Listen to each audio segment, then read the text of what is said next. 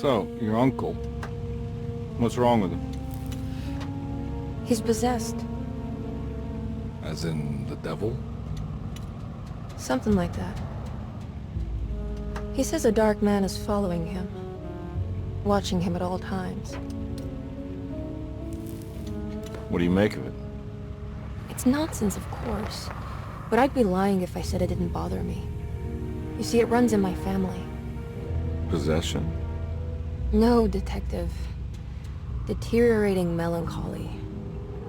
Practically every member of the Hartwood family is driven mad before they grow old.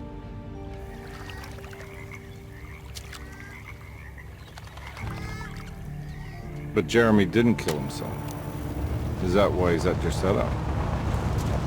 Despite being convinced that he is truly possessed, he decided to put his last chips on Dr. Gray and his psychoanalysis, figuring he might stumble upon some cure.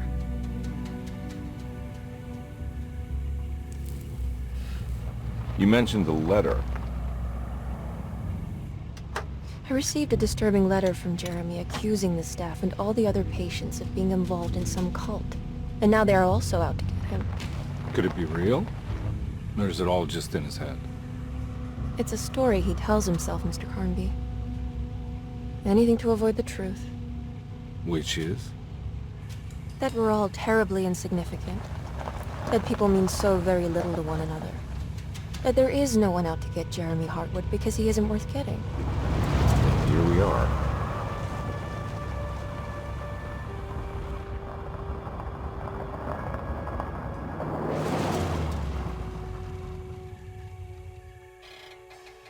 My uncle's not well, Mr. Carnby. I want to make sure he's all right. Then what's my part in this? You couldn't get a cab? I just wouldn't feel safe going alone.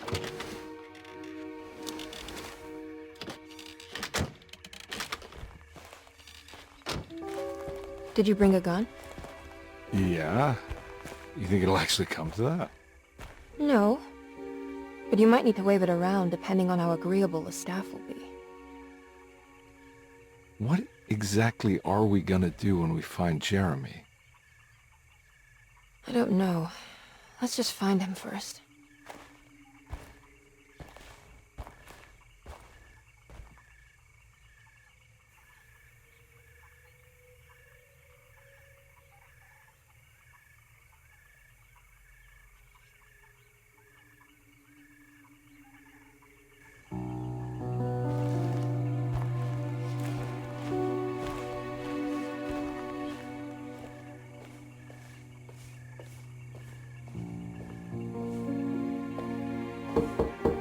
Hello?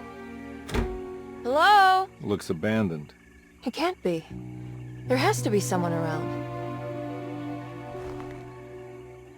Wait here. I'll go around back.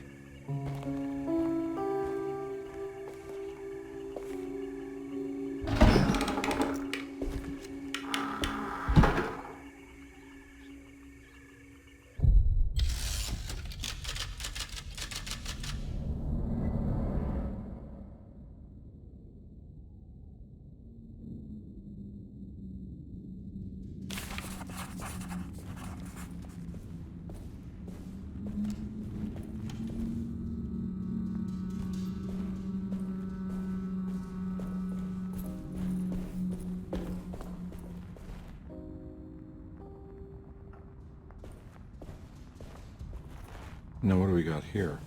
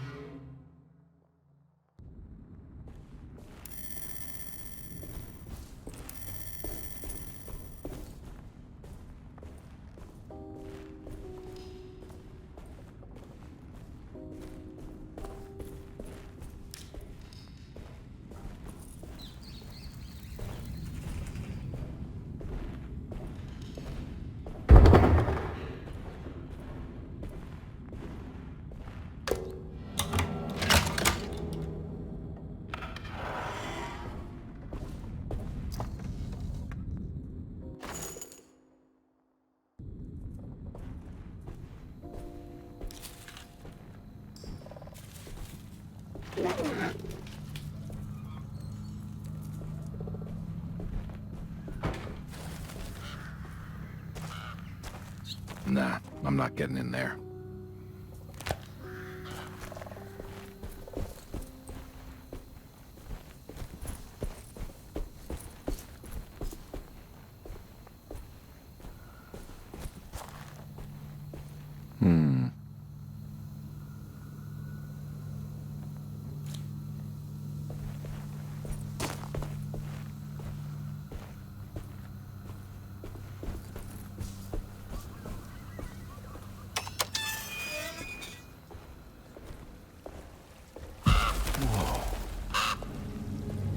That's one big tree to fit inside a conservatory.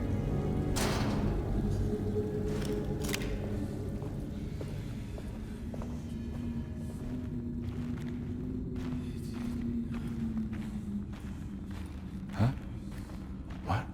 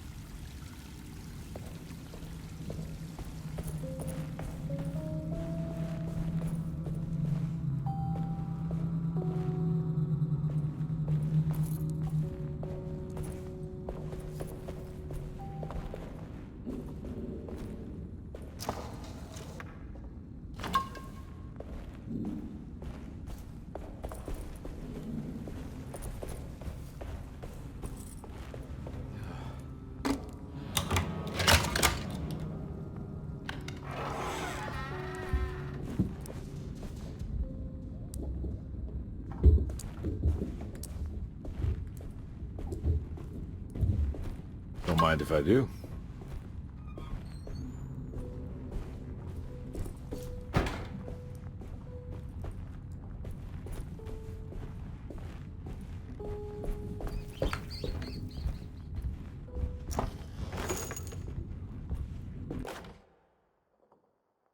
Every day your silence weighs a little heavier. It's been a difficult year for everyone, and many have lost all hope. I read in the papers about people suffering. Pictures of dust-covered landscapes without a drop of water. I wish I knew if you were still tending the earth, or if you had turned your back against us. I have started to look for help elsewhere. I pray you will tell me if I am going down a path that you find disagreeable. With help from Baptiste and Charlotte, I found comfort in the practice of the voodoo. I have long been skeptical of that Caribbean cult, but it's been of good use to me. It seems all harmless in my book. I say some words dreamt up by the Creoles, and I carry around a small pocket of gree-gree.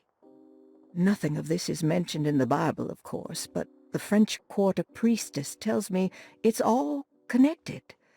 She says the Christian God is just one more perspective on the creator of things. That's what I like to think, but the other way around, that the spirits of her faith are just aspects of you, our Heavenly Father. I am so grateful for the words you gave Mr. Hartwood. We will sing your praises at St. John's Eve. The world will be blessed soon again. Only the sacrifices of the Old Testament compare to your demands. Let it be the truth. A mother of earth, wood, and dirt. A mother of 1,000 young. Sacred sand, $1. Black cat oil, $1.50. Devil shoestrings, a quarter. That makes $2.75, madame. What was that you were telling the doctor? A goat without horns. What does that mean? Ah, you must have misheard me, madame. I said no such thing. Please, I know I don't look like any of you, but I'm devout. I'm ready to do what it takes. Do not be so eager to sacrifice the few things you have left, madame. Now please, leave my store. A goat without horns.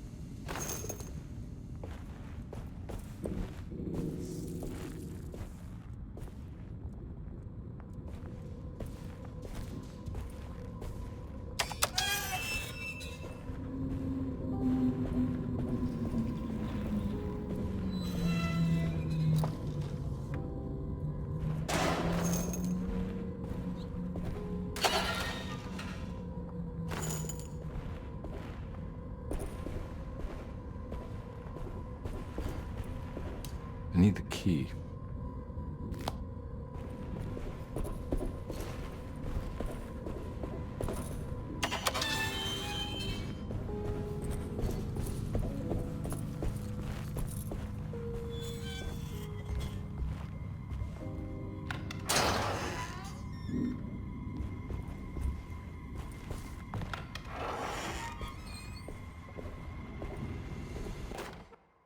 Please do not touch the boiler.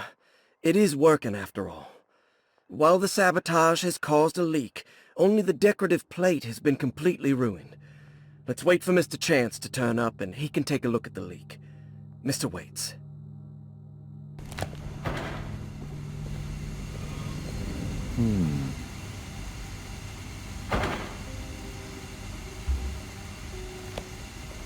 That didn't look safe.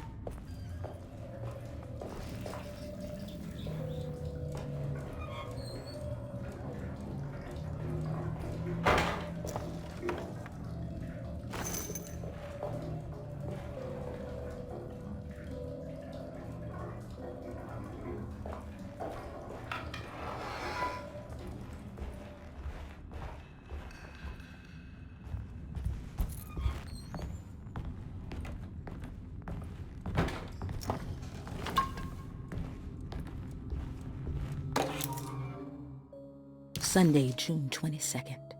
I spent all day looking for Jeremy. I should have cared for the others, but I'm scared that he will do something irreversible. Cassandra is upset that I didn't give her the latest shipment of pain medication that Waits brought from the post office yesterday. I would have given it to her, but the company didn't send a new key this time around, so the box is just sitting there on my desk. They must have figured we had plenty of their gimmicky keys by now. I only remember seeing one lately. Grace was playing with it inside the grand parlor. Unless it turns up by itself, it will have to wait. I have to figure out where Jeremy is. I think Jack knew something. That dog of his found a strange rot permeating the house. She's showing us, he said. Like those blots and streaks of fetid rot was talking to him.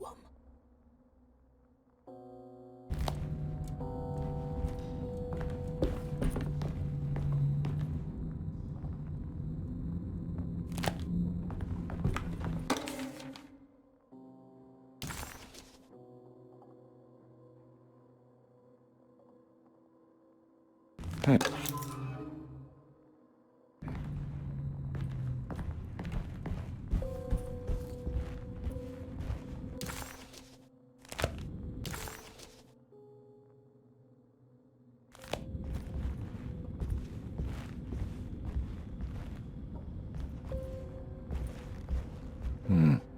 I need the key.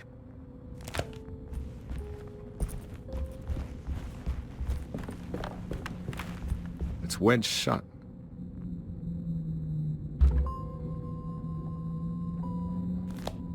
It's wedged shut.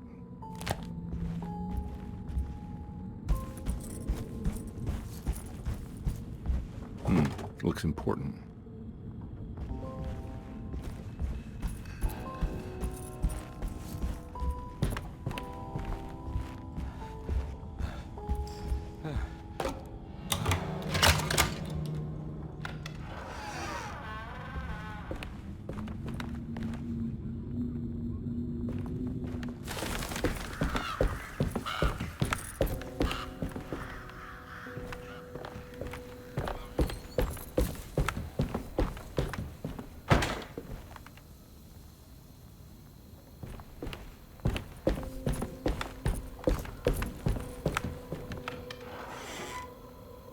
Oh.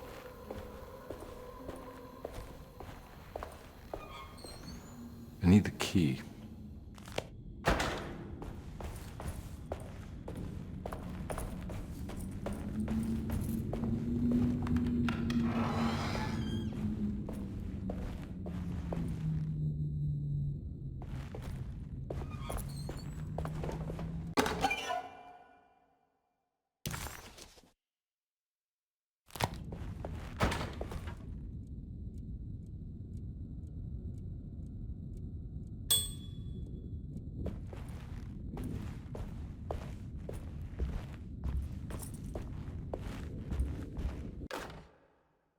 The Great Depression. President Hoover raises tariffs on over 20,000 imported goods in an act to protect American labor.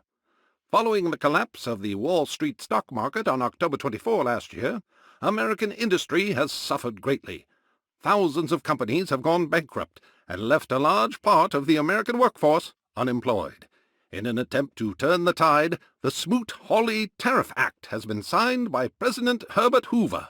By regulating commerce with foreign countries, the government hopes to encourage the industries of the United States to compete with cheap foreign imports.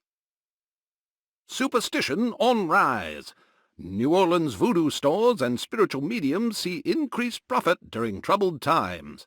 While the market has faced hard times ever since Black Thursday of last year, voodoo doctors and snake charmers see significant rise in number of customers. With the coming Eve of St. John on the 23rd, the police expect increased cult activity around Bayou St. John, the southern shore of Lake Pontchartrain. Voodoo rituals in that area on the Eve of St. John have a long tradition reaching back to the first snake worshippers brought as slaves from West Africa. During the 19th century, its practice was popularized by the legendary Marie Laveau and has since been embraced by many of the Creoles and the surviving aristocracy of the French Quarter. Author seeks asylum. Rumors regarding author Cassandra Beauregard making Derceto her home verified. Derceto Hospital is an old plantation building on the eastern shores of Lake Pontchartrain. While often considered an asylum for the insane, residing Dr. Elmore Lee Gray prefers to think of it as a convalescent home, a place where you can go to rest. The patient list is kept secret, but thought to include many of the black sheep of wealthy families, because at Derceto, treatment does not come for free. Local author Cassandra Beauregard has now been confirmed by her own admission. She's been lauded as a powerful Creole voice and written many successful books. Lately it was reported from Hollywood that she has finished a moving picture manuscript titled Slaughter Gulch. That film is set to hit the theaters next year.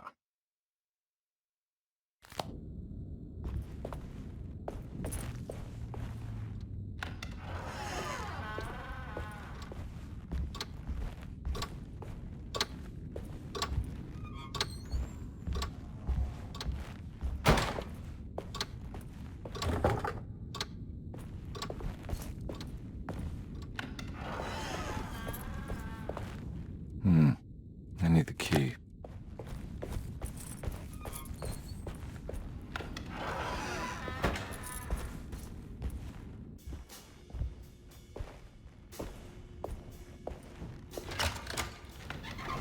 Thanks. What are you doing? Who are you? Whoa, pardon me, excuse me. My name is Edward Carnby, private investigator. I hope you don't mind we let ourselves inside. I do mind. This is private property. You can't just barge in here. I'm sorry about all this, but I'm looking for my uncle. It's urgent, and no one was answering the door. We can't hear you knocking anymore.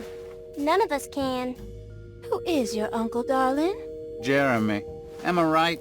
She has that Hartwood gloom, doesn't she? That's right.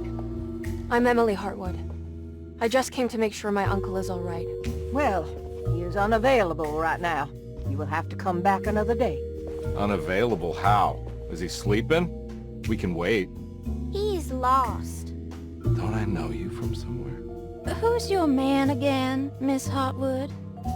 My name's Edward Carnby, private investigator. Splendid. Enough! All of you! Get back to your rooms! McCarthy, keep your eyes on the child. And you two, please leave immediately. Look, we're not here to cause any trouble. Just let us see the old man, satisfy the curiosity of my client here, and we'll be off. Jeremy has gone missing. There's no need to worry, but it might be some time before he turns up. The whole staff is looking for him. What? He ran off? I don't have time for any of this. Please, come back tomorrow. All right, in that case, we'll just wait in his room. You don't mind, do you? It's upstairs, right? Wait, you can't. Don't worry, we'll be discreet. In the corridor. It's the first door on your left. I'll tell Dr. Gray you're here. Excellent. Thank you, madam.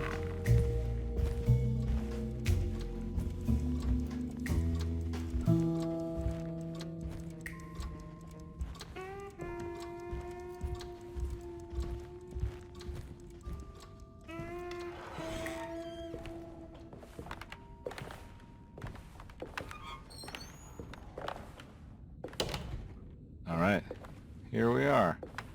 Let's look around. See if we can dig up any clues.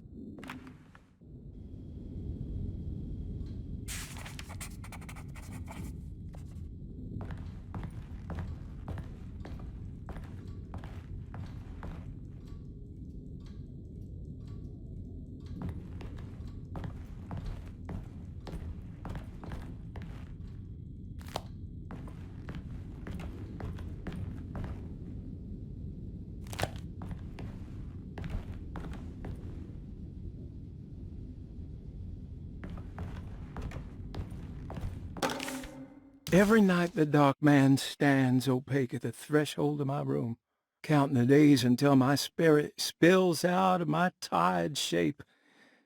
Only his pallid mask shelters my remaining sanity.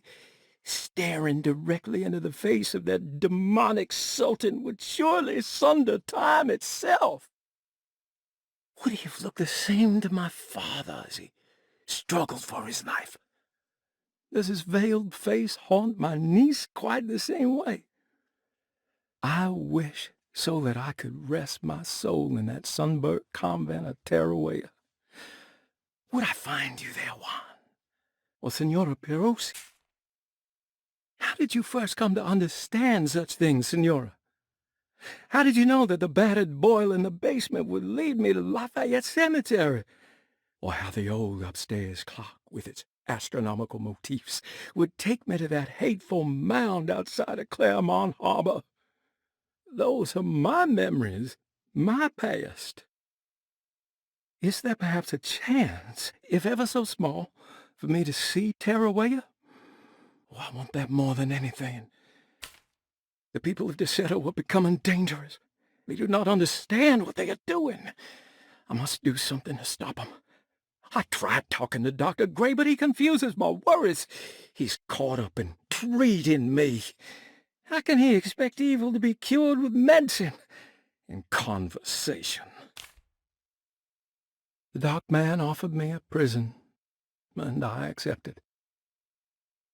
I signed that miscarried contract.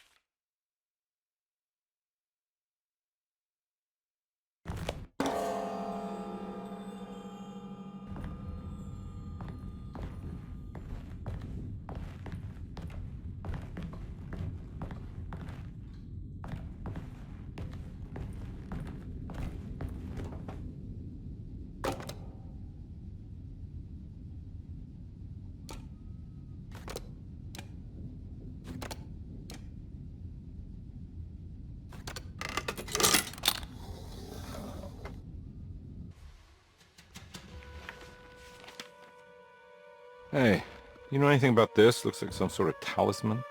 No, I don't. Oh, help me out here, will you?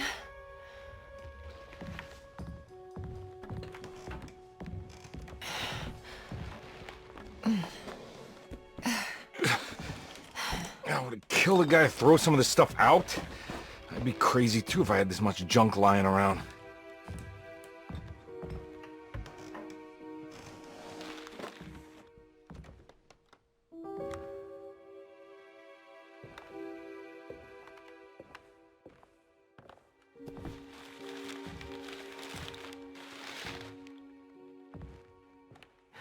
Oh, wow. That's striking. I want to save this one.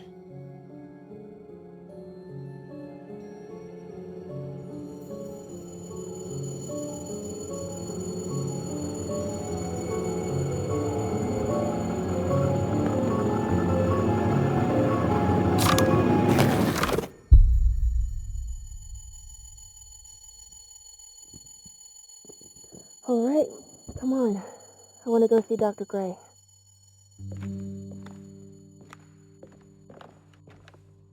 Come on, let's go. Yeah, I'm coming.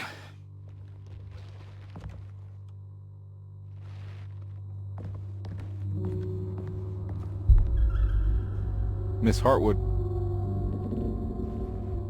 Emily?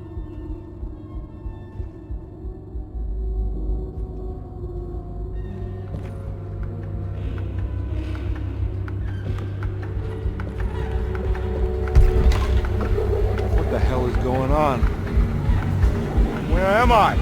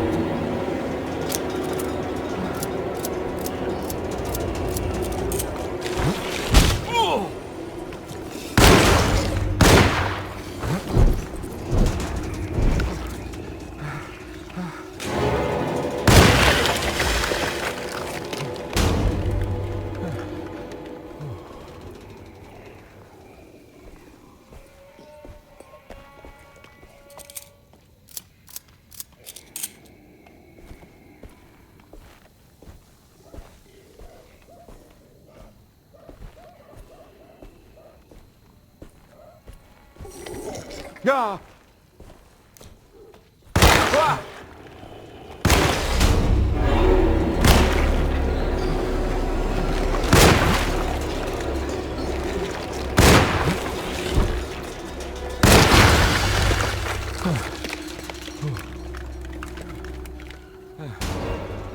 Detective Carnby had seen plenty of violence before, but nothing quite like this. What was that cursed thing? Christ, what the hell was that?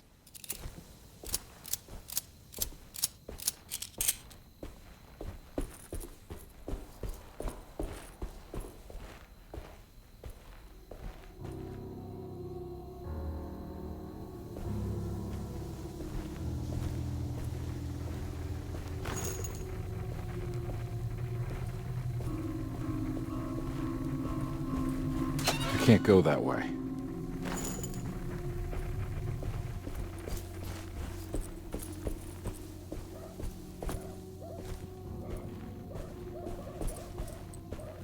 What the hell is going on?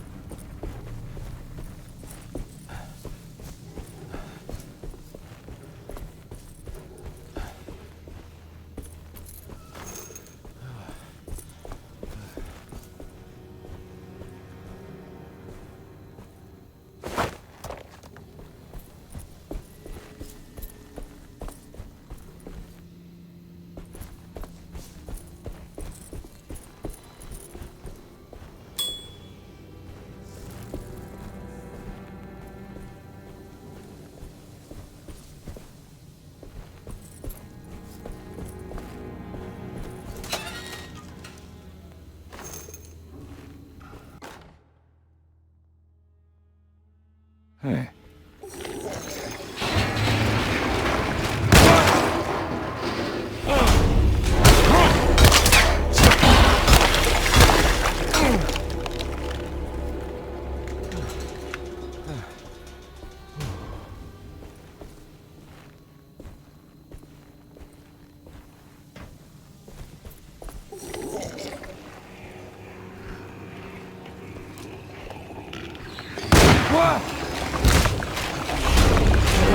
My weapon broke!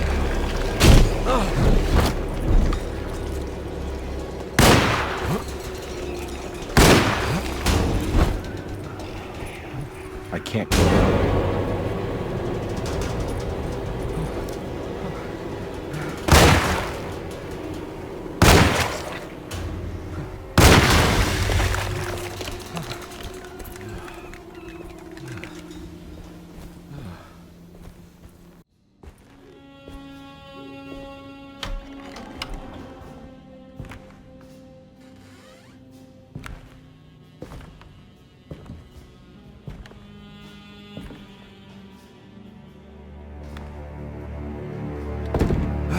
Don't let them get inside, Carnby. They're not the good kind.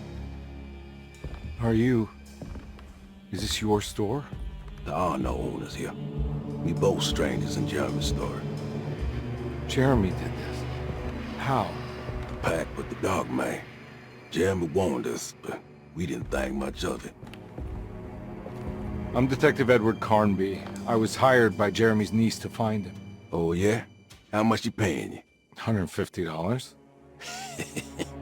She's sure getting her money's worth tonight. Are you a thinking man, Carnby?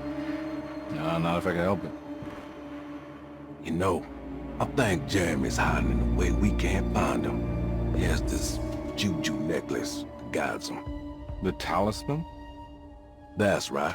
It's some magic charm he got from Miss Jackson down the street. The voodoo priestess?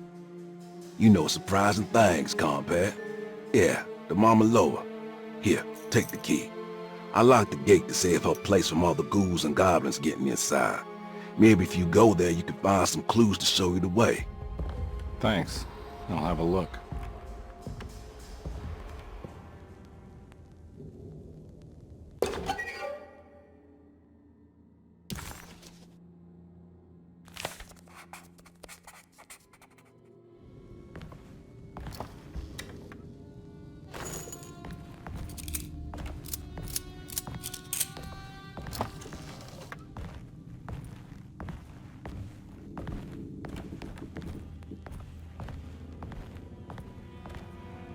You want to come along?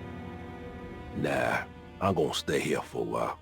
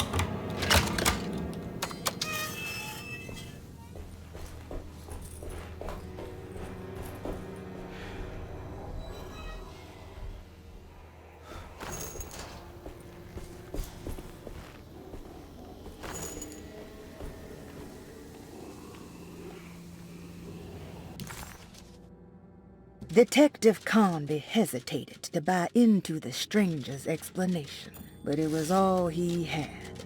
Baptiste, this mountain of a man, seemed to suggest that this other world they had been pulled into was built from Jeremy's scattered memories.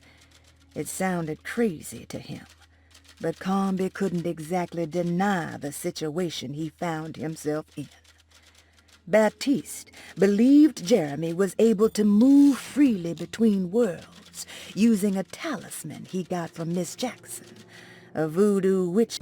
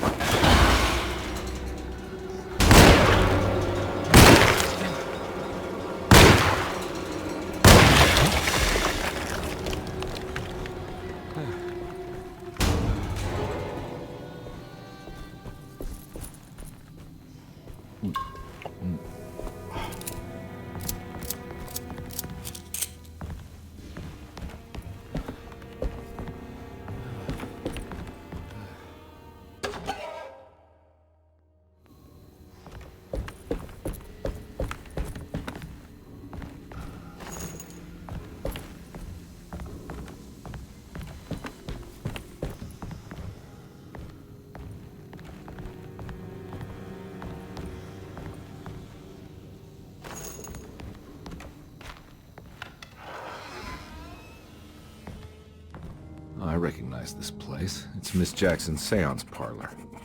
Let's see if she's got any information on Jeremy's talisman. He recognized this place. It was Miss Jackson's seance room. The last time he was here, he had been trying to figure out the significance of wasps' nests and horsehair wrapped up in red silk. An image of a dead woman stabbed with hatpins flashed inside his mind. Carnby shuddered. This was no time to dwell on the past. He needed to find out about the talisman and get back to Desde.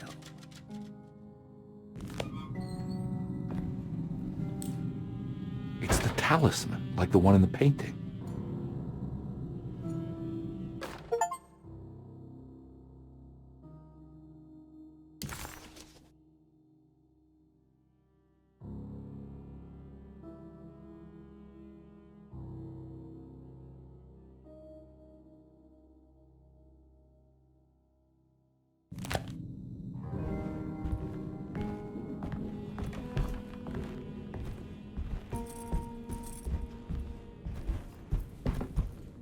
I think it's meant for the talisman.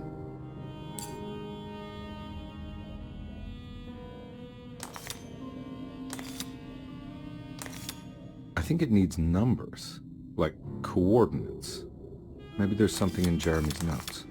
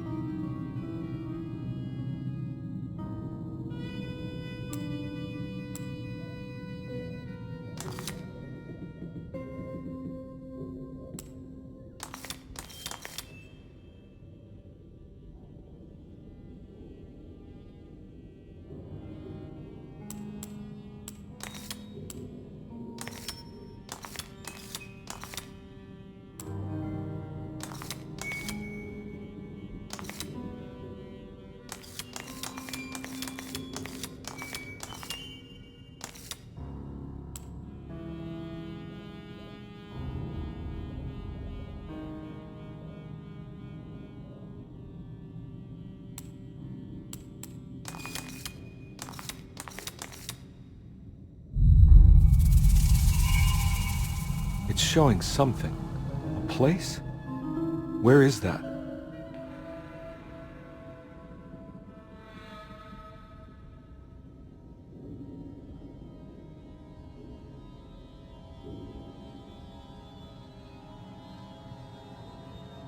Huh.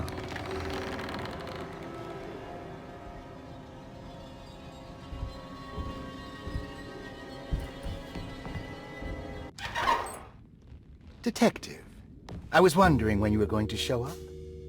Mrs. Thompson told me you were here. I understand you are working for Jeremy Hartwood's niece. Yeah, I guess so. I mean, you're not wrong. We came here for her uncle. I just didn't expect... I didn't expect this. You are Dr. Gray, right? That's right. You don't happen to have some identification, Detective. I'm not keen on having strangers prying into my business. Oh, Detective Edward Carnby, Decatur Street, New Orleans. Enjoying the Vieux Carré, Detective? Those old French quarters, the voodoo people, the gangsters. I'm sure you live an exciting life. Well, it's not quite like the stories, Doc. Just trying to make a living. Aren't we all making a living? Well, welcome to Desde, Detective. I hope your time here will be useful. Now, what can I do for you? Why don't you tell me where I can find Jeremy Hartwood? Why wouldn't that make for a short visit? I wish I could tell you, but I'm afraid I don't know. A drink, Detective? Anything brandy. Oh, you do belong in the French quarters, Detective. Armagnac or cognac? You know, just give me the cheap stuff. I'm not much of a connoisseur. Having low standards is not a virtue, Detective. Let me see if I can broaden your perspective. What can you tell me about Jeremy? I wouldn't want to go into details about his condition. Doctor-patient confidentiality. I'm sure you understand. Sure, but he is crazy, and he's gone missing. Why? Here, try this. Ooh, it's good. Got a bite?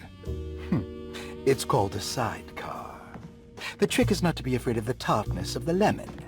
Then for goodness sake, don't overdo the triple sec. Okay, what can you tell me about Jeremy? Well, let me think. He is an anxious man, constantly worried about events not presenting themselves according to his model of predestination. He complains about things not being carried out in the right order, and that some things simply shouldn't be. Is any of this helpful to you? Not really. I was hoping for some direction where to look next. I'm sorry. I have nothing for you then. You should talk to my orderlies. They have been looking for him for a while now. I'm sure they would appreciate your help. Yeah, I ran into Batiste earlier. Come to think of it, he might have given me a lead. Oh, excellent. So your investigation is already underway. I'm gonna go, but I'm sure we'll meet again. Looking forward to it. Safe returns.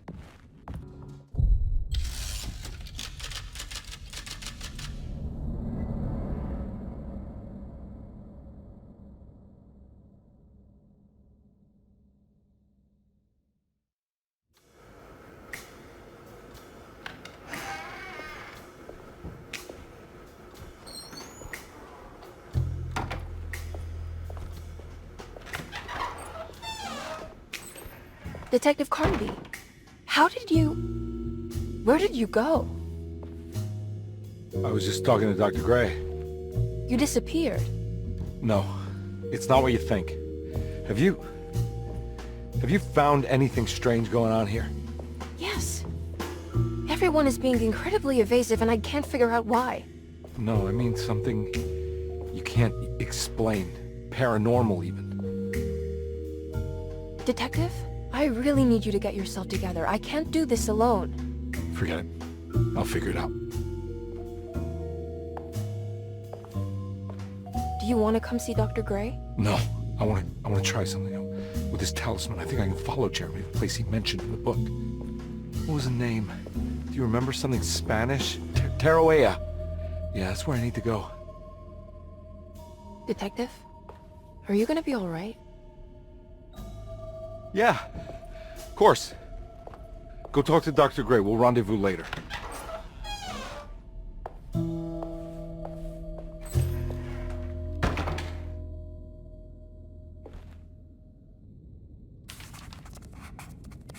This talisman brought me back from the French Quarter in the blink of an eye. If Jeremy can travel so easily, then he could be hiding anywhere, even Tarawea. If he can do it, so can I. I just need to figure out how the talisman works.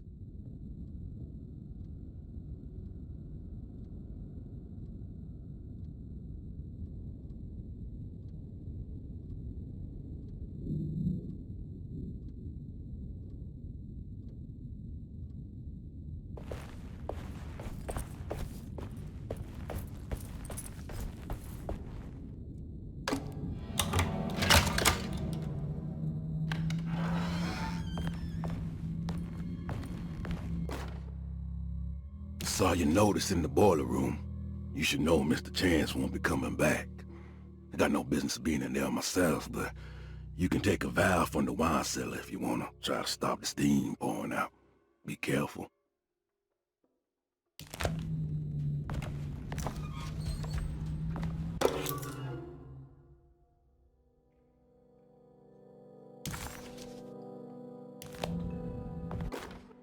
Dr. Elmore Lee Gray is Deseto's chief doctor.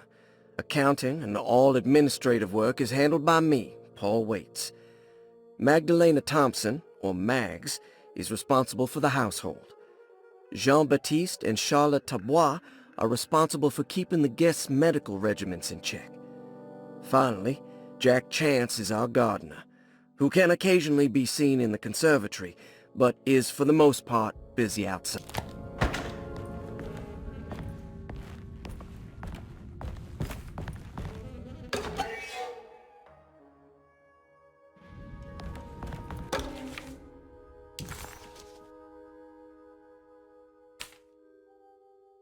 Cassandra Beauregard, the beloved author. Very exciting, isn't it? What do you want to put down for reason for admission? What her agent told us. Cassandra suffers from writer's block and needs to finish her moving picture script before the end of June. Mr. Chardot suggests Cassandra's heavy use of barbiturates is holding her back and risks ruining her career. And how should we summarize her personal history? Let's keep it short. Cassandra Beauregard is a beloved crime author who managed to pull herself out of poverty and into stardom. 5 years ago, she tried killing herself by jumping off a balcony. The incident left her a cripple, and now relies heavily on her wheelchair. And for diagnostic impressions? Cassandra suffers chronic back pain following her suicide attempt. She self-administers morphine to keep herself ambulant, but has become addicted, and the desired effect is now... Grace Saunders, 11 years old. Reason for admission? The mother insists on strict supervision by a proper gentleman to avoid further perversion of Grace's adolescence. Personal history? Grace's family possesses modest wealth and status. Her childhood seems ordinary, spending most of her time with private teachers and family friends. Grace's father recently passed away, leaving her mother the sole caregiver. And diagnostic impressions? Grace has trouble dealing with her father's death. She is willingly suppressing her feelings on the matter and isn't properly acknowledging the trauma she suffered. Malcolm McCarthy, 54 years of age. Reason for admission? McCarthy admitted himself to Deseto, stating simply that he needs some damn rest. And personal history? McCarthy claims he used to work as a lawyer in Baton Rouge, but says he can't go into details because of some legal dispute. His background remains largely a mystery, except for the occasional clue that he drops in conversation. Huh. And diagnostic impressions? McCarthy is an anxious man and an alcoholic. He often tells half-truths due to some deep-seated inability to trust other people. And how will you treat that? McCarvey will take some... Elisabetta Perosi, 33 years old? What should I put down as reason for admission? Well, Perosi broke into Derceto and was found wandering the grand parlor. She was confused and suffered partial amnesia. She insisted she belonged here and offered to pay for her stay. Right. What do you make of her story? Perosi claims to have been a member of the Astarte artist colony some 20 years ago, a claim that seems contrafactual due to her young age. She looks to be and even thinks she is 33 years of age. That would make her a child at the time. It seems fair to say that Perosi's story is untrue, deliberately so or not. Diagnostic impressions? Do you have anything? Perosi's story is peculiar, because she retracted her story about the artist colony. She no longer claims... Ruth Talon, 29 years of age. Reason for admission? Ruth's father wishes that his daughter be removed from New Orleans nightlife for the foreseeable future. He fears that her overly free spirit is tarnishing the family's reputation. Sounds simple enough. Personal history? Ruth comes from considerable wealth. Her family owns several hotels and restaurants. Unlike the rest of the family, her sense of adventure has taken her around the world, including France during the Great War as a photojournalist. The last decade, she has provoked many rumors of being a debauched flapper, bordering on nymphomania. And diagnostic impressions? Despite her father's frivolous reasons for her to be admitted, Ruth does seem to provide an interesting case. She is refreshingly open and doesn't shy away from talking about her life during the... Looks like all the patients are accounted for, except for Jeremy.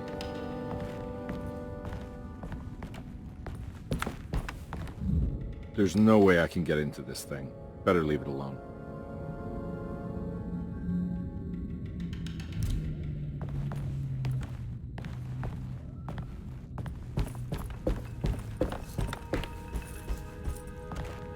I need the key.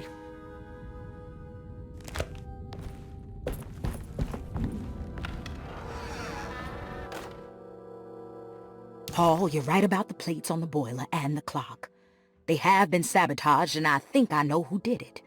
They have something to do with Jeremy's episodes and how he seems to disappear at night. Right now, it's important that you keep an eye out for any of the pieces. I want to find...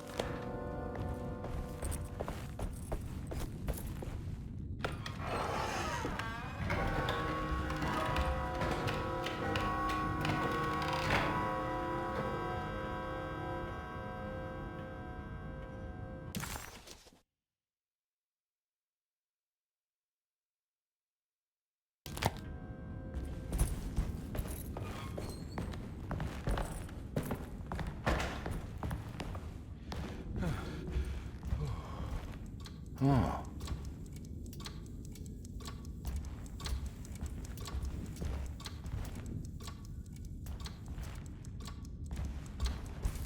It's stained. Looks like some kind of rot. This must be the clock that Jeremy wrote about in the commonplace book. Huh. Looks like the plate that held the talisman in the seance room. But it's broken and missing some pieces.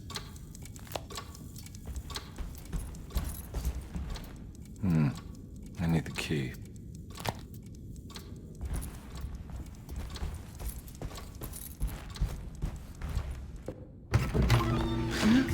Yeah, sorry, Detective. Didn't mean to obstruct justice or anything. That's fine. You know, I'm kind of busy with my own case of a missing person. I was wondering if you've seen Grace, a girl about yay high? Can't say that I have. Why are you asking? Well, I'm looking for her. Is she in trouble? No. She's just hiding somewhere. We can't have a rascal like that running around unchecked at a time like this, you understand? Well, I haven't seen her. Well, let me know if you find her. I'll be around.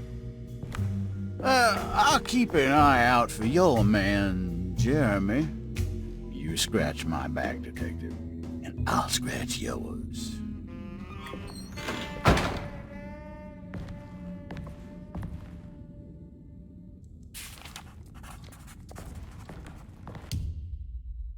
McCarthy reminded Detective Carnby of an old barfly he used to know. He detested him. There was no getting around it. McCarthy was going to have a hard time getting on his good side.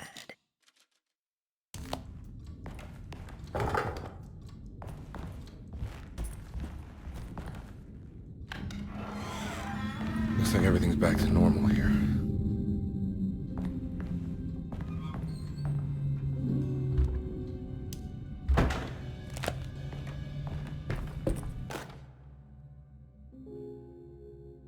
Emily's here.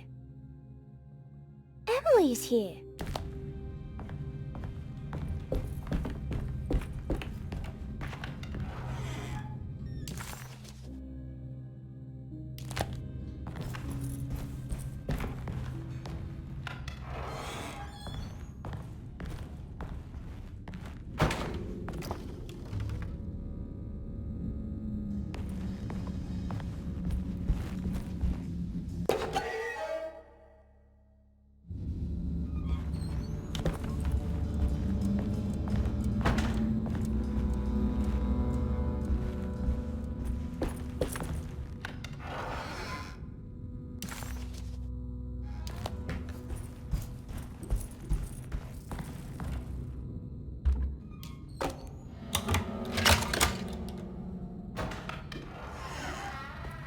Huh.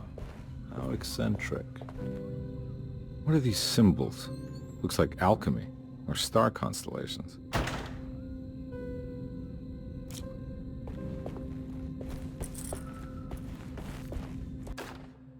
Will I need to remember how to get them out again?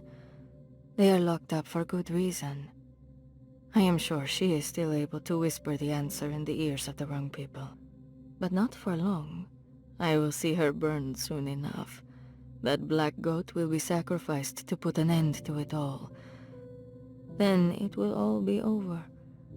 No more Derceto, and sadly, no Astarte. Those good pirates of Pontchartrain. May you still sail the lake, until you find the shores of Hali.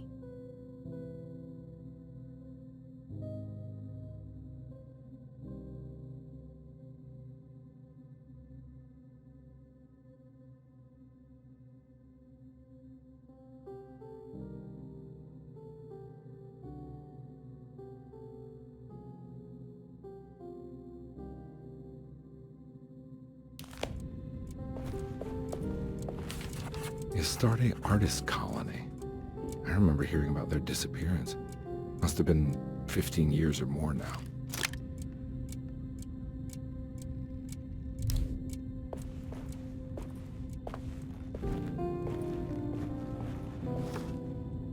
These paintings got some grim-looking rot on them.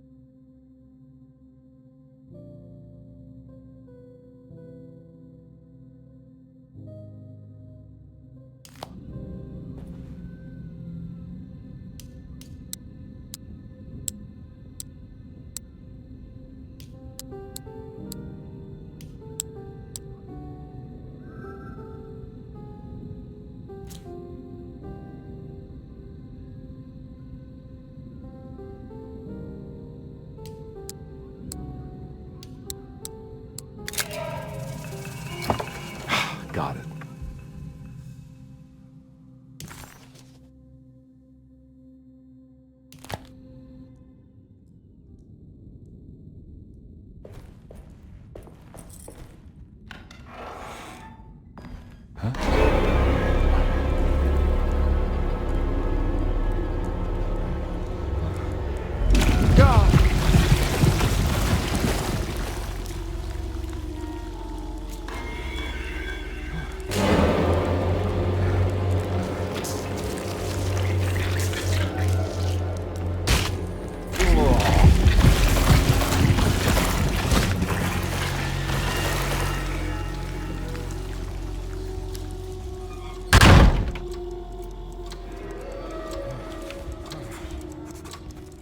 Detective Carnby had a hard time understanding what had happened.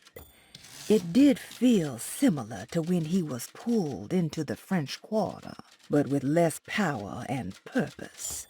Did he cause this, or was it something else? What happened? Everything's normal again? All right.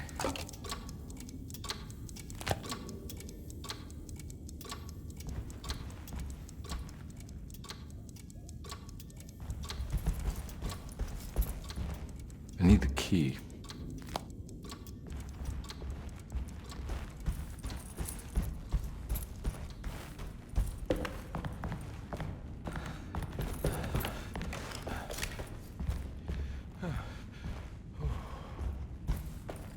I'm not gonna walk out of this now. I need to help Emily save her uncle.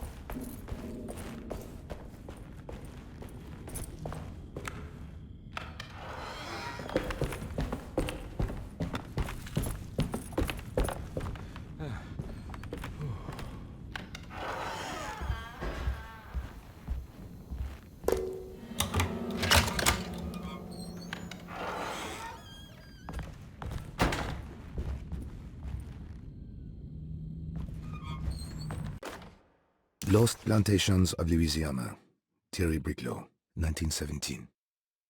Desde was a small plantation on the eastern shore of Lake Pontchartrain. The land was considered difficult for industry and was sold for only $30 to Elijah Pickford in 1818. Pickford employed hundreds of workers from nearby New Orleans to clear the woods and build a small plantation mansion facing the lake with a striking Greek Revival temple facade. Desde kept a modest production of barrique tobacco and indigo that persisted up till the Civil War. During the antebellum era, Desde was the source of many rumors concerning voodoo and witchcraft. People who traveled the lake reported seeing people dance at night in front of bonfires, bleating and wailing. On June 17, 1862, Captain J.W. Norton of the Union Army recounts leading a raiding party from ships anchored in Lake Pontchartrain in order to seize control of Desde and free the slaves working there. The captain was surprised to find the workers fighting back with unprecedented zeal. Norton's account describes these men and women as enraged with fanaticism. Pickford reportedly tried to placate the raiders, but was shot in the confusion. Captain Norton left the mansion burning and retreated to his ships with his men. Desde was left in ruins for several decades. The ownership of the land was long disputed and returned to the Ledoux family in 1901. Several police reports were filed during the following years as the Ledoux tried to get rid of a camp of squatters on their land. The police made several visits to remove the trespassers, but the people kept returning. On November 1st, 1907, Inspector Legras of the police charged a deadly attack in order to save several children kidnapped by the squatters. Many were killed, and even more were jailed. The following year, Ledoux rebuilt Desde, incorporating the surviving stone foundation.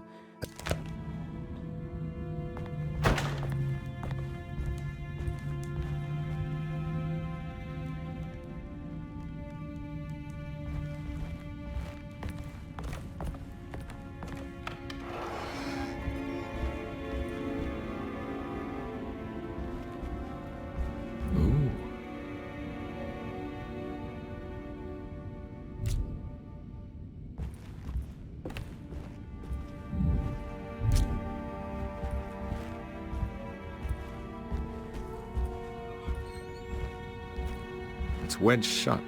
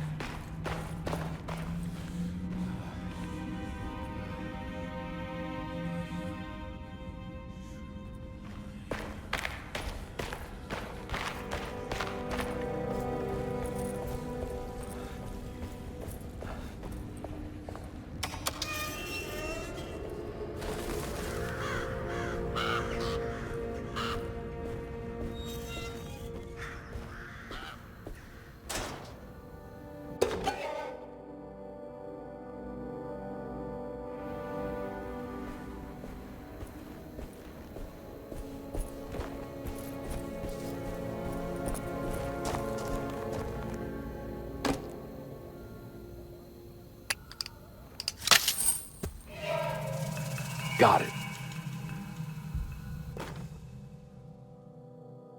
Okay.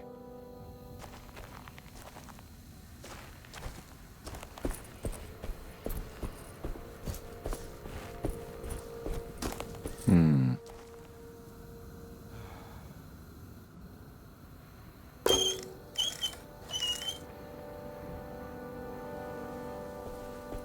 Hmm.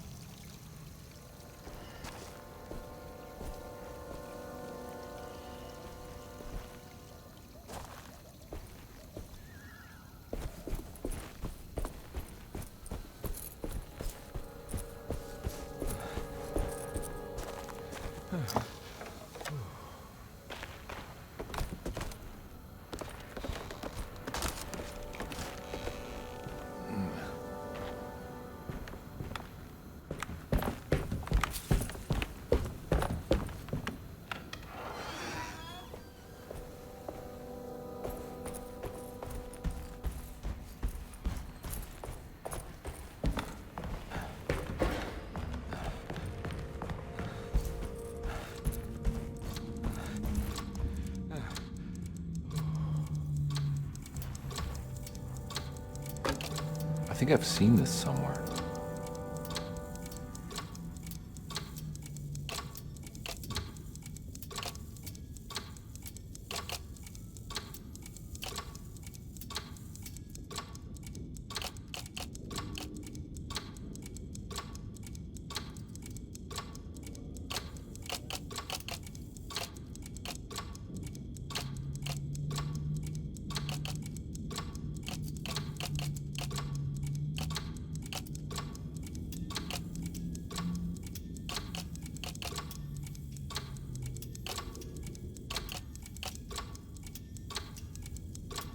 was something in the commonplace book about this.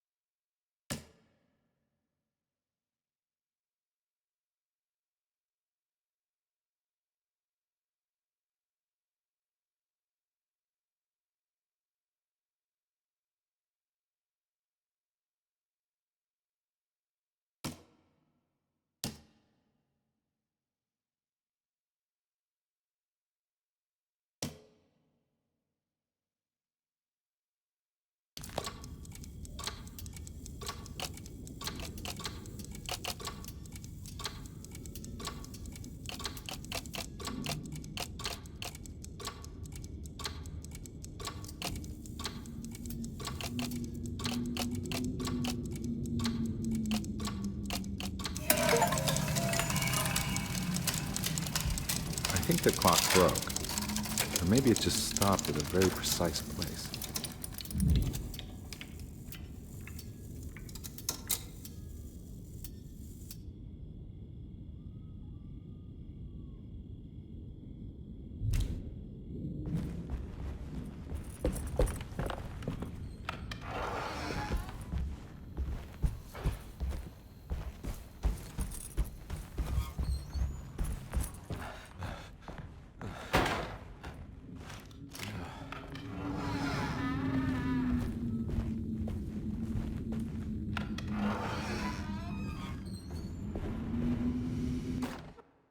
You know, Mr. Waits, I saw a piece of the plate that Liza broke.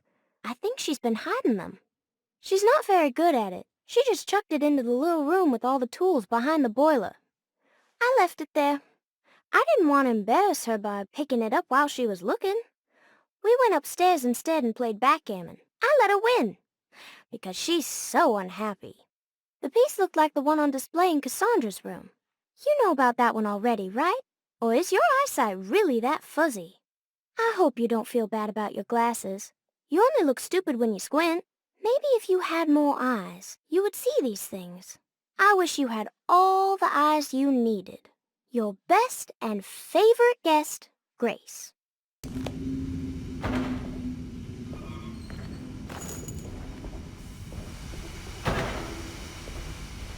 It's another plate for the talisman. Like the other one, it's broken and missing some pieces.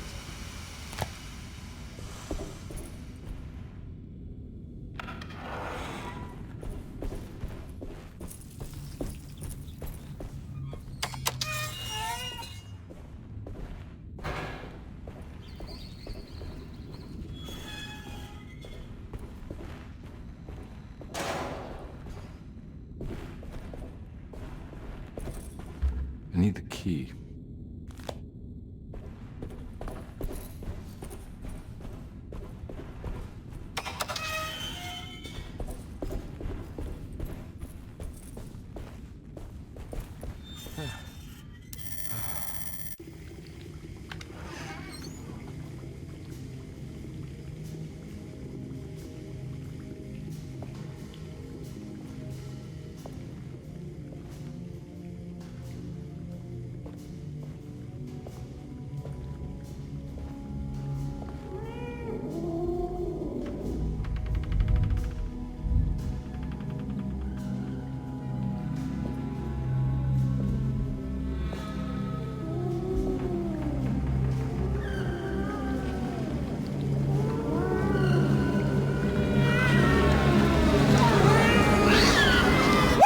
In my kitchen. I assure you. No, I'm sorry. I promise you. Mr. Hartwood is nowhere near my kitchen, and neither should you be. Don't make me kick you out of this house. Sorry. Now get out! Yeah.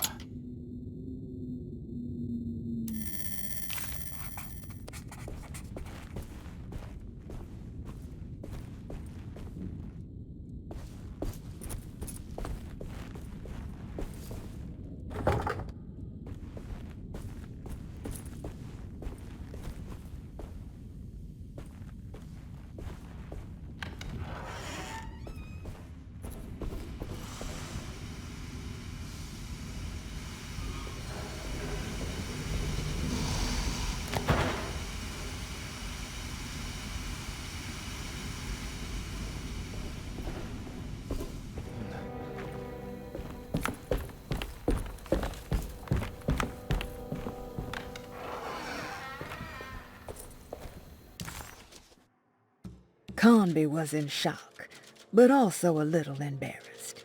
The housekeeper was furious to find him searching through the kitchen and had run him out of the room. There was something strange going on with her, but it didn't feel connected to the case, so he decided...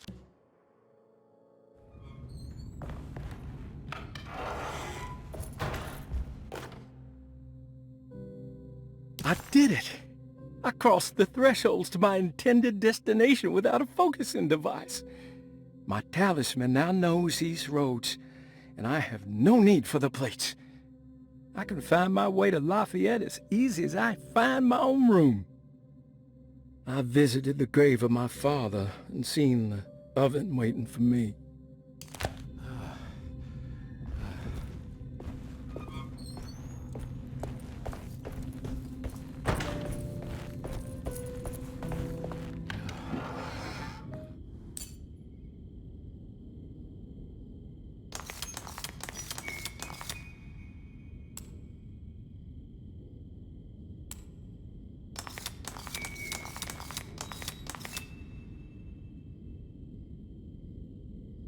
There's a picture in the black glass. It's showing me something.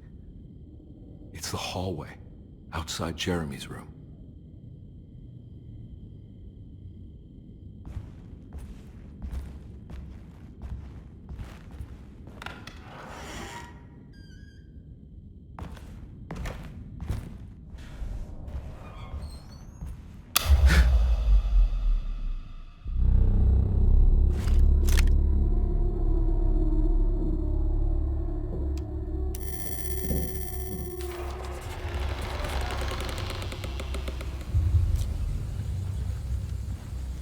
As his pride faded, Detective Carnby was left with a feeling of unease. He had successfully managed to enter a whole new world. How could this be, and why did he accept this so readily? One thing was clear. There were no answers to be found by standing around questioning reality, knowing only what he...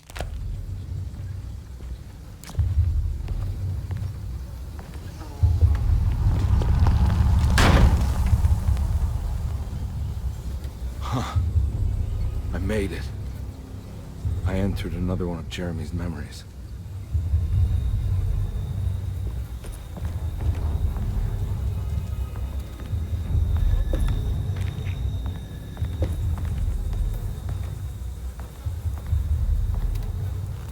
Ugh.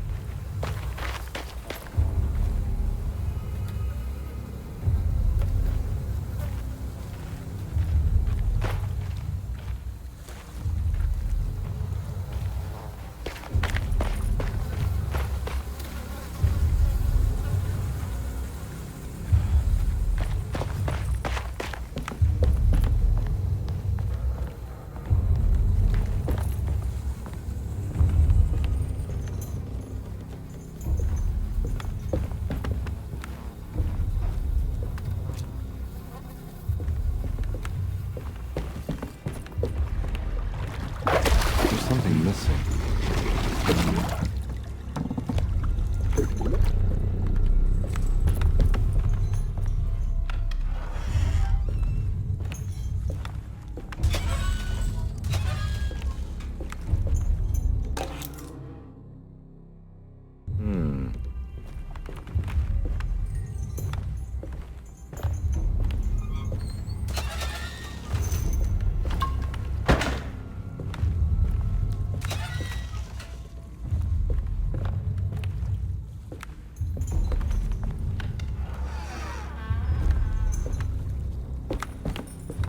Something missing.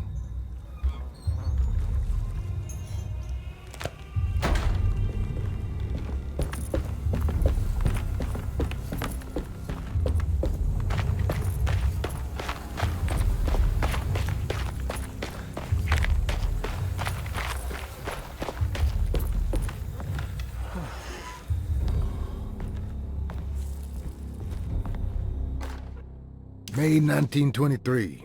Monday. All okay. Ready for delivery. Maintenance.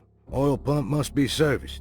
Any tampering causes large spills unless properly forestalled. Tuesday. Shipment delayed but delivered. Maintenance. Service bridge close to broken. Wednesday. Prospectors reluctantly agreed to show the burial mound to Mr. Hartwood, a painter, who read about our finds in the papers. He means to return tomorrow and try to find a way inside. Thursday. Mr. Hartwood's efforts delayed. The workers seemed nervous about his presence. Hartwood promised not to return to the compound. Instead, he has taken up an offer by l'officier, the riverboat captain, who means to pilot him to the site tomorrow morning. Hopefully that's the end, and work can resume. Maintenance. Bridge from the oil tower to the bayou has collapsed. Sabotage suspected. This is the devil that guides us now.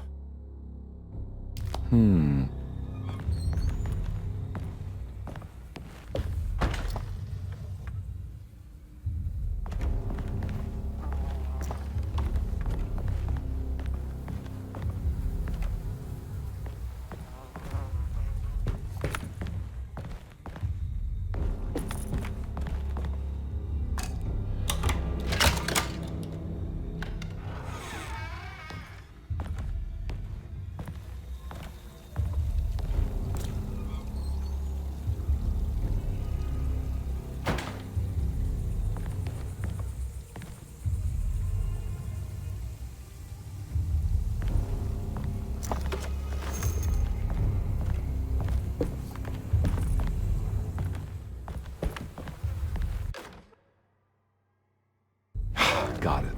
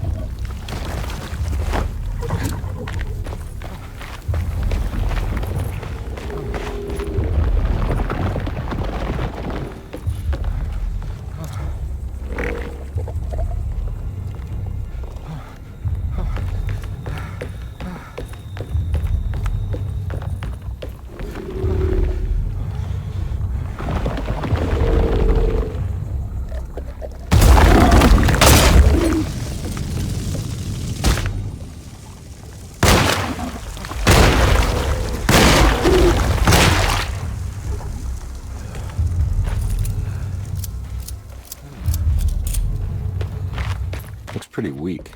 I just need something to break it.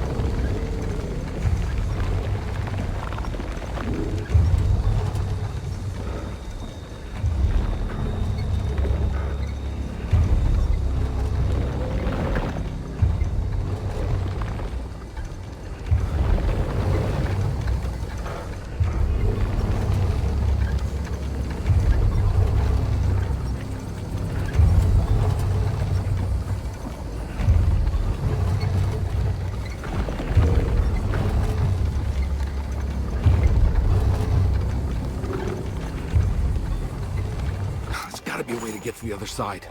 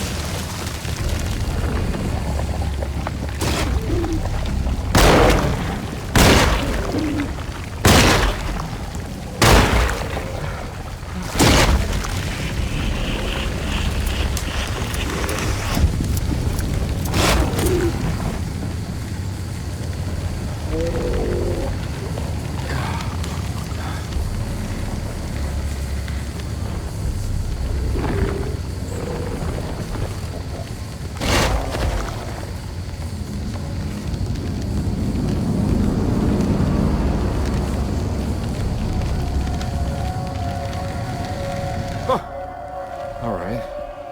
Now what?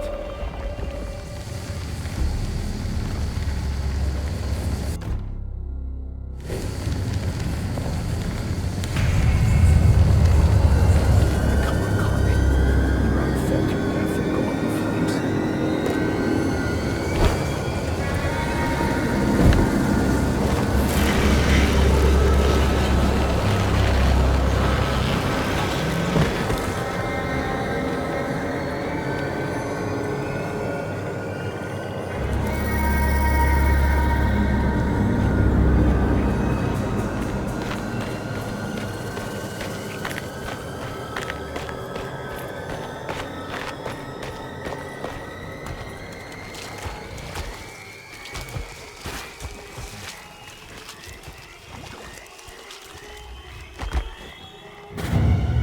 What in the holy hell is that thing?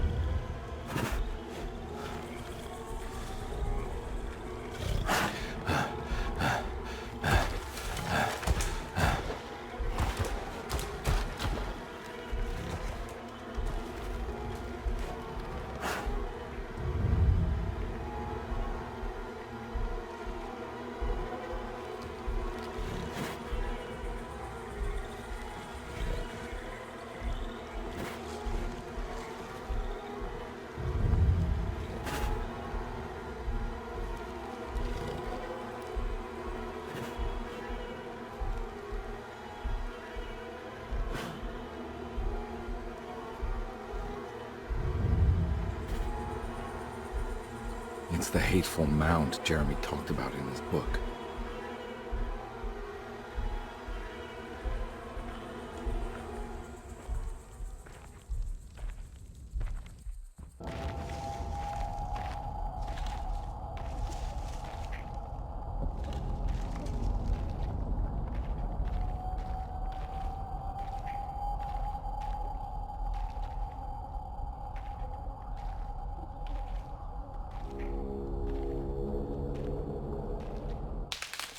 Don't come any closer. I'm armed. Get that thing out of my face. Who are you? What are you doing here? I'm just a detective trying to find something called Tarawea. You after Jeremy too? Why? I'm working for his niece. She wants to make sure he's alright. He might be unharmed, but far from alright. He's a curse upon Deseto. Here we go again. Quiet.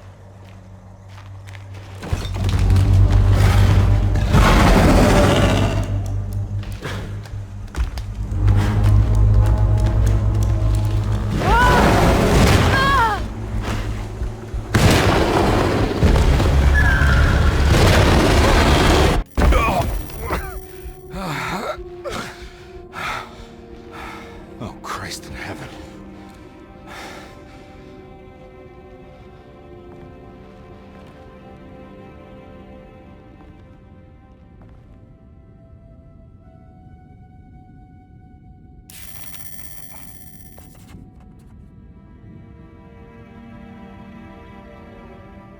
It was a bust.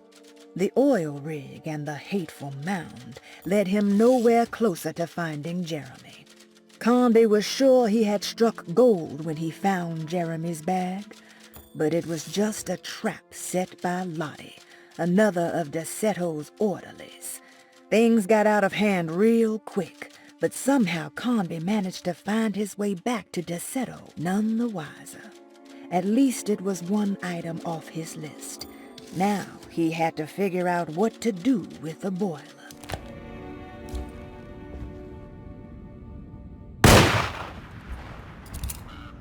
Ooh.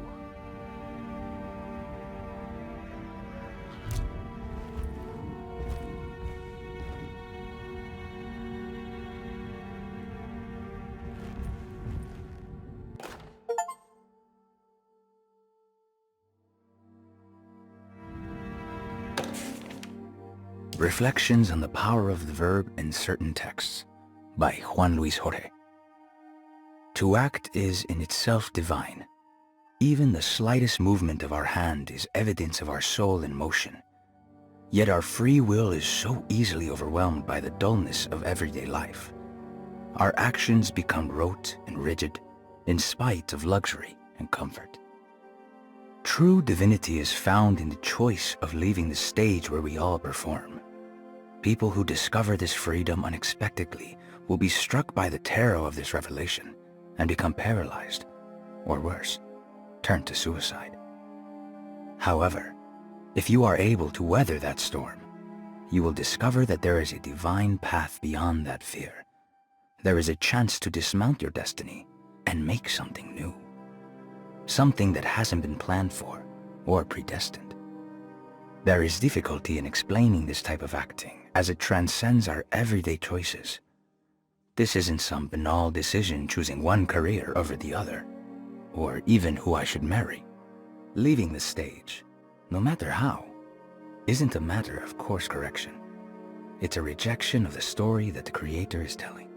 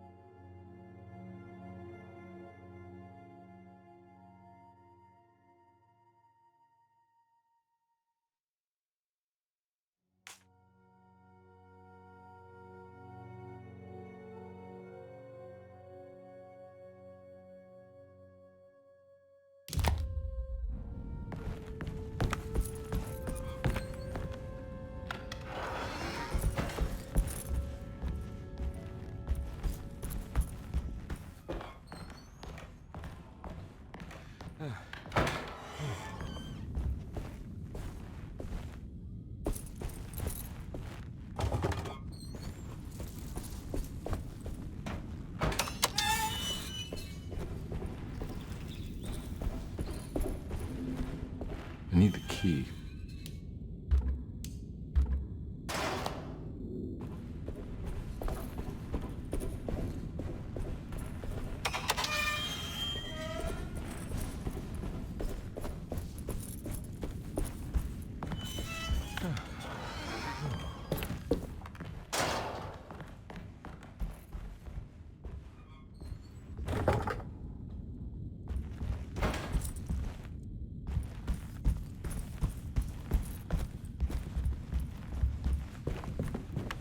It's wedged shut.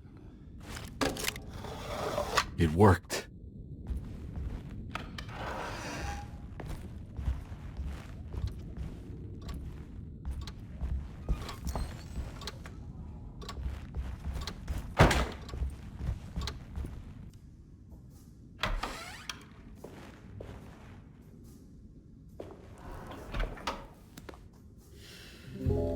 Detective Carnby, how good of you to come.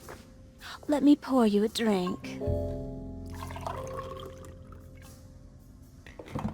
What happened here? This place looks like it was hit by a bomb. Welcome to the madhouse, Detective. Thanks. Did the ceiling just collapse? I heard it was something in the attic, something that was supposed to happen but didn't. How that could have such consequences is beyond me.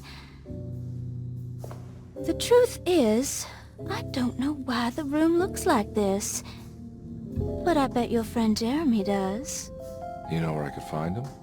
Oh, somewhere in his past, I suppose. He keeps going on about that mysterious dark man.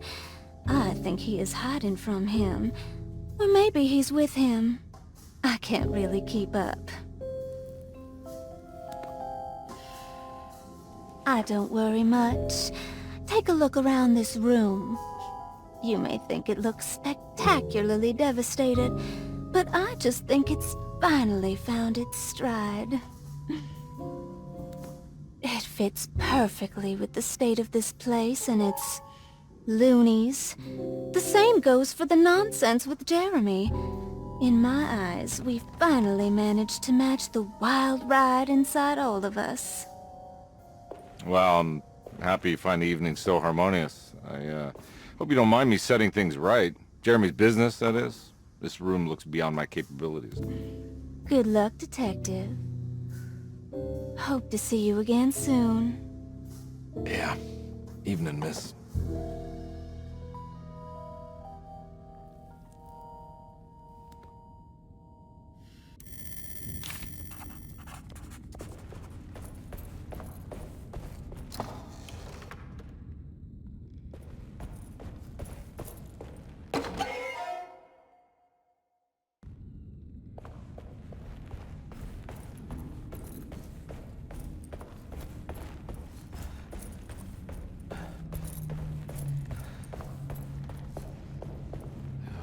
Can I get some more of that whiskey? Go ahead, Detective. I don't think I can stomach any more anyway.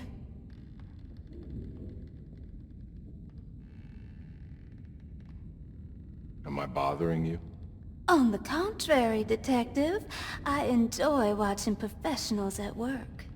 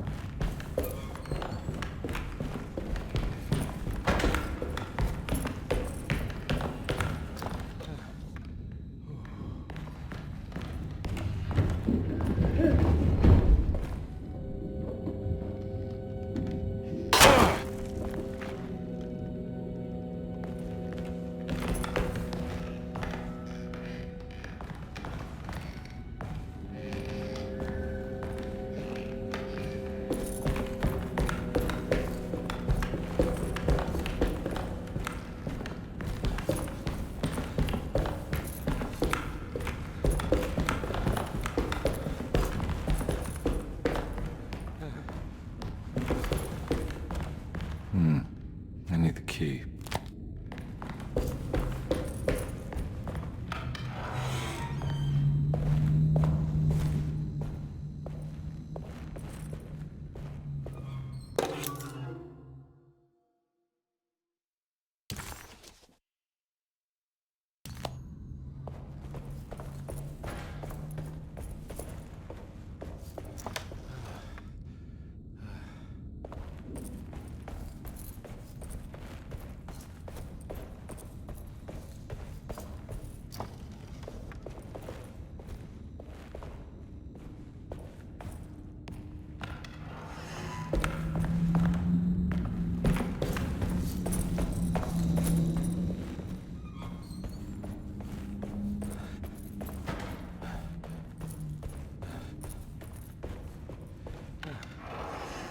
Ugh. There's more of that aggressive rot.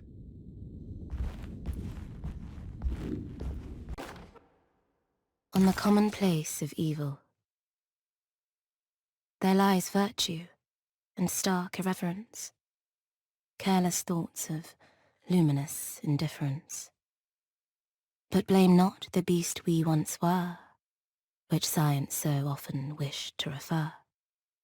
Not the wicked full of sin, It is you who stand and grin.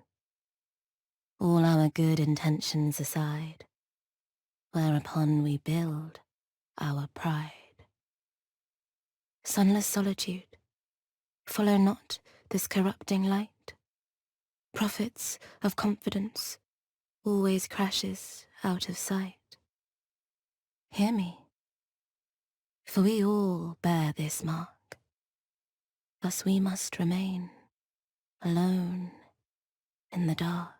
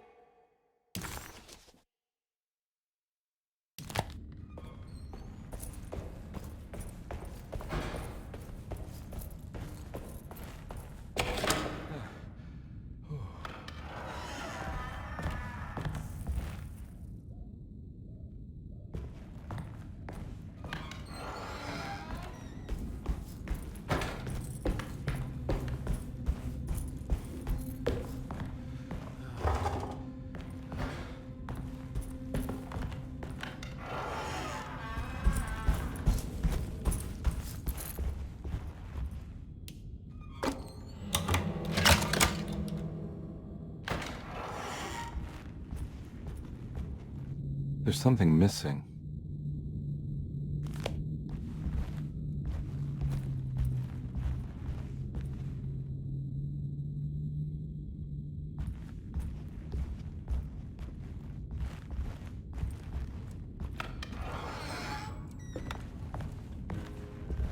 This must be that kid's room. Why did she see? Don't you worry, Grace. Go play your game, bleat and bellow with the others. I won't be jealous. There will be more masquerades. However, I would love it if you would finish my mask for the feast. With love, Ruth. So familiar.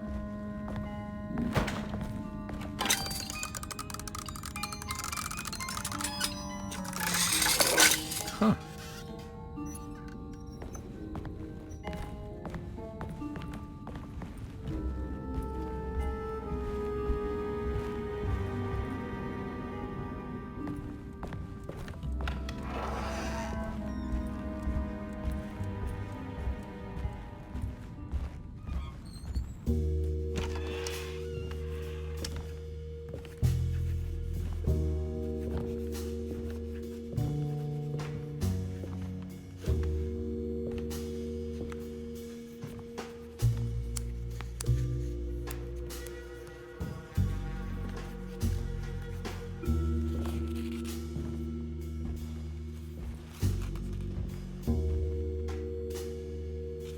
What you got there?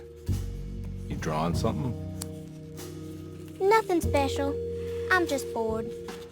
Do I know you from somewhere? I remember you, Mr. Carnby. From where? Don't touch that. Cassandra wouldn't like it. She wouldn't like it at all. Do you know where she is? I'd rather not talk about it. It makes me upset. Besides, she'll be back after the Feast of St. John. You think? Yup. It's all on the page, Mr. Carnby. And many of them that sleep in the dust of the earth shall awake, some to everlasting life, and some to shame and everlasting contempt. All right. I'm gonna go now, if that's okay. I don't like to stay too long in the same place. Mr. McCoffey might find me. Hey. Is he mean to you? Not everyone needs to be saved, Mr. Carnby. You should know that by now.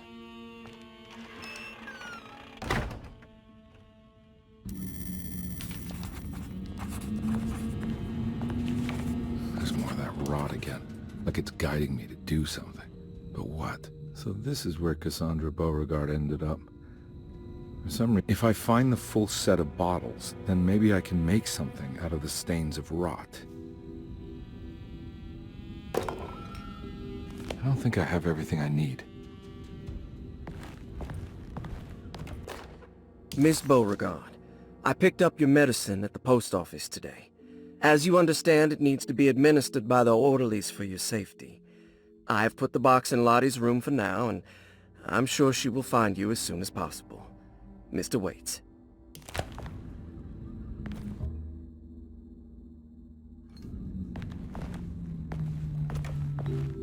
It's another one of those strange padlocks.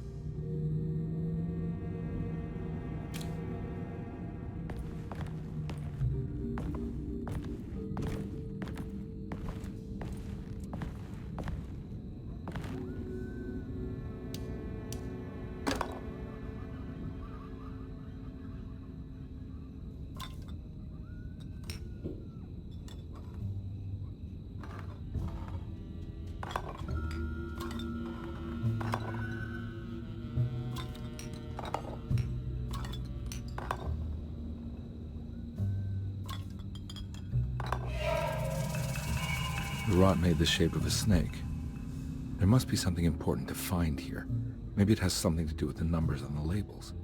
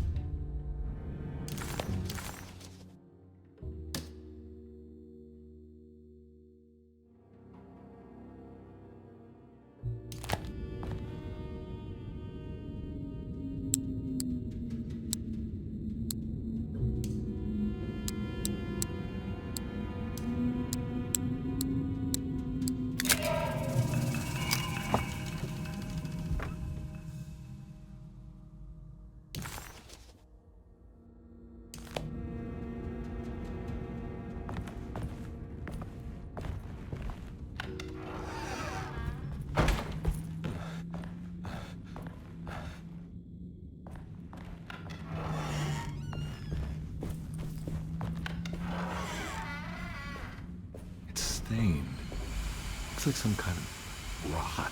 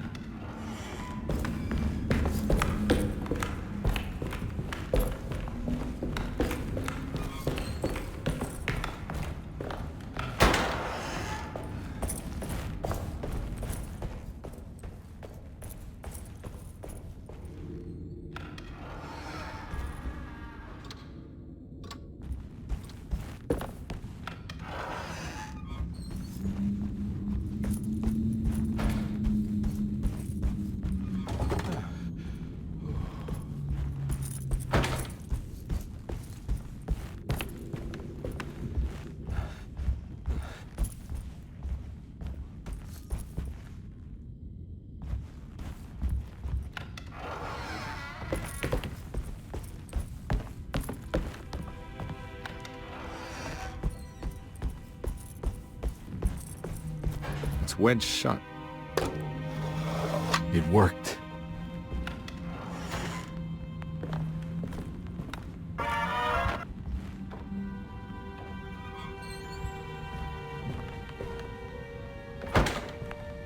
don't think I have everything I need.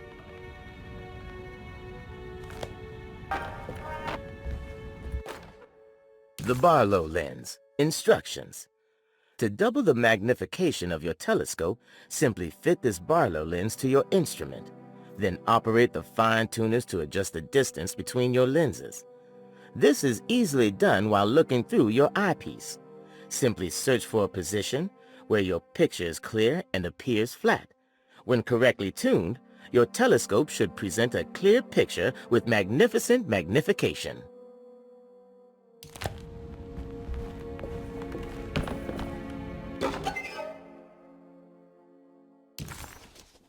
What's this?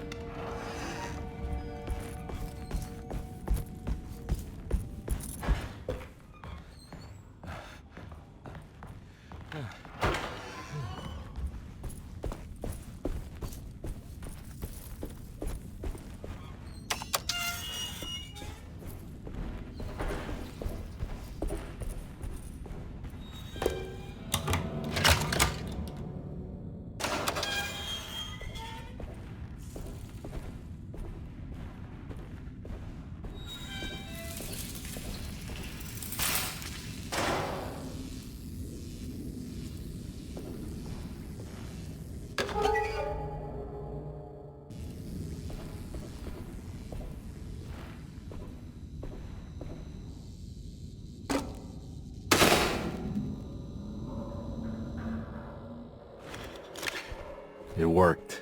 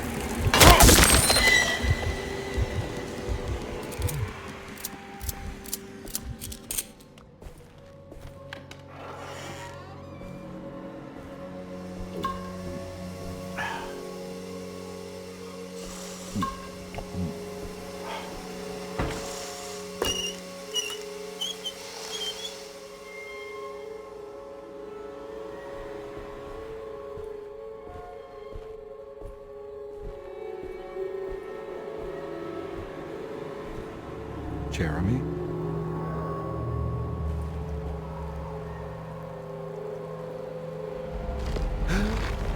What the hell is going on here?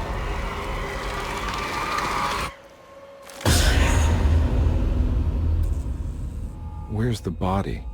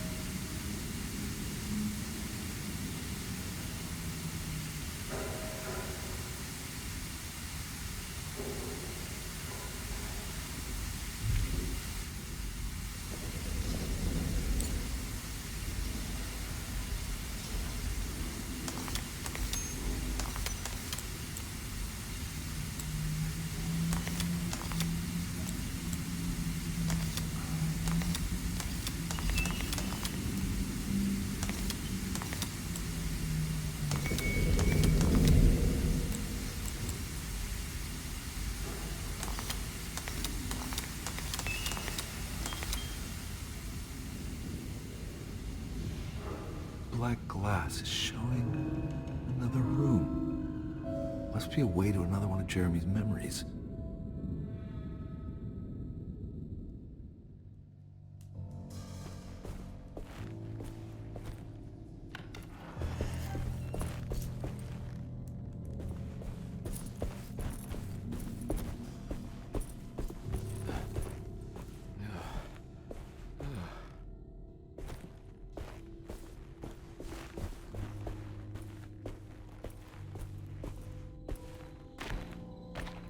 I knew it. I knew it would work.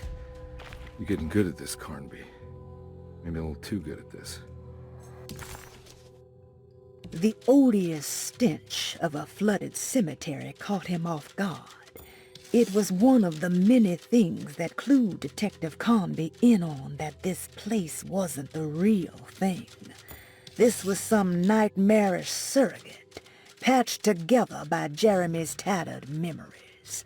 This is why we bury above ground, he thought, and set off to find the chapel that Jeremy had mentioned.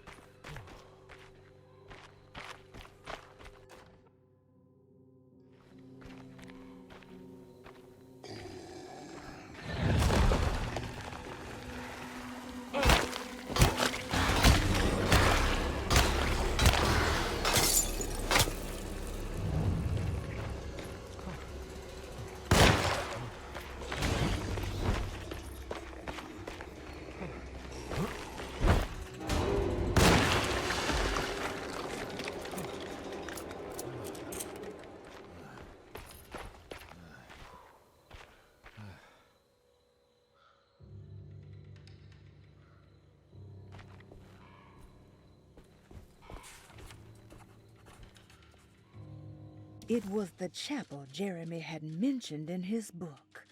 With a bit of luck, soon Carnby would be able to catch up with the old man. He just needed to find a way inside the chapel. Jeremy sketched this chapel in the book, so it must be important. Looks like I'll need more medallions to open it, though. I don't think I have everything I need.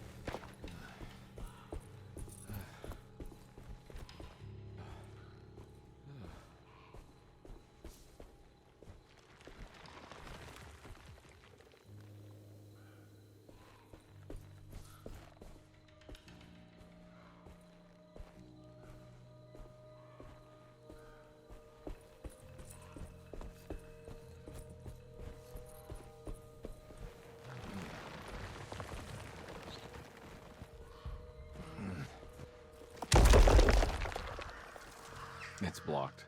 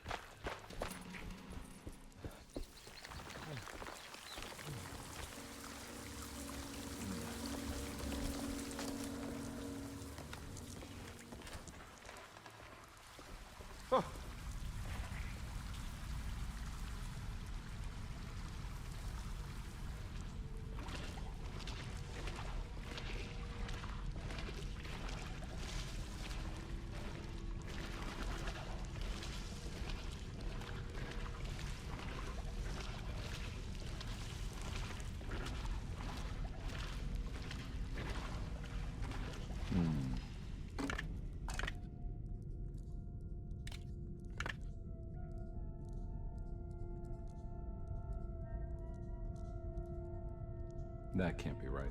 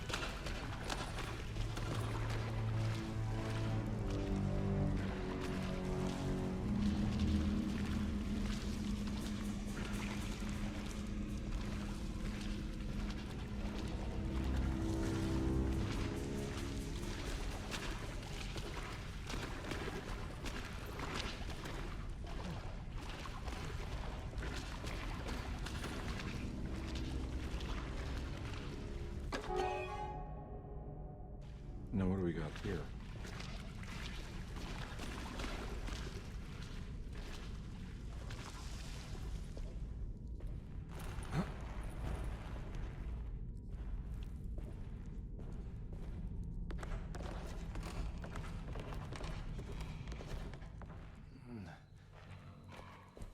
Thank God that's over.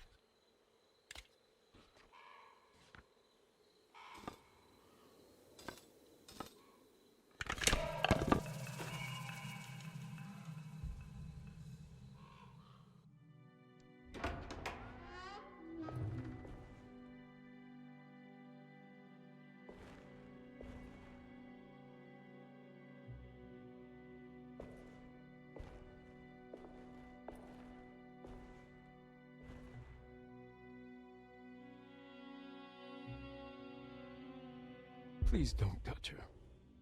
Jeremy, what are you doing here? Everyone's looking for you. I know, it's all a big mess.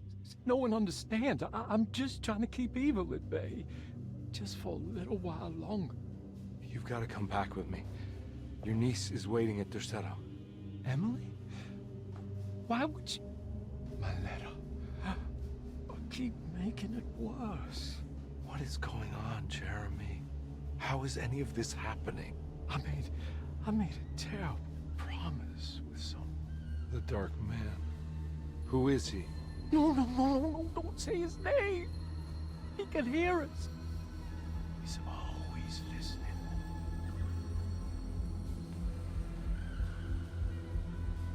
Jeremy, I need to understand what is going on. I promised him everything. When the sun rises, I will be chained in his sunken desert temple for an eternity. But at least the evil about to awaken in Desde won't harm anyone outside of that cursed place. You're acting crazy, Jeremy. I want to help. There's nothing you can do. And what's all the business about Teruea? Why did you want to go there? I can't go there. Not allowed. But you wanted to. Can I go? Tell me, will it help me to break your pact? Is there something there that would help?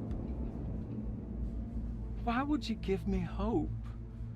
That's so cruel. Okay. Sounds like we're onto something here. What should I— Look out! Behind you! Run! Don't let him take you!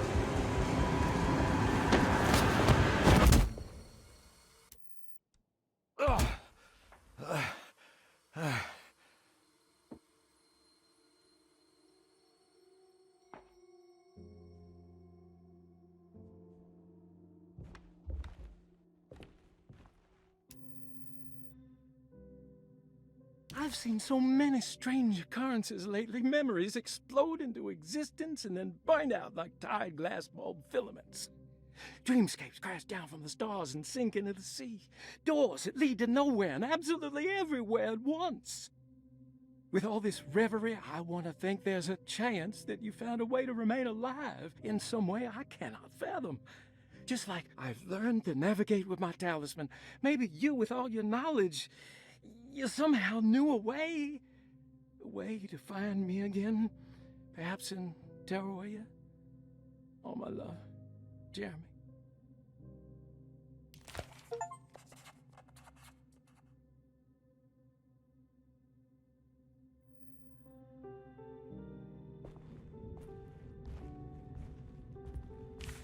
She's dead.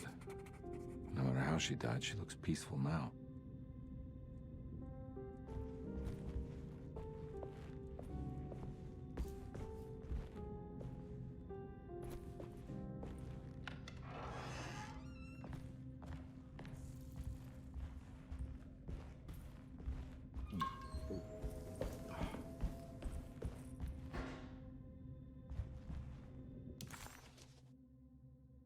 Hirosi's body looked unharmed. Carnby couldn't figure out how she died, or why this wasn't a bigger upset to the people at Desde.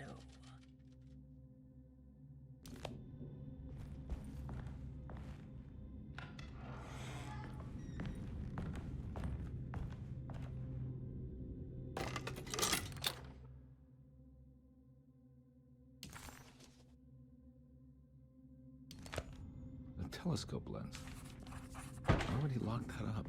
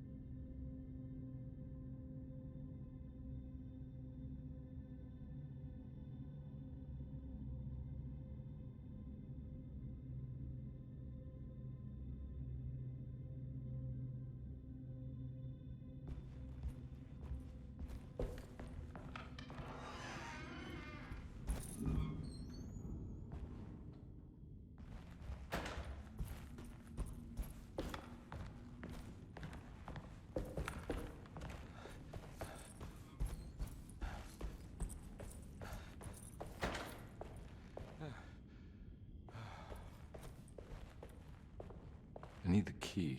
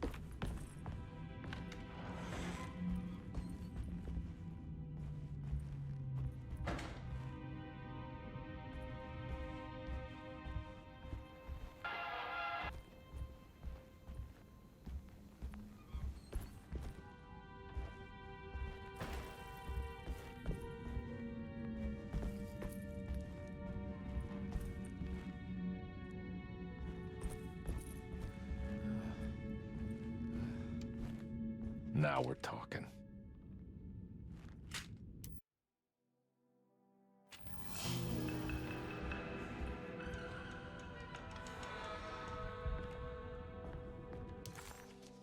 Jeremy had found a way to enter Terrawea, but he wasn't allowed to go. He knew deep down that it was impossible for him to cross that threshold. Instead, he hoped that Perosi would go in his place and burn his library to the ground so he could start again. But she never got the chance. Perosi had her own problems, her own demons, and she died suddenly one day without warning. Holding the telescope lens in his hands, Detective Carnby suspected what it was. At least a part of the key to that paradise Jeremy so desperately wanted to see. Curious what he would find, he felt eager to put the lens to use.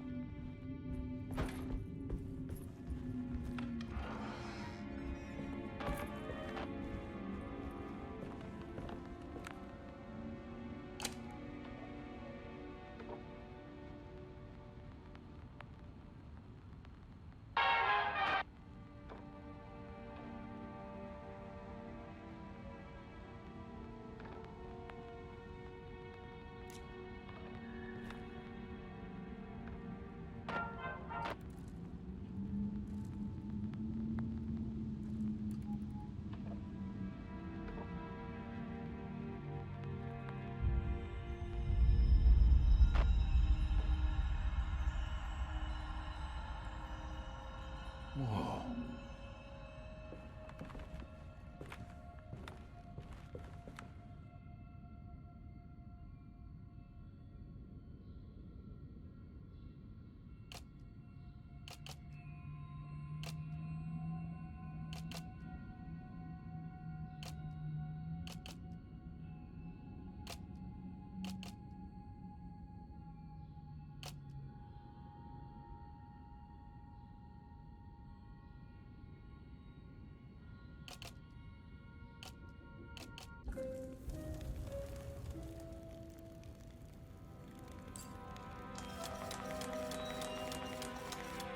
Whoa, what's going on? It's dialing in something all on its own and it's showing the way to another memory? Where is that?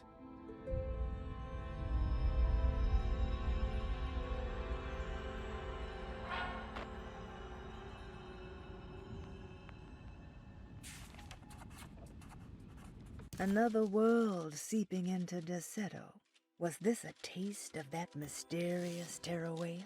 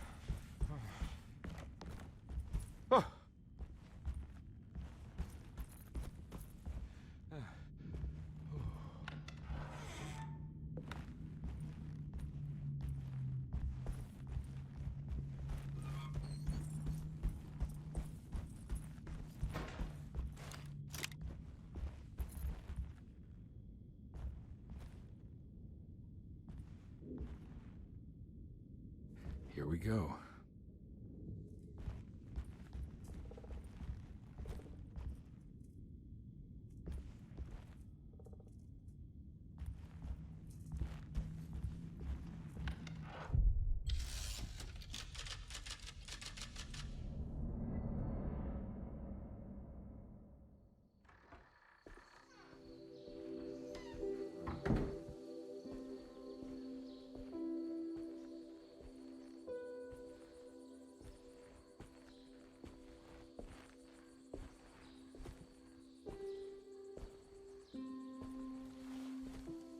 I'm glad to see you made it.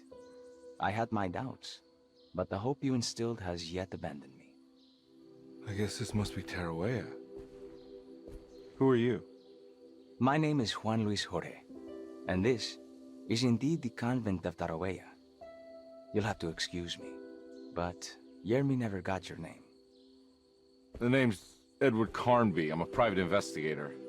You're not a patient, are you? No. I'm the author of a book that Yermi once found important. How does that work? Are you part of this memory as well? Is this even a memory? I think calling me a manifestation of Yermi's subconscious would be more correct. And so is the convent of Tarawea. I'm a man Yermi has never met, and we are in a place that he has never been. Okay. So are you here to guide me or something? I have no more purpose than you do. I simply am. I will happily help you, of course, if I'm able. If you are already somehow part of Jeremy, why did he want to come here? Isn't he sort of here already? Yermi wanted to come here because it's a representation of his mind at peace.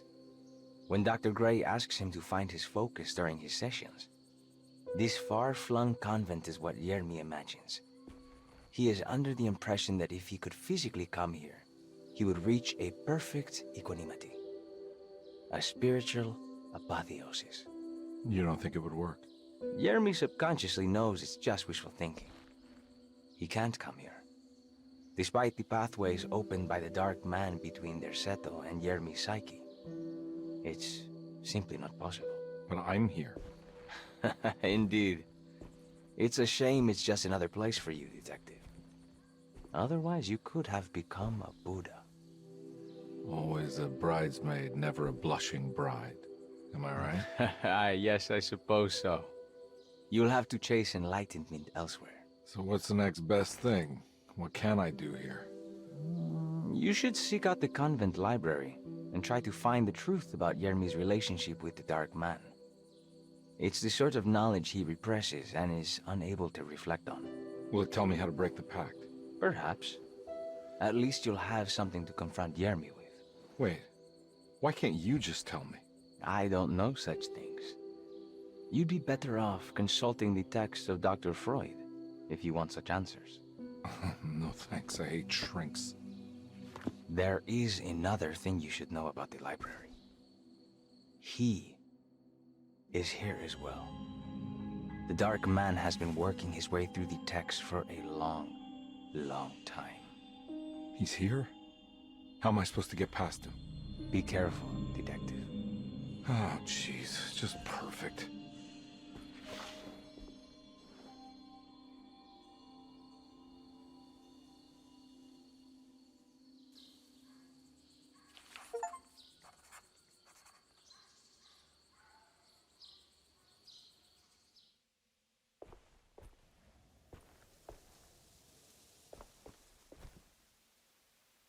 You have any advice on how to deal with the Dark Man?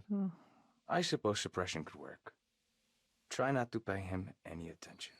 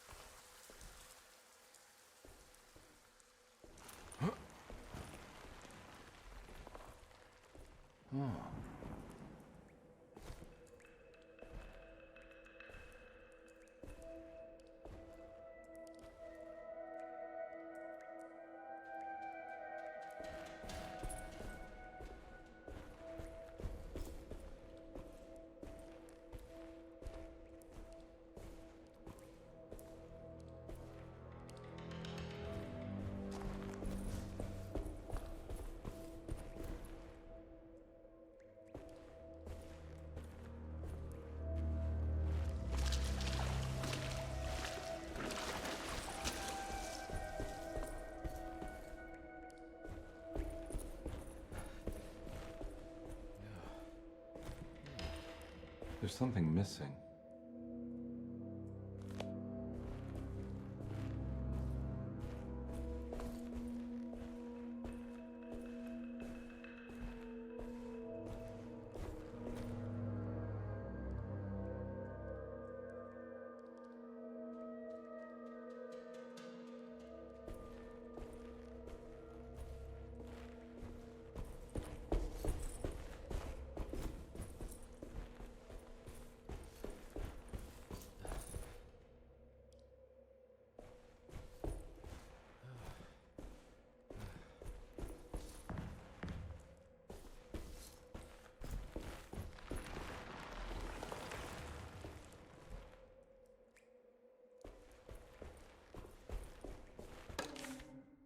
The great library was endless, beautiful, and terrible.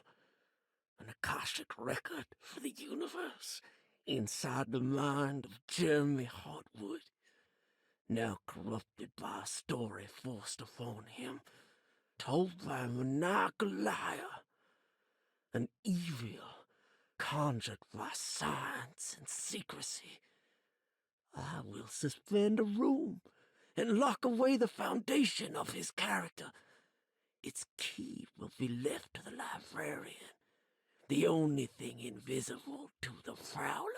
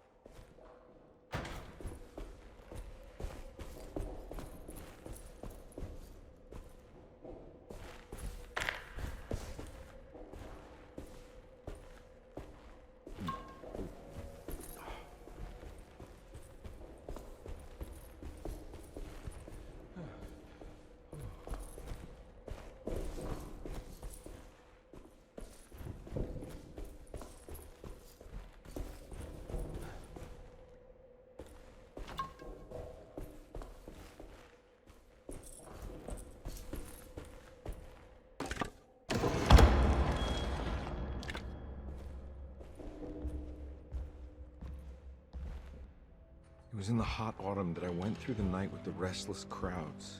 He was a kind of itinerant showman who held forth in public halls and aroused widespread fear.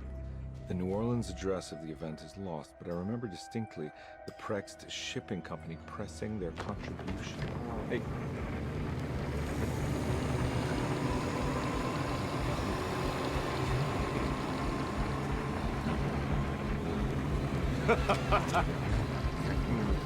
Funnier than a son. It's not.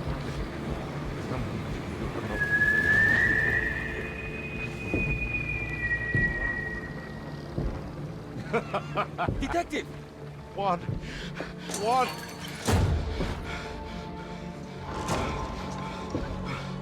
I hope you found what you were looking for. I fear there is no going back.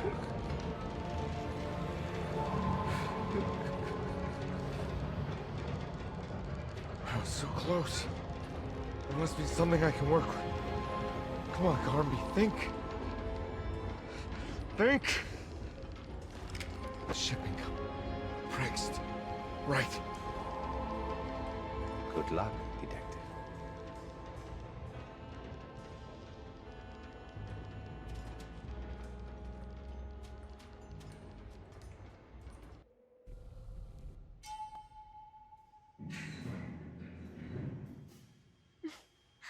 Well, thank God you're here, Detective. Sitting all alone in a place like this. I'd never live it down if the papers got wind of it. Hey. Ruth, right? Oh, don't pretend you don't know. I'm sure you have a whole file on me by now, Detective. I suppose we weren't formally introduced. I'm Ruth Talon. Miss Ruth Talon, in case you're wondering. Edward Carnby. Enchanté.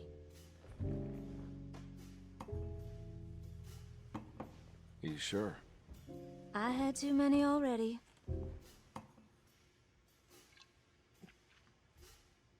Nice. It's good. I know. I have great taste, Detective. I heard you're trying to break Jeremy's promise to the Dark Man. Yeah. Do you know anything about that kind of stuff? No, but it makes you wonder. If he made a promise, can't he simply stand by his words?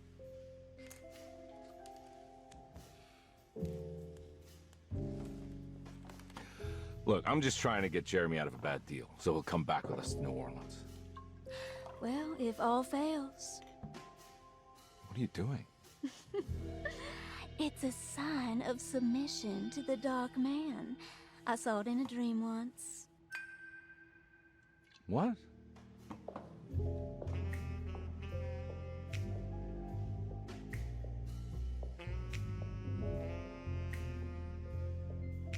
You don't know the Prext Shipping Company by any chance? I do. They made big money during the war. Their waterfront office is just over there. How did you do that? Do what, Detective? Bonne chance. Hey, have you seen Emily Hartwood anywhere? Are you trying to make me jealous, Detective? No, I haven't seen your doll anywhere.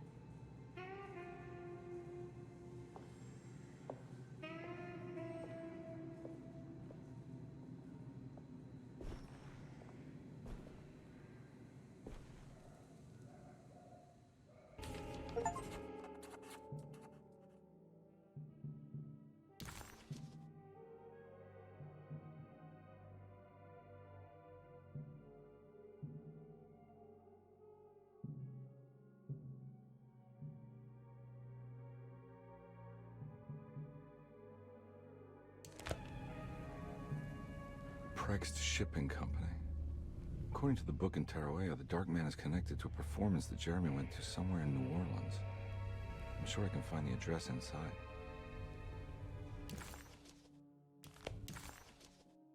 Somehow, Carnby was back in New Orleans, close to the docks.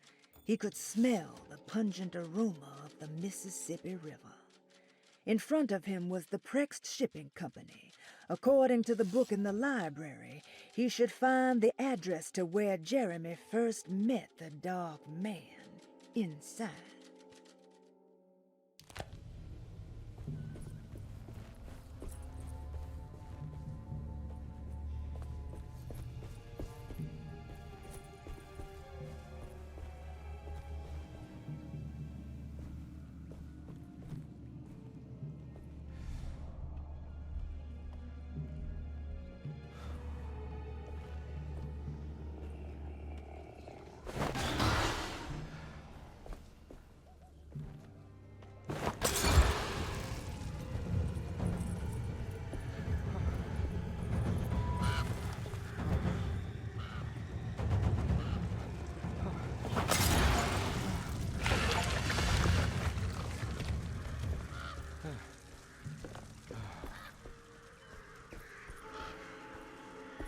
It's locked from the other side.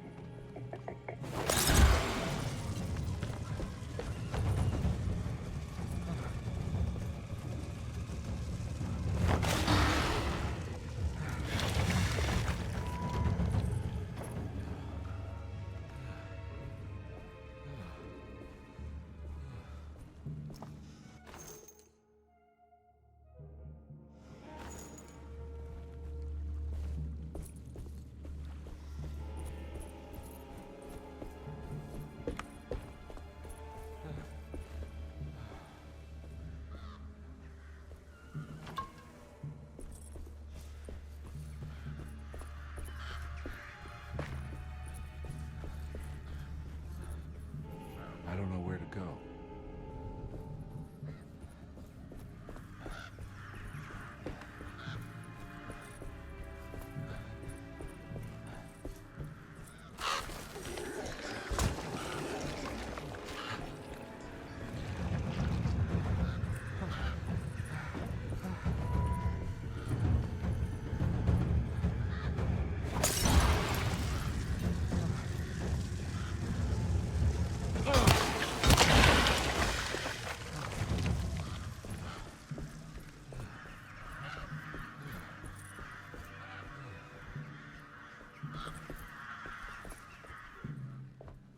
There must be another way inside.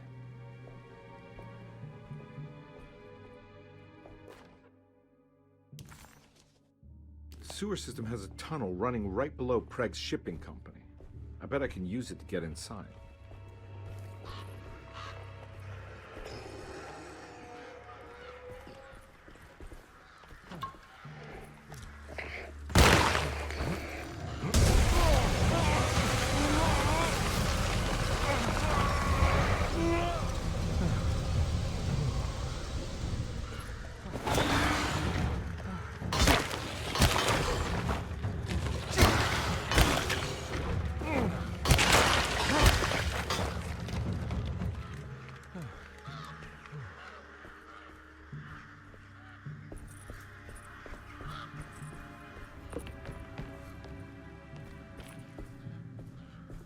No way I can get this out of the way with my bare hands. But if I get that crane going, that should do it.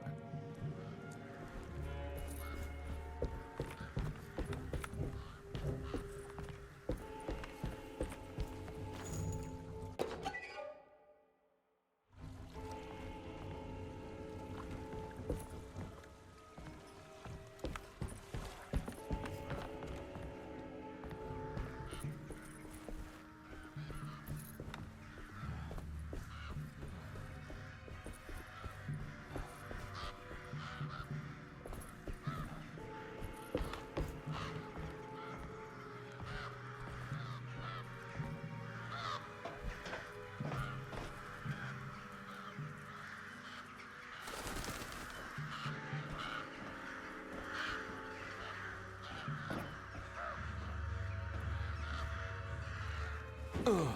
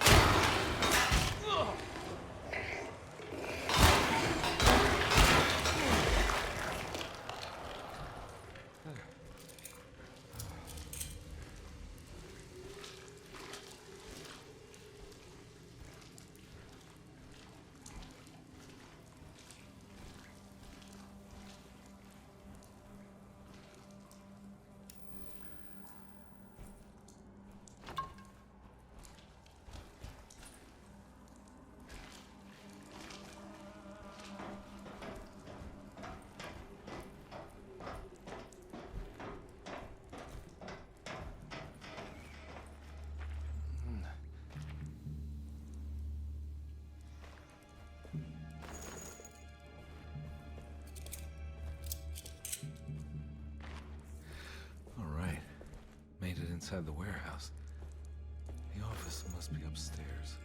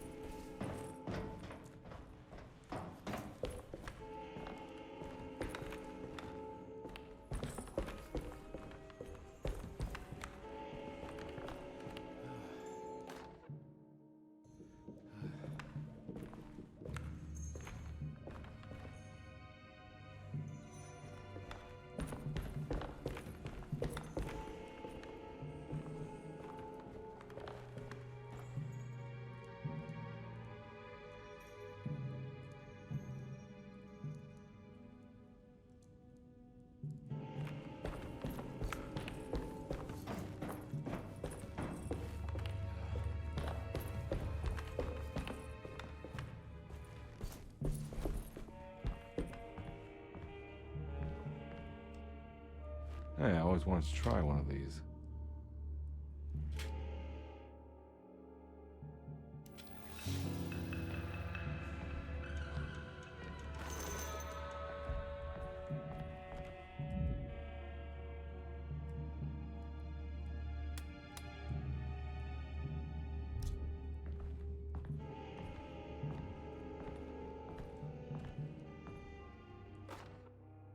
Our ship was raided while in dock. All of his things were recovered, but blood was shed. Several men were carried into the Mississippi River and drowned by ones who live in the deep. All items have now been signed and delivered. Now best keep the papers safe. What is left? Later is right, and hell is back again.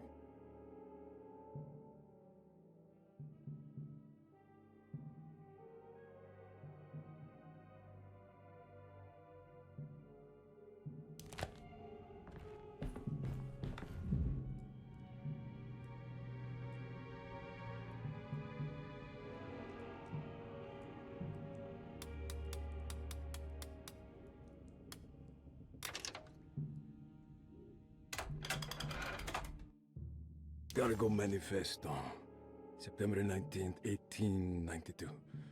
Breck Shipping Company delivered 4 steamer trunks, 1 Egyptian sarcophagus, and a large wooden crate belonging to the showman called the Black Pharaoh, performing at 18th Street.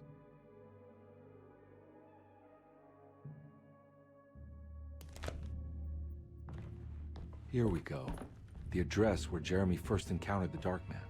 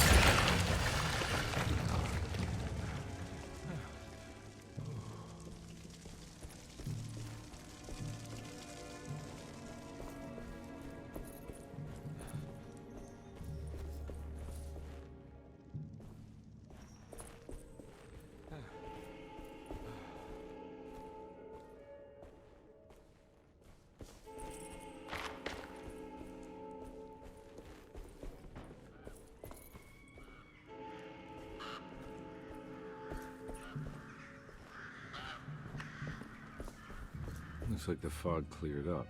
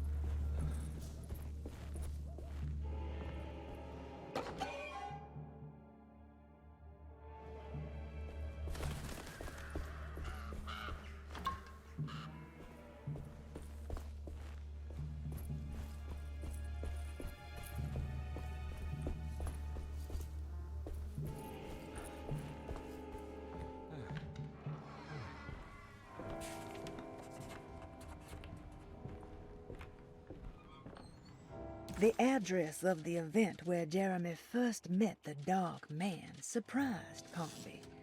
The infamous Gallatin Street didn't exist any longer, and he wondered if he would be able to find the right building. Was it still standing? Did it matter? Maybe this world was not just another place, but another time as well.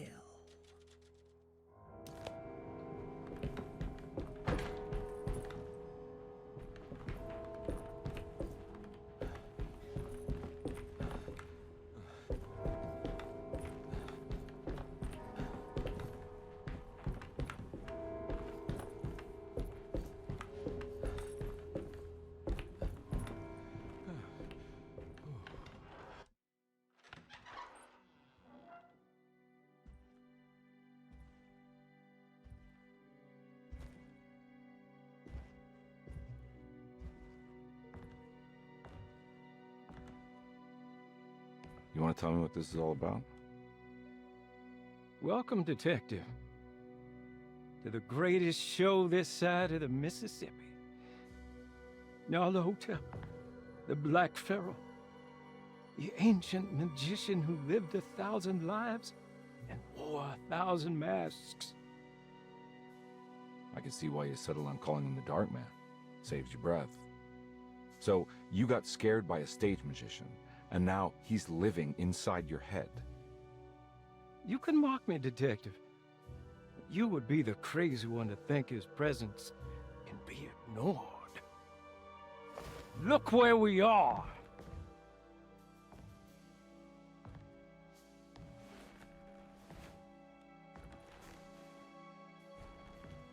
We didn't get to finish our last conversation, did we? You were about to tell me how to break the contract with the Dark Man. No, we can't. We would turn her loose on the world. So many innocent would die. But there is a way to break out of the deal. There is. He offered me a way out. Steps to take. What are they? You'll never find them. They're forever entombed in his sunken desert temple. Jeremy, I'm not your enemy. Tell me where to go. How do I find the temple? No, we can't. I have to make this sacrifice. God damn it, Jeremy. I'm gonna save you. Don't worry.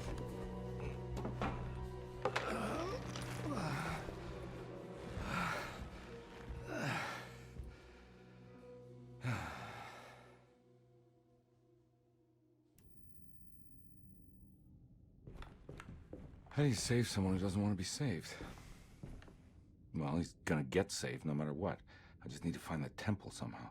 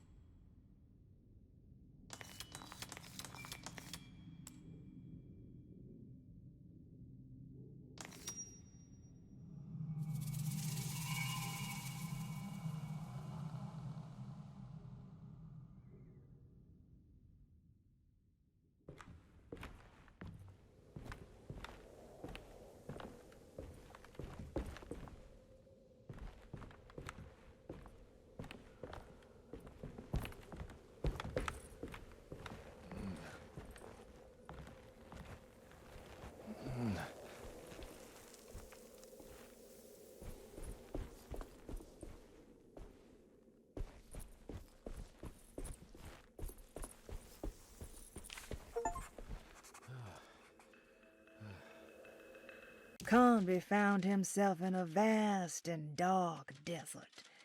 He had certainly had his share of strange happenings this evening, but the thought of walking through the land of Tutankhamun was definitely challenging his last bastion of disbelief.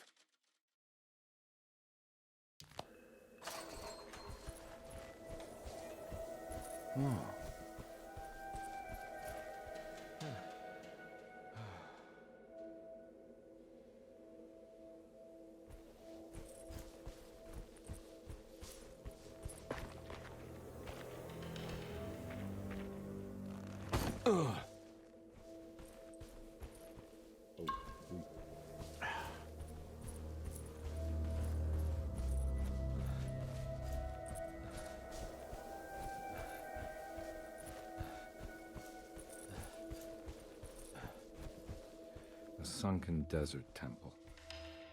I better get down there.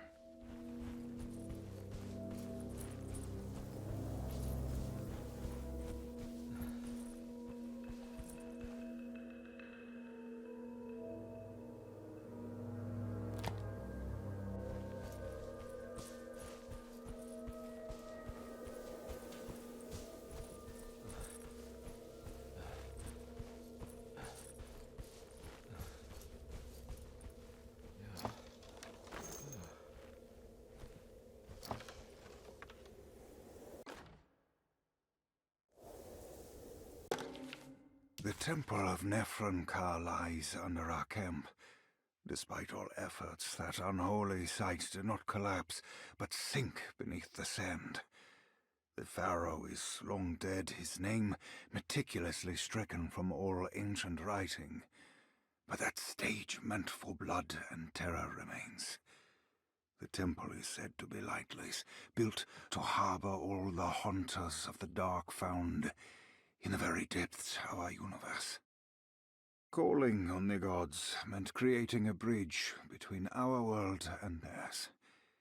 The terrible Aldebaran of Taurus, the Black Sun, was seen as the most important star in the night sky, because, according to the Kitab al-Azif, it was said to be the home of that crawling chaos known as Nyarlathotep. Through ancient mechanisms, it was said that the priests could open shafts channeling the light emitted by that strange stone called the Shining Trapezohedron. Several streams pooled together above the statue of that dark man would then be sent through space towards the Black Sun, a message to the gods. The gifts bestowed on the sender are completely undocumented, but often assumed to involve dark blood pacts, where souls are traded for malicious miracles.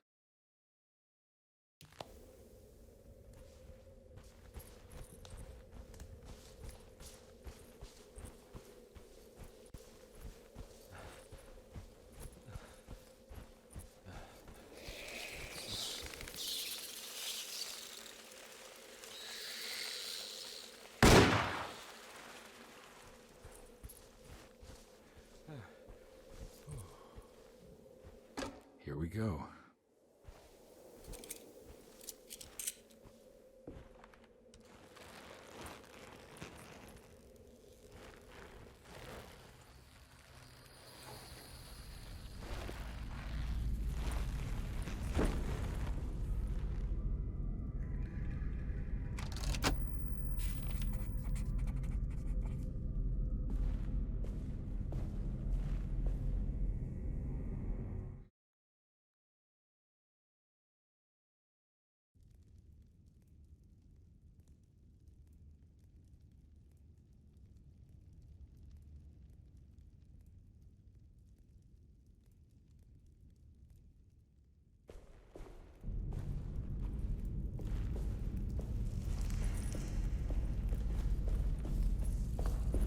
Star constellation from one of Jeremy's books. The Taurus. That one star's clearly bigger. Must be important. I got a feeling this is it. This is where the contract is hidden. But how do I get to it?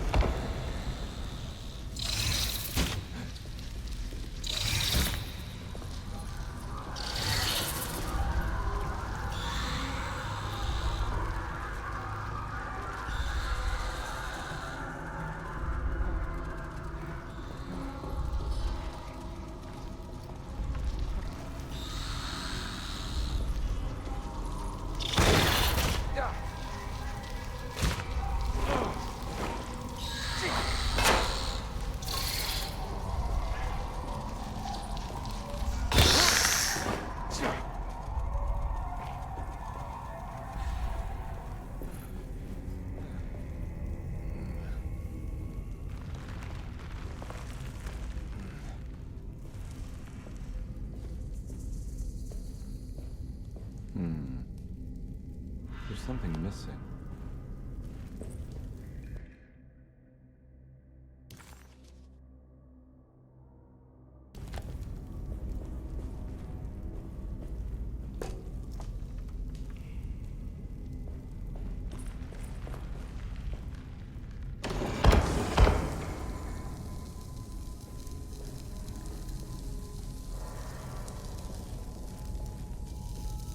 This one looks operational.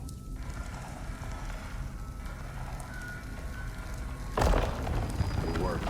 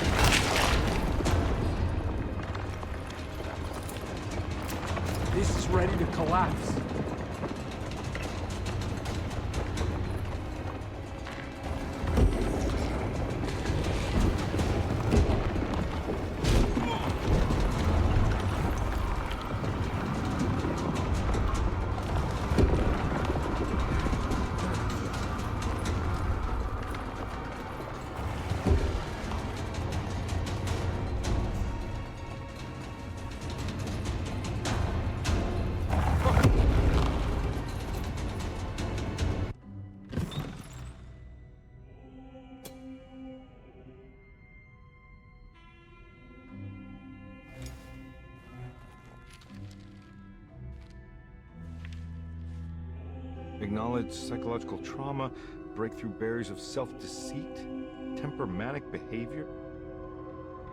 These are the Dark Man's terms. The contract. Huh?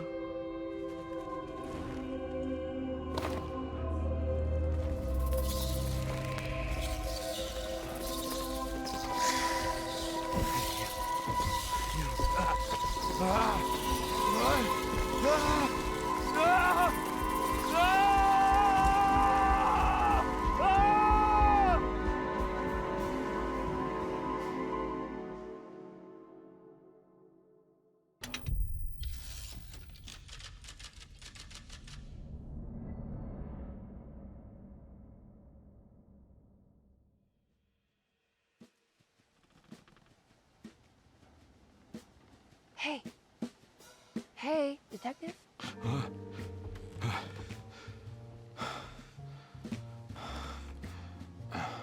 What are you doing?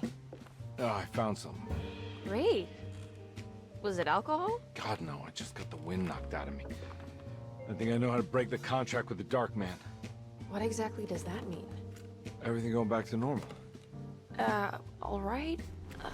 I found some more information on Derceto and the patients. There are some seriously strange things going on here.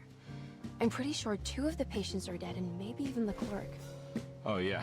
I kind of just gave up on worrying about that. Well, just keep your eyes open, I suppose.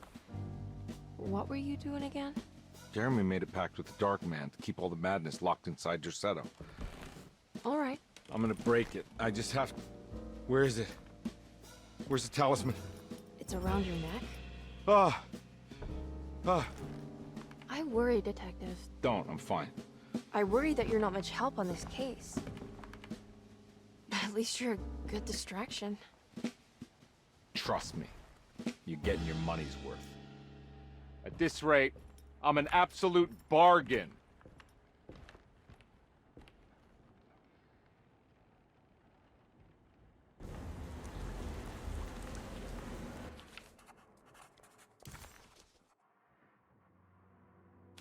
He must first acknowledge psychological trauma in order to proceed. The lying must stop, so we can break through the barriers of self-deceit. Medicine has failed me. Nothing can be done to dispel the Hartwood curse. Only the sacrificial dagger may release the despair from Jacob's eye. Yet, doing so would be the doom of Derceto. Let this curse of mine be a weapon for once. I accept your demands. Oh, crawling chaos. Build your prison around this godforsaken hospital. When evil has been starved, I will stay buried forever.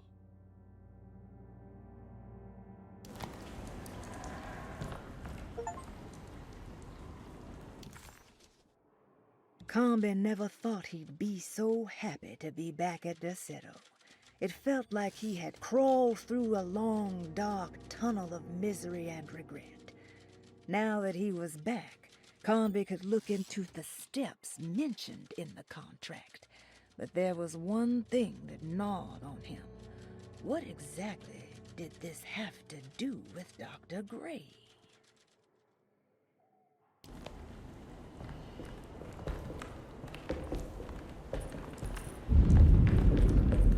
Just what this evening needed. Some ambiance.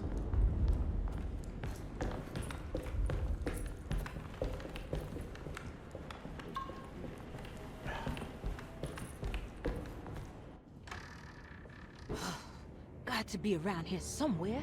He wouldn't leave this house. I don't know what to think anymore.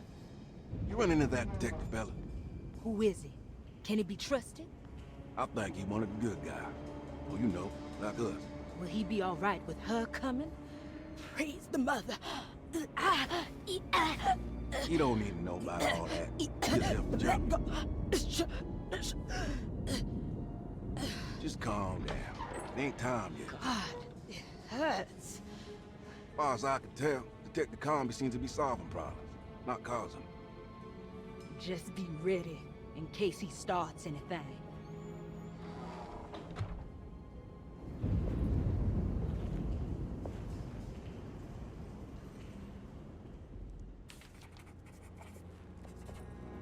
The two orderlies still hadn't found Jeremy. Carnby figured this was good news. Emily had reminded him about some strange deaths at Desde, and Carnby wasn't sure who he could trust.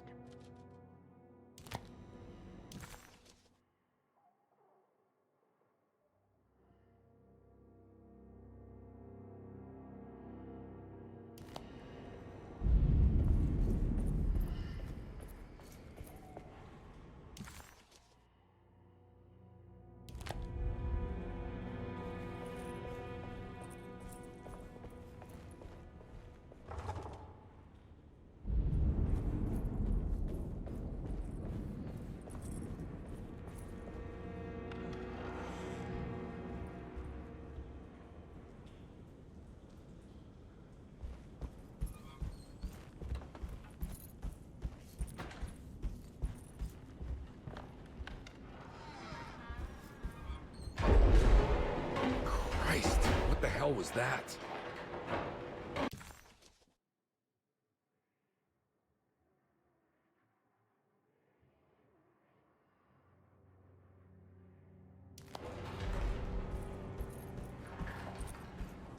It's blocked.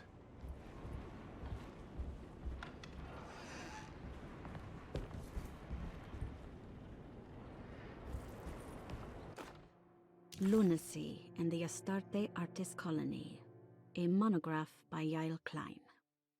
In early 1909, the old Derceto plantation outside of New Orleans was turned into an artist's colony. 3 famous European artists rented the house and the surrounding land from the owner, the Ledoux family. The colony was chiefly run by Sebastian Cortez, who was playfully dubbed the captain by his collaborators, William Arges and Heinrich Kassel. The colony existed for 6 years, until one day all 12 members disappeared without a trace. It is widely believed that their disappearance is connected to the disastrous hurricane that passed through on September 29, 1915, but nothing truly supports this claim. What is known is their frequent participation in New Orleans nightlife, their love for hosting parties, and their elaborate contributions to the Mardi Gras parades as the Pirates of Pontchartrain. Accounts of their lifestyle can be found in almost every gossip column. It can effectively be summed up as carefree and bohemian. In late June 1909, the name Astarte first appeared in the newspapers.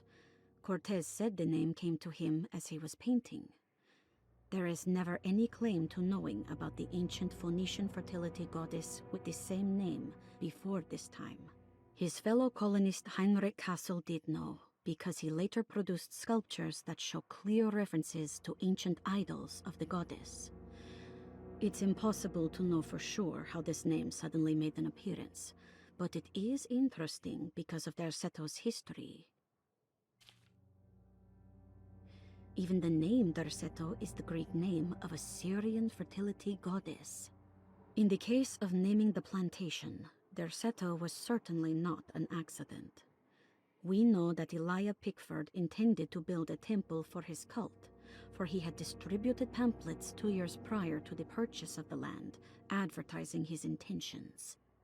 His followers were estimated to be almost 100 men and women, mostly sailors, Maroons, and Cajuns, when the plantation was built.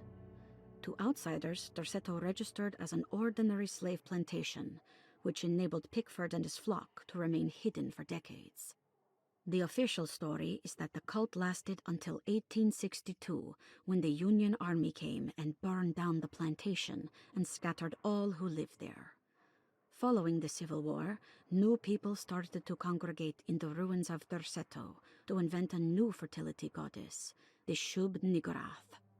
As much as Derceto is a particular name to have heard of, it's not entirely uncommon among the learned. Astarte is equally known and could have been subconsciously chosen by well-read artists. Shub-Niggurath is, on the other hand, very uncommon. Almost impossible that anyone in Louisiana would have heard that name. The name is referenced only in rare books like Unaussprechlichen Kulten and the Necronomicon, and is believed to be a bastardization of Arabic words meaning pertaining to the dark young. The few paragraphs printed on the goddess are so upsetting that no one in their right mind would want to build a religion resting on such qualities.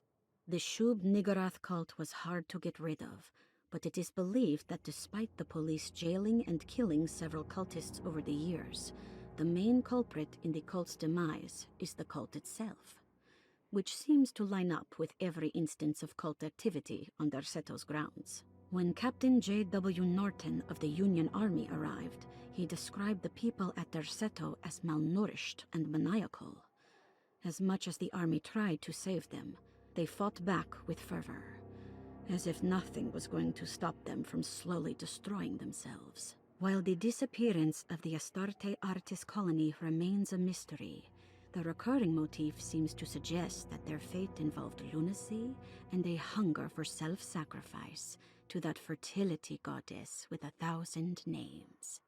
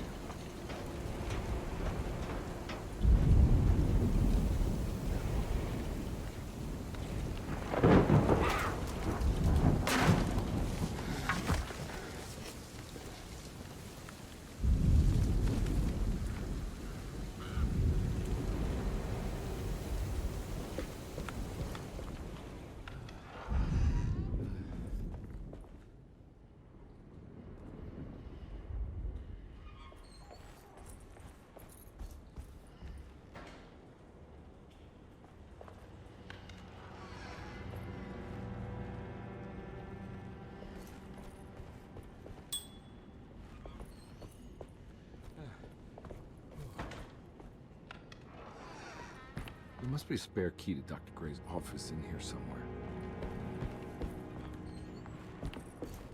I don't have the combination for this. Maybe Jeremy did.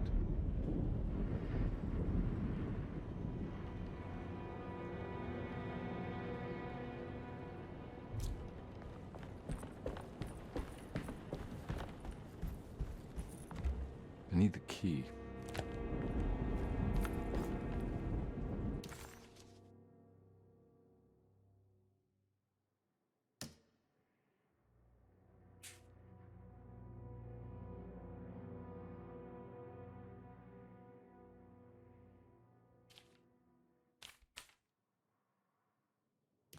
All right, time to get Jeremy out of that contract so we can get the hell out of here. Something tells me I'm gonna have to put my talisman to use.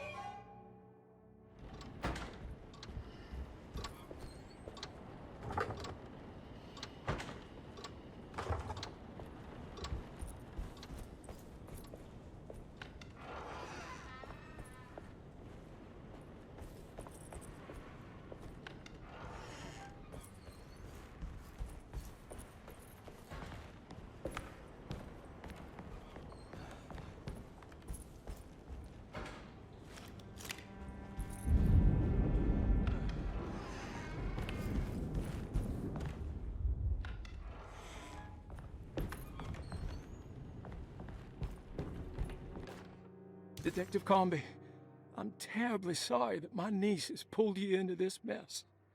Please, with all my blessings, take her away from this cursed place. I have destroyed that eater of worlds and locked it away in the attic and retreated to a place of hiding. Tell Emily I'm safe. Tell her all the lies you can think of to make her listen. Take her back to New Orleans. Sincerely, Jeremy.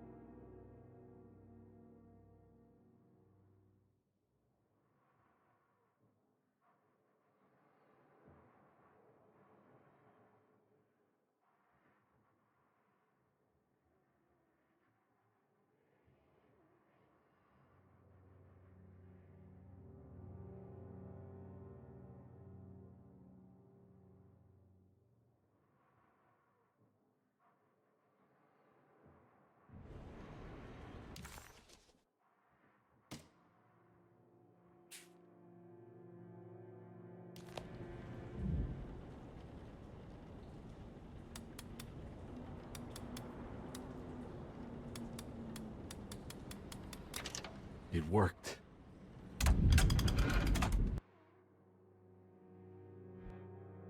The last guest in the empty room suffered from severe maladaptation. I must write this down, because if I understand the condition sufficiently, it could make me deny this fact at a later date. And there is reason for me to think I may come to suffer the consequences from this dysfunction, as some who came in contact with the guest seemed to adopt a new worldview in which everything was predetermined but broken. Upon accepting this worldview, some memories became unmanageable and later rejected. I do not know what this means. I cannot even remember the fate of the guest. I think they were simply misplaced one day and forgotten. Just like all documents pertaining to this guest, they have all been destroyed, or they never existed in the first place. Who wrote this? There has never been a guest in the empty room.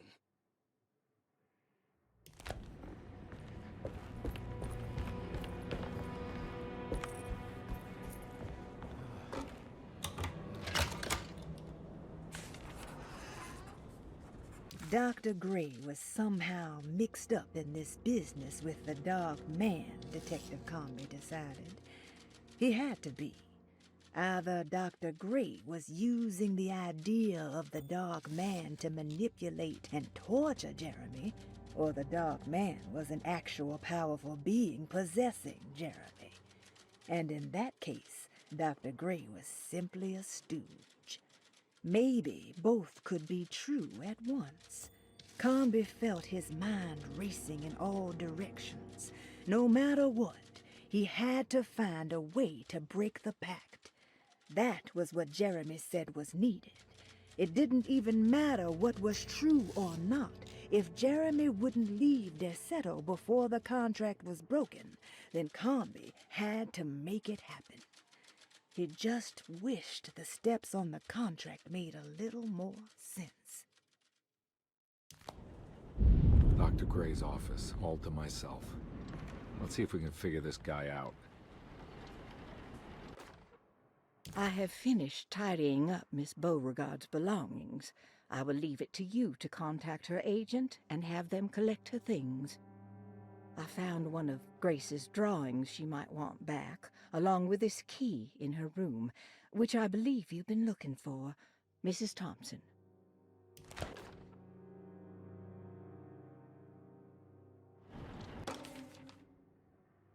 This is where McCarthy has hidden my favorite young. It's very important.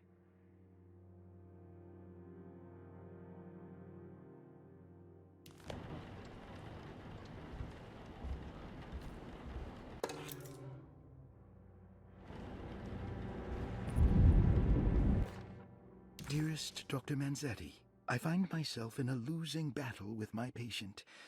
As I've disclosed in my previous letter, his delusions have him completely captured. It's bad enough that he is torturing himself with paranoia, but his madness turns out to be quite persuasive to others, effectively laying the ground for mass delusion. I am writing to you in hope that you can give me some guidance. Beyond my ambition to avoid devastating surgery on my patient, I have grown worried about my own defenses. The words of my patient are deranged, yet they often resonate with something primitive within me. I have tried photographing his brain with X-rays. It was surprisingly difficult to get good results. Dark blotches on the plates kept obscuring all details. My patient looked at the bad plates and cried out in terror, telling me the dark areas was the shadow of the worm eating him from inside. I could not see anything out of the ordinary. I hope this is a sign that my mind is not as receptive to the madness as I had feared. After further inquiry, my patient described the shadows inside his mind as some kind of chthonic monstrosity that wants to undermine his sanctuary. This is clearly a reference to a place he calls Teroea, a sort of library or convent that works as a psychological haven. With this imaginary haven threatened by this Chthonian, he has now constructed another, less pleasant hiding spot. Lately, he has been bringing up a metaphor of a steamboat that has run aground, that he feels like he needs to start the engines and reverse, but he is afraid that the hole in the hull would cause the whole ship to sink. I've been watching him turn this metaphor into reality for the last week. He knows it's made up, but he is doubling down, trying to make it a real memory. I feel certain that this is my chance to break through the barriers of his self-deceit.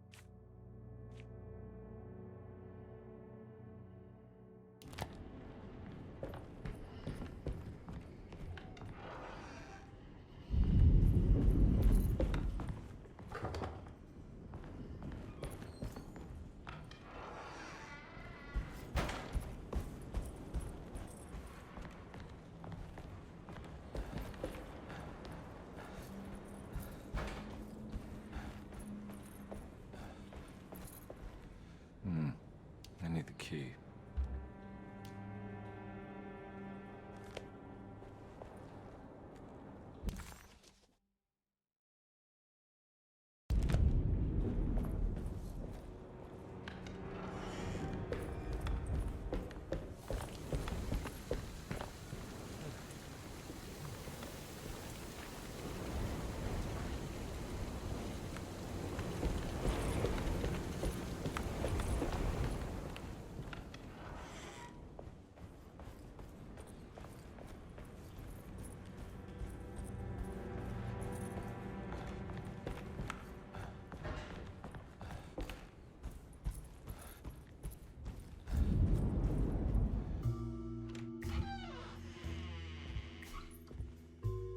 Detective Carnby. Good to see you again. Solved your case yet? I'm trying. Hey, Grace, you okay? Oh, she is just peachy, Detective. Are you looking forward to the Feast of St. John, Grace? I can't wait. Kids, ain't they great? What exactly are you planning for tonight? Oh, not much. We eat, we drink, we pay tribute to the wishing tree in the conservatory. The usual. Then why all the excitement? There is just something about tonight. Something's different. I think we all feel it. Besides, we got ourselves some new words for the prayer thanks to your buddy Jeremy. She'll come and turn the world inside out, and things will begin again. That sounds strangely threatening. You should come.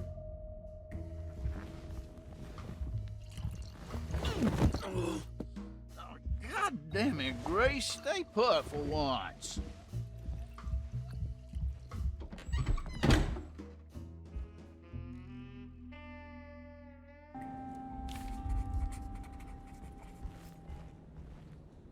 There's something missing.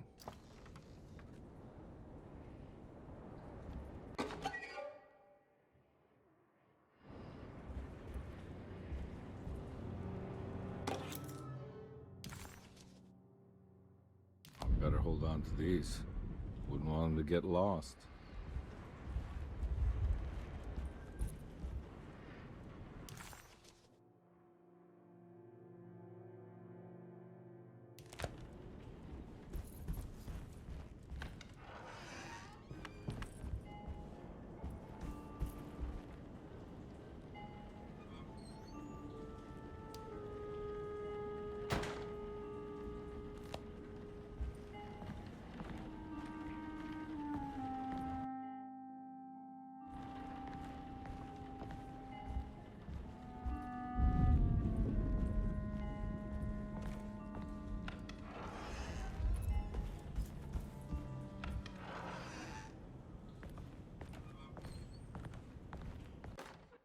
Jeremy knew that the only one who could help him now was the guest in room number 3. The room seemed to have been empty for so long. But that wasn't allowed to be true. The story needed to be different. To include something from the outside, he would bring the guest back to room 3 and show them what was in that safe. 913. But those were not the right numbers. That was the combination for the safe in the clerk's office.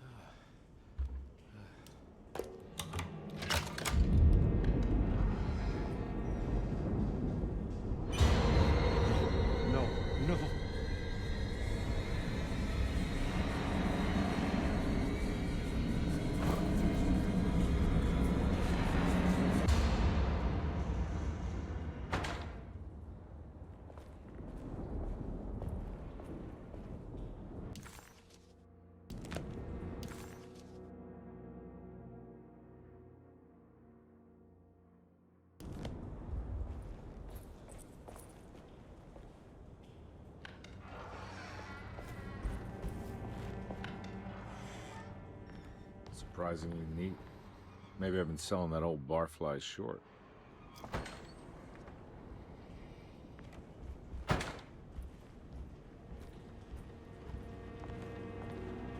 Looks like McCarthy has something hidden inside.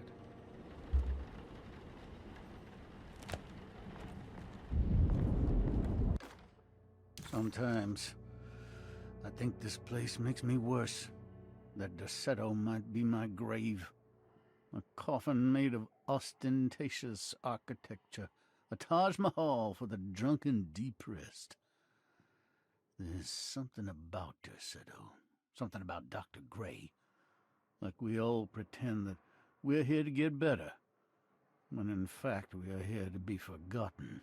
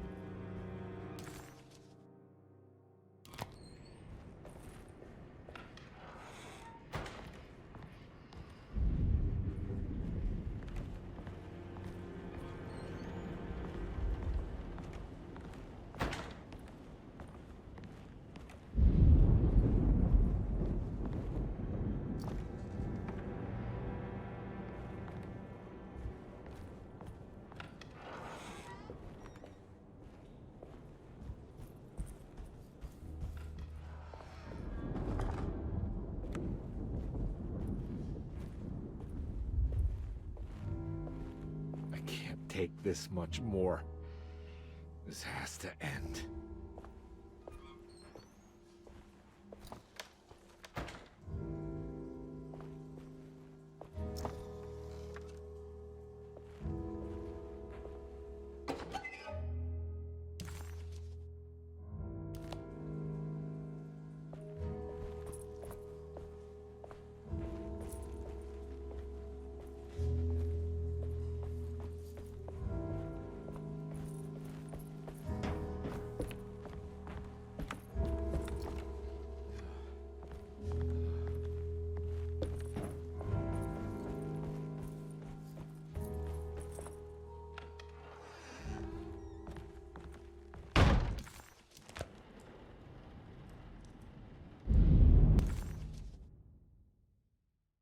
McCarthy was a deadbeat. His mere presence annoyed Carnby. It was like watching the world...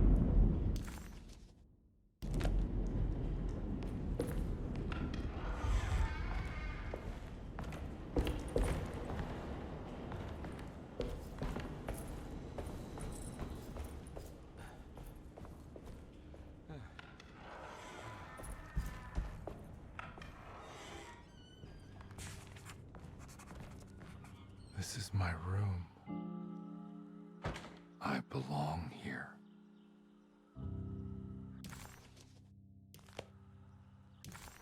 The empty room always felt familiar. It had a mild fragrance of crushed leaves and wet sand that somehow convinced visitors that they belonged. It wasn't real, of course, but it was more real than many other things you could find.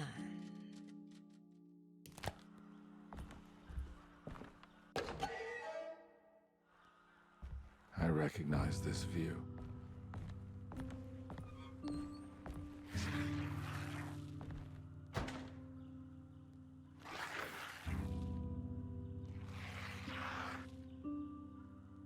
I know that number. Where's that from? I did this. I wrote that.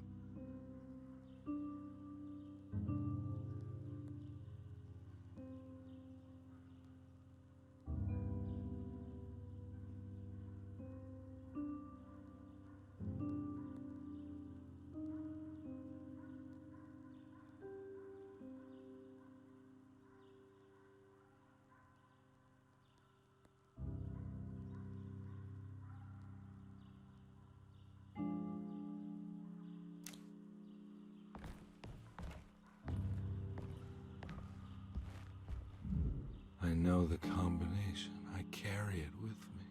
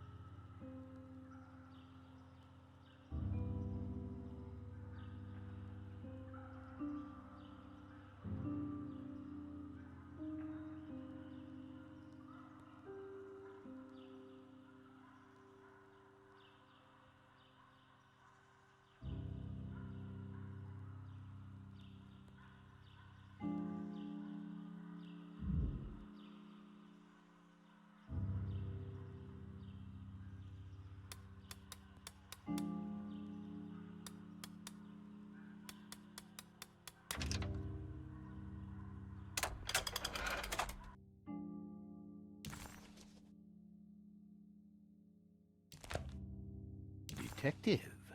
I have made many discoveries in my case. The child we want is safe, thanks to good people like me and you.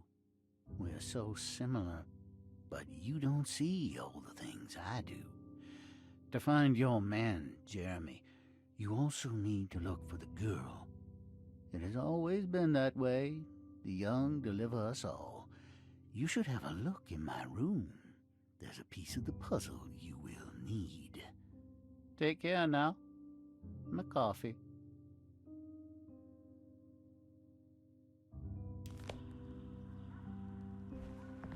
How long have I been here?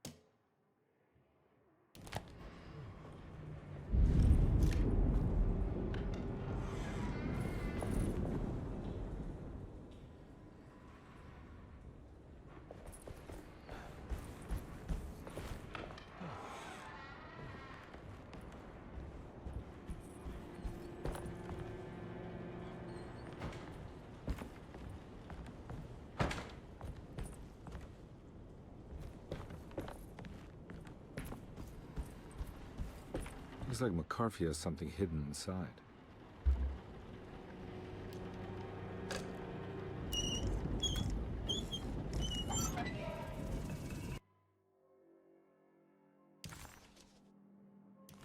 Why would McCarthy lock this up? Was he trying to keep Grace from completing the shape? If so, couldn't she have just made another drawing?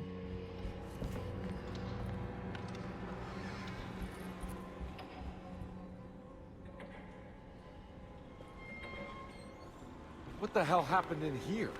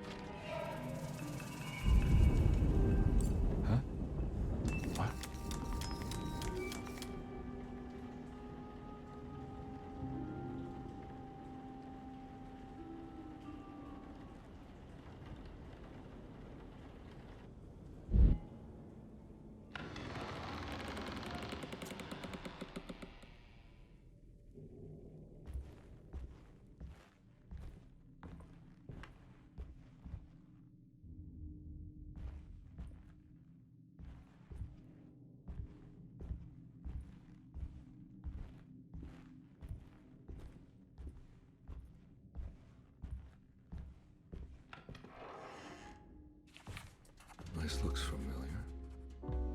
How am I back at the office? Jeremy's never been here.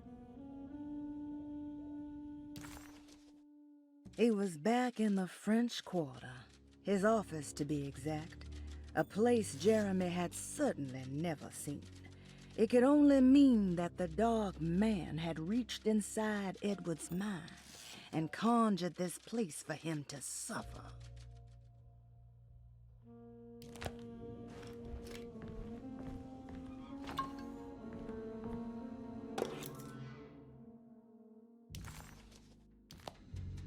That's me, isn't it? How long had it been since I drowned myself in drink and depression?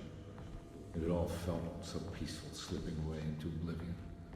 A welcoming, dark voice wrapped around my mind like a heavy blanket. It turned off suddenly as I woke up from the sound of my office door closing shut. A messenger had left a telegram from Mrs. Saunders.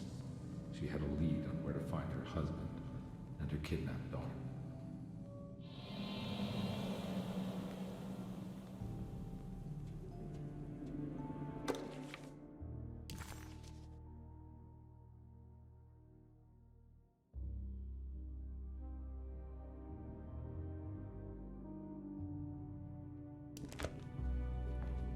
God, I used to drink so much back then. When was this exactly? What case was I working?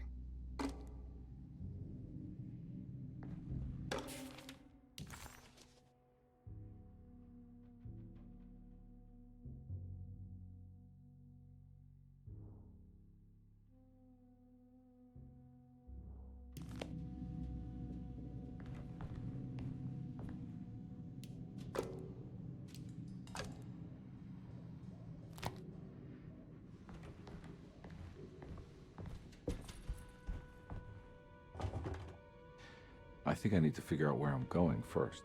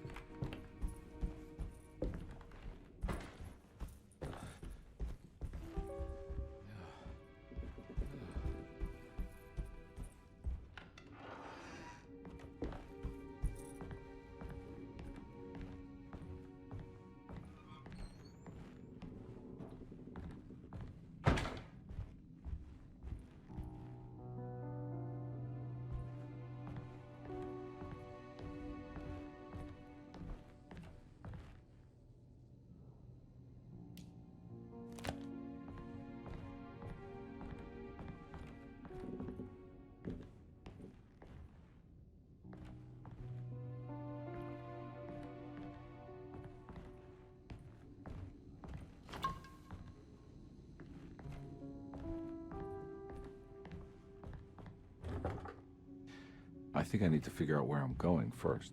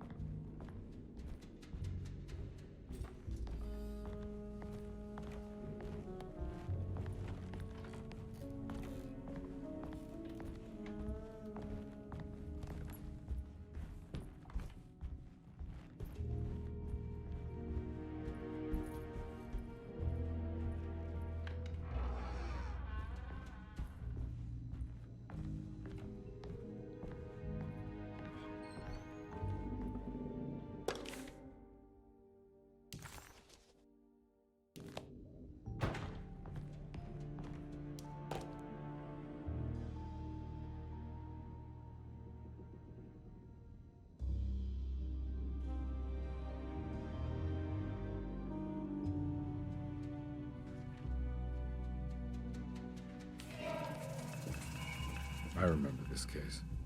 Some kid got taken by her father, headed out of state, but he had made a mistake by selling a painting that his wife actually cared about to a collector named Thornhill to fund his venture. That's how I tracked him down. At least I think so.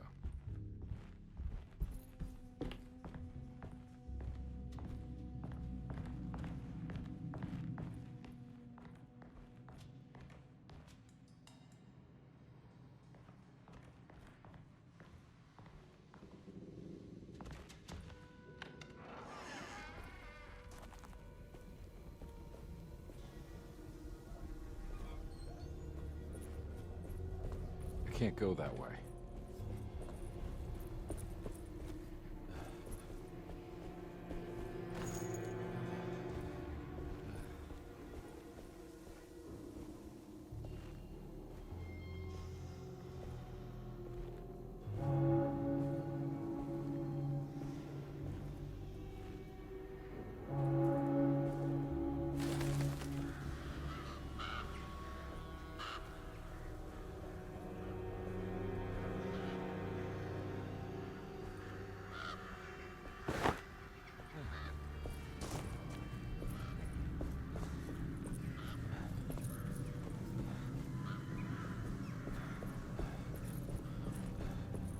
I can't go that way.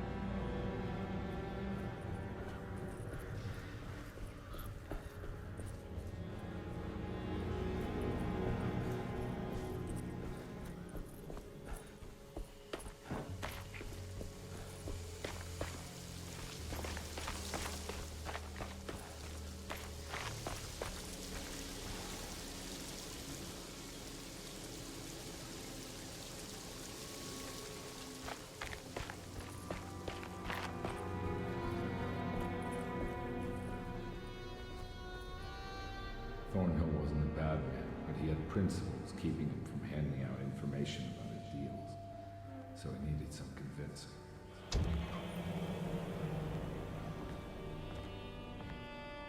Well, every case can't be squeaky clean.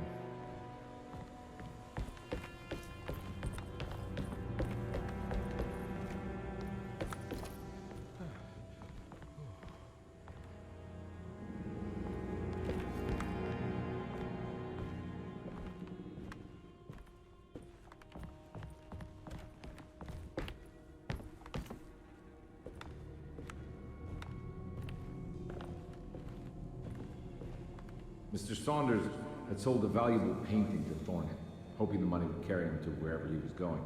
The painting, now leaning on an easel in Thornhill's bedroom, had a certain mesmerizing gloom that seemed to call out to me, telling me I was needed for something important. I felt myself falling into the painting, only being brought back by Thornhill, thrusting an address to a Hotel St. George into my hand, and asking me to get the hell out.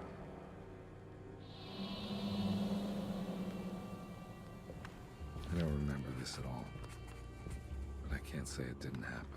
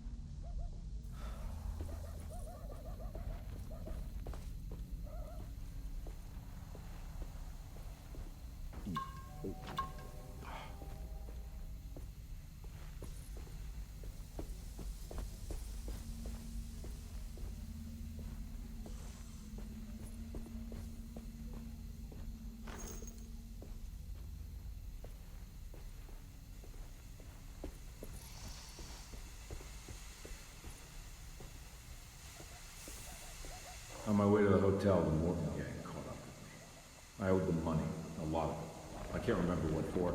Probably some dumb gambling debt growing in size for each payment missed. I punched one of them out, and I sent the others packing. It was a stupid move. They'd be back.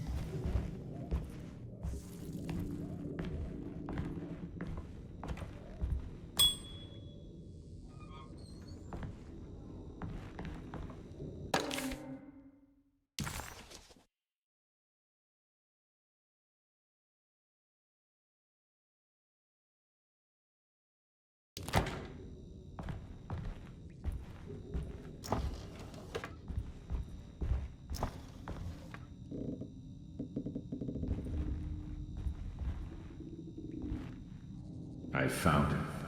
In the hotel ledger, I recognized the handwriting of the signature, Ted Stryker. It was him. I could feel it. It was the kidnapper I was hunting. I put on my knuckles and hurried up to his room.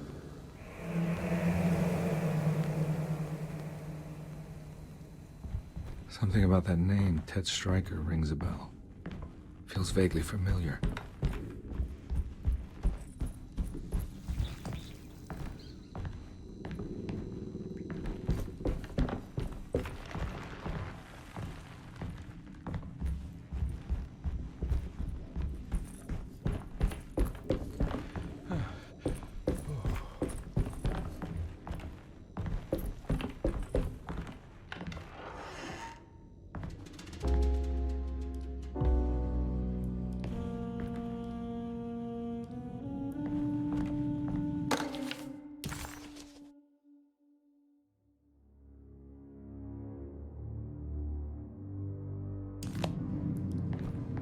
I recognize this room, but I didn't catch up with them here.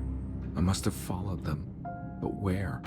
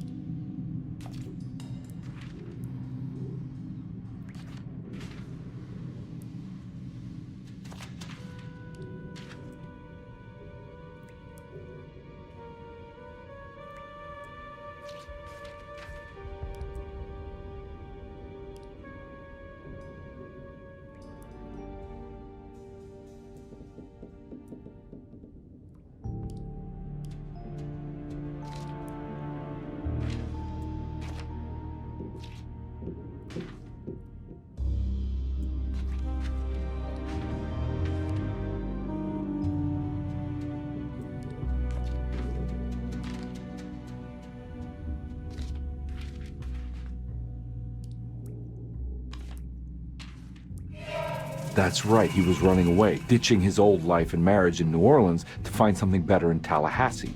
And he took his daughter with him against the will of the mother. That's why she hired me. But I stopped him. I caught up with him at the Pearl River Bridge.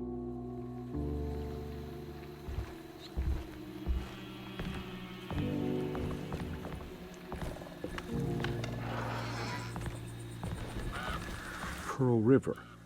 This is where I caught up with them. This is what the Dark Man wanted me to revisit. But I'm still not seeing it. What am I forgetting?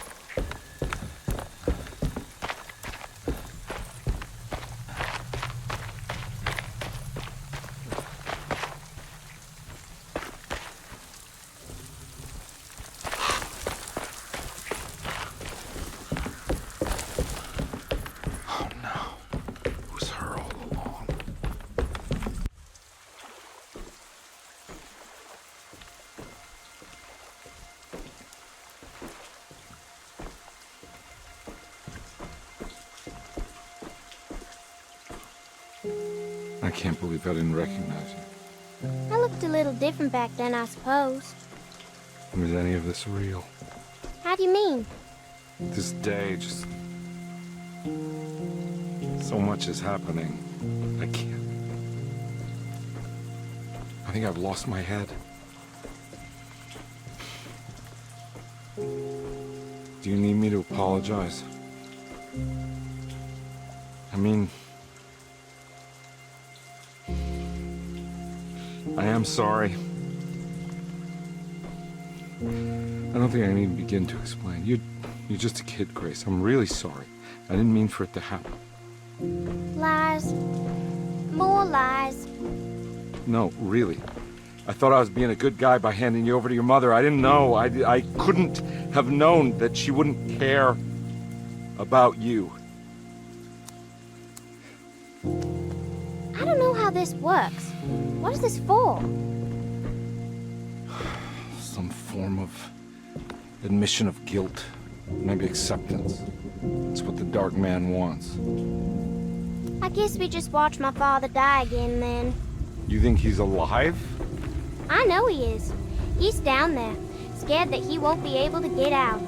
That he will drown with his daughter again. What are you saying? We gotta save him! We? Do it yourself. I'm down there with him, remember?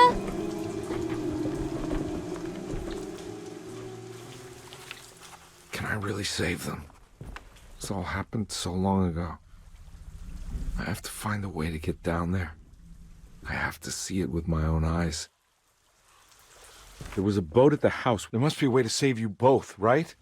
Why else would I be here? Maybe the Dark Man just likes it when you suffer.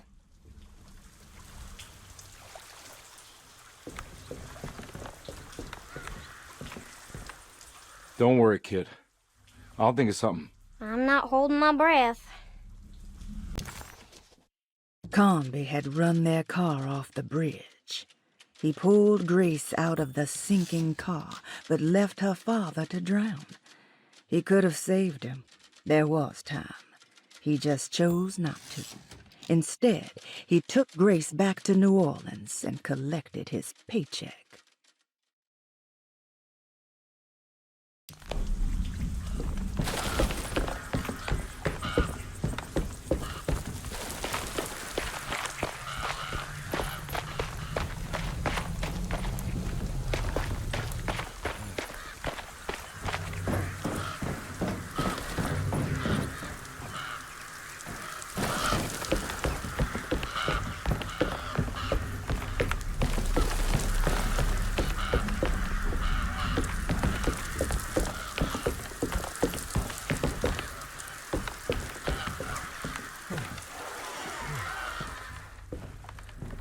This must be where the bridge is operated.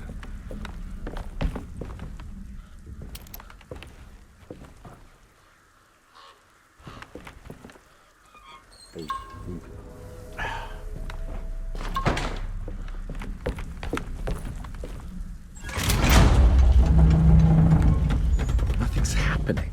It's like something's holding it back.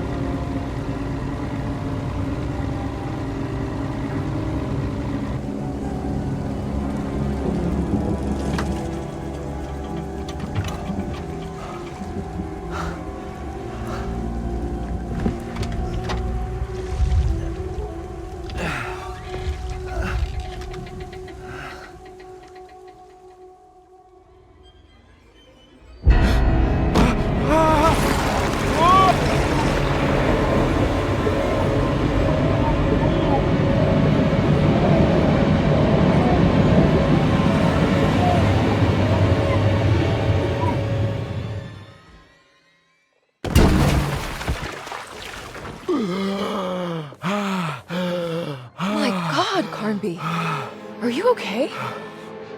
Don't leave me alone. What the hell have you been doing? What's going on here? Look at this mess! I'm sorry, Mrs. Thompson. Don't make me kick you out of this house! Now get out!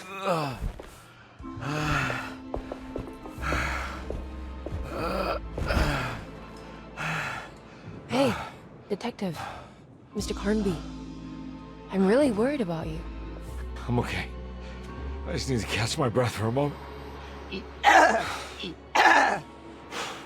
This place? There are some very disturbed figures around here. And I don't think it's just the patients. I've been reading some things about how Derceto has a deranging effect on people. I think it might explain things. What? Just take it easy, okay? I'm gonna go find a way into Dr. Gray's apartment. I want to know what he's hiding. Emily, don't worry. I think I'm close. I'm gonna set everything right. Just be careful.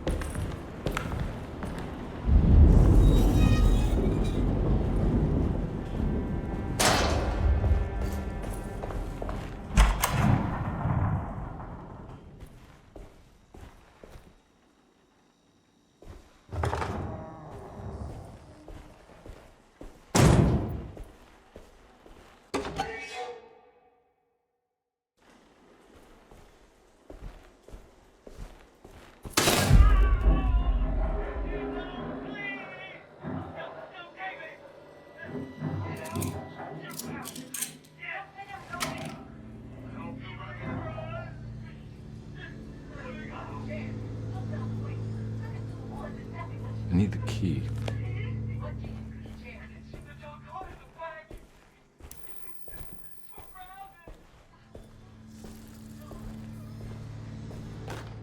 Radiography. Patient Jeremy Hartwood. Date June 14, 1930. Plates. Jeremy's skull proved difficult to capture properly. Partial radiographs worked best. A complete picture of the brain can be assembled by piecing 3 plates together. Observations. Even when looking at an assembled version, a shadow covers significant parts of Jeremy's brain. Possible tumor, but more likely that the equipment is failing. Jeremy reacted strongly to the pictures and claimed to see a giant clay worm eating and displacing his memories. Notes. While this exercise has left me nowhere closer to an answer, I feel confident that a Burkhart lobotomy should sever all necessary parts.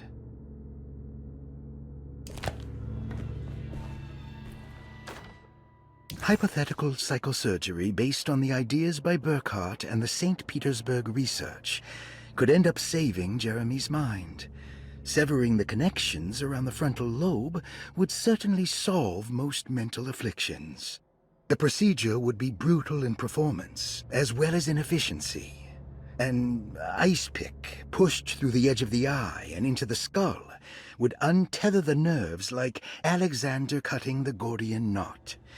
As this would likely leave Jeremy in a very different condition, all other paths should first be explored. The medical instrument I would need for this lobotomy is missing, and I should have Waits order a new one.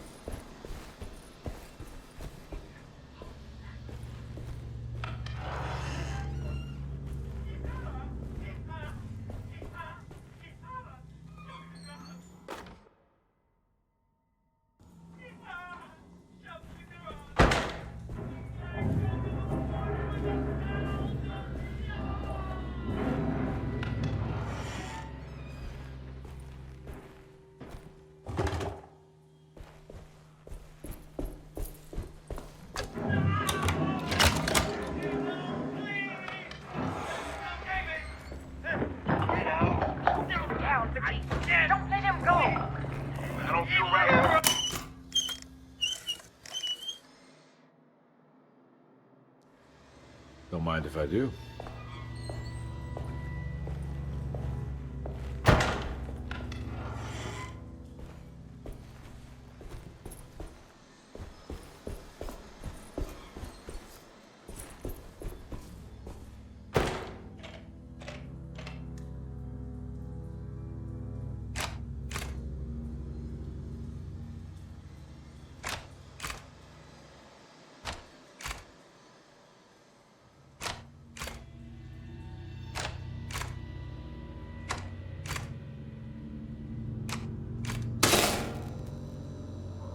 That's better.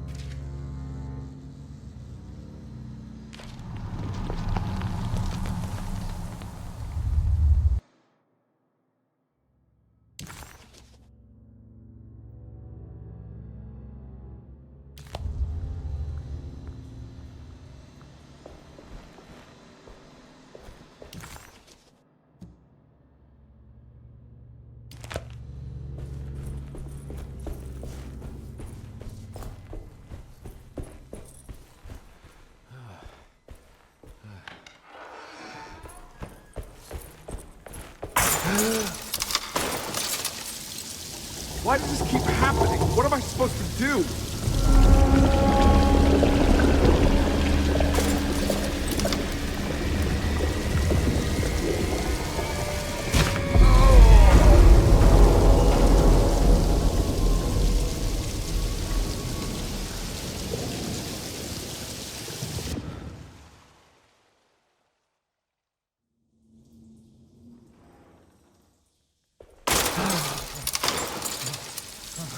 Why does this keep happening? What am I supposed to do?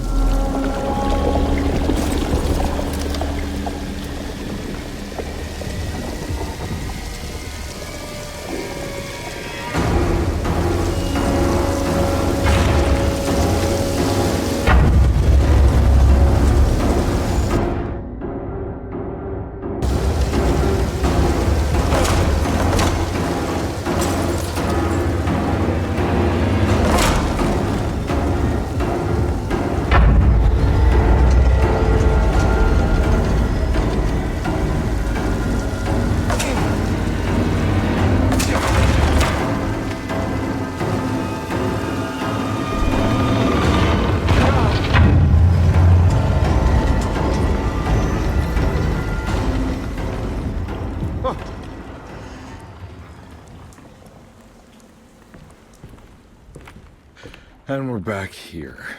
Well, perfect time to have a look around this place.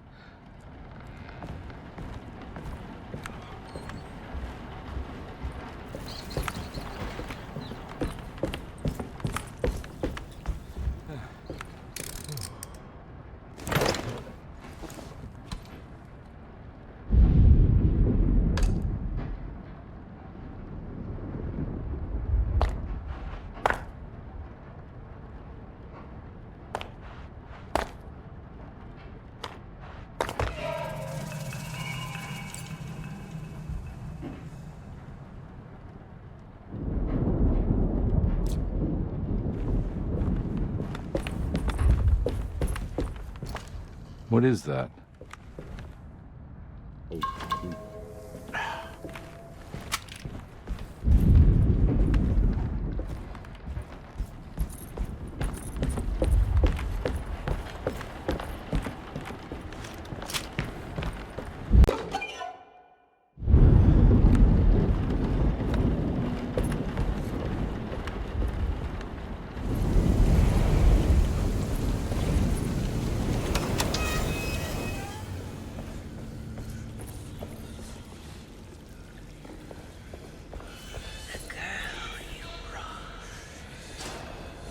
What is that?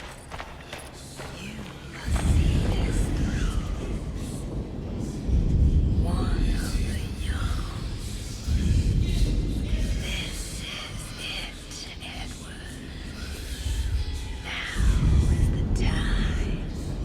Let it happen. You want this. You need this to matter. What is it? What you want. Don't worry. I'll remember. You should have it.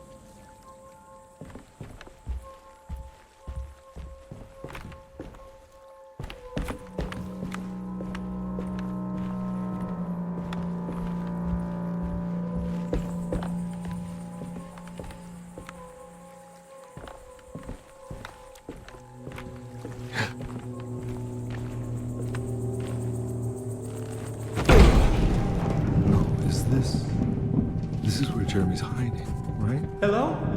Is anyone there? Jeremy? I need help! Wait. Can you hear me? I'm stuck in the mud and the fire is taking Jeremy, me. where are you? The motor is dead. I can't do anything more. Hang on, Jeremy. I'll figure something out. I'll get the boat running.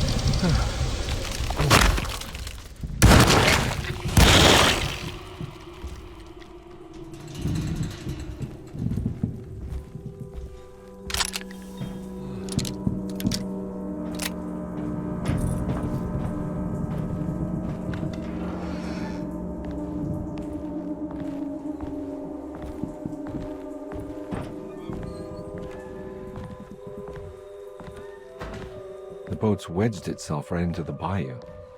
If I get the motor started, I could try reversing back into the river.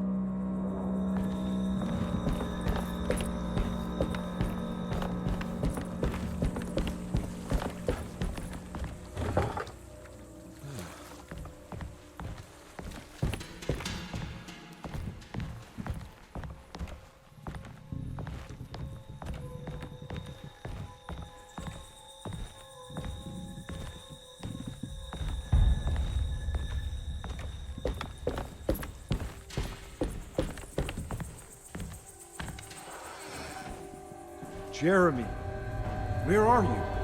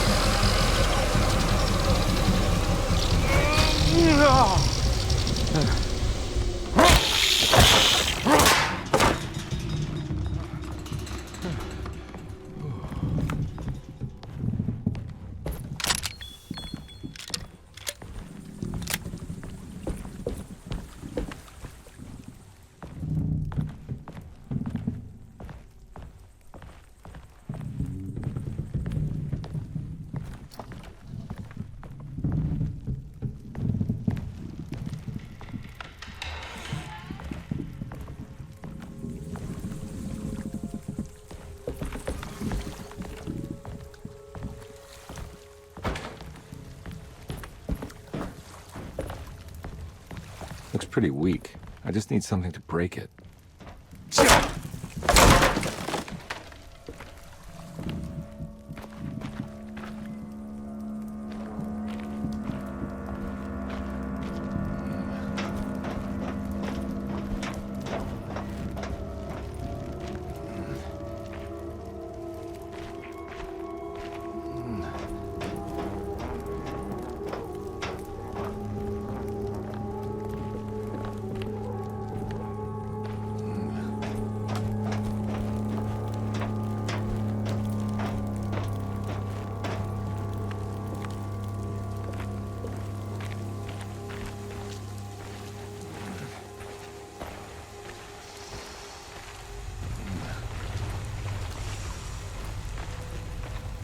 This definitely needs fuel.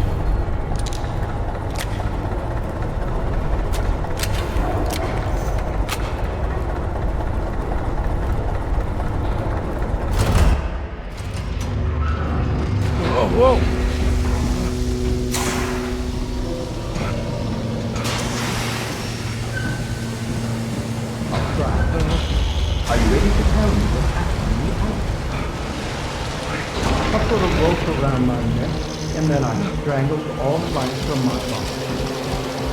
Are you under the impression that you died? Yes. No. I was supposed to die. What does that mean? That you were supposed to die? I'm the catalyst. I had to die to make the story. What story? What are you referring to? 30 years ago, Frederic needed me to die. You're not making any sense, Jeremy. Come back. Find your focus. Hey! I cheated everyone. I didn't play my part. Hey! I escaped my doom. My destiny. Again, find your focus. Hey, I'm right here. What the hell is going on? Now everything is wrong. Nothing is in place. Hey! I'm right here! Calm down, Mr. Carnby. What do you want? Were you not talking to Jeremy right now? I haven't seen Jeremy all day. Are you all right, Detective? No. Actually, I don't think so. Well, maybe. I'm gonna go look for Jeremy. Good. Let me know if you find him.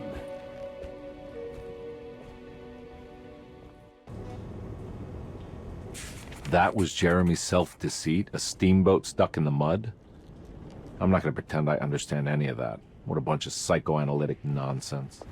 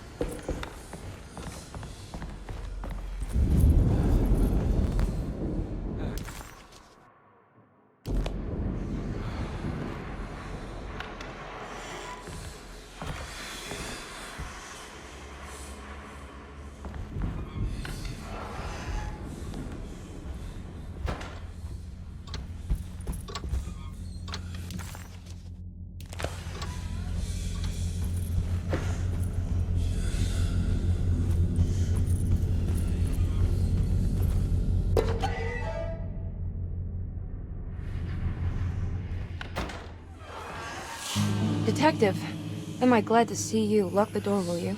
I don't think Dr. Gray would appreciate us snooping around. What's going on here? This feels so strange.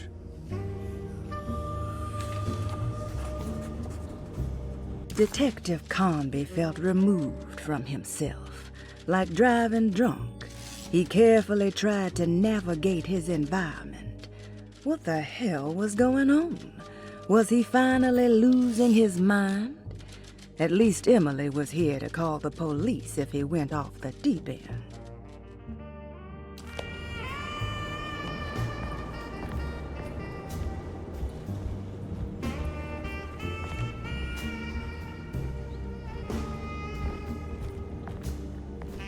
Have you found anything? What?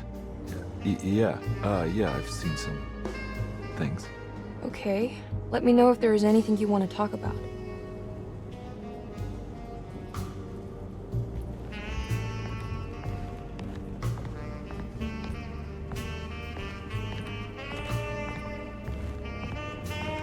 There's a book missing.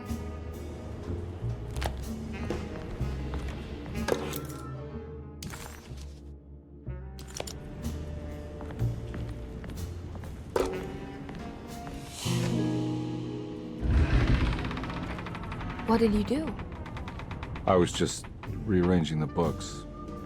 Well, come on, let's check it out.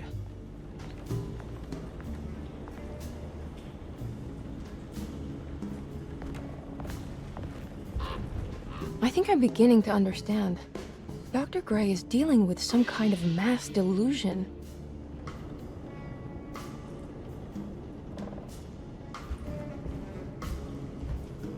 That mark on the floor looks like talisman positions, but from which direction should I look at it? The Snake Dagger, a monograph by Yael Klein. In Ludwig Prin's book on pagan rituals called The Mystery of the Grave, as translated by Nicholas Vachy, there are several references to a sacrificial dagger called the Snake Dagger. It has long been thought of as a poor translation of the original text, that it would be more appropriate with worm dagger from the Latin vermis cultrum. This seems natural following the recent consensus that the original title of Prin's book, De Vermis Mysteris, should literally translate to the mystery of the worm.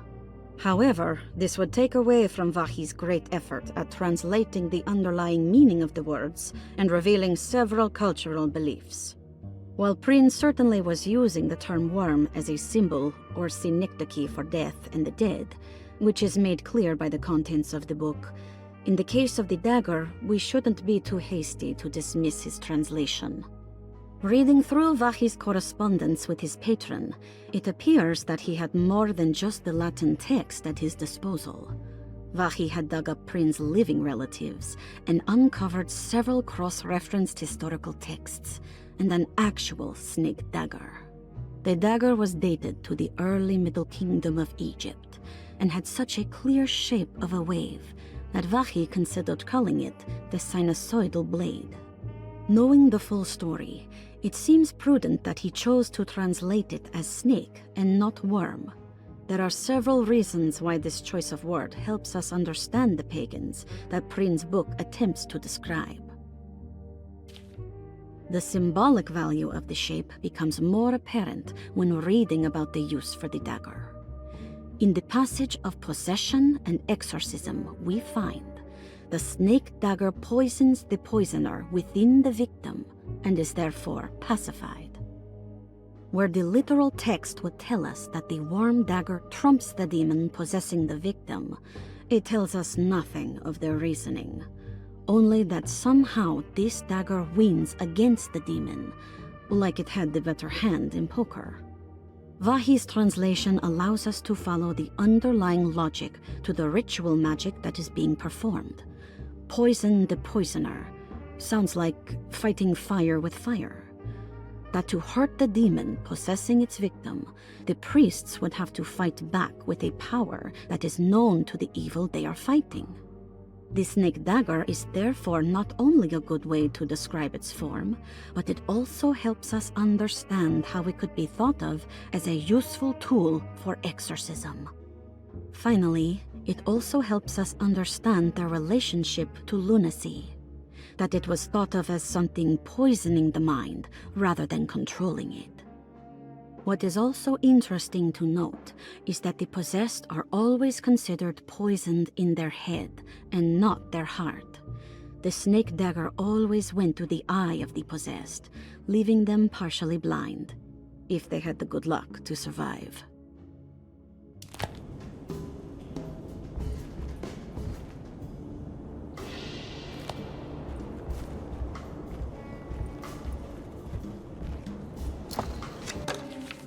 Good to finally meet you, Mr. Hartwood. I'm here on the behalf of your brother Philip.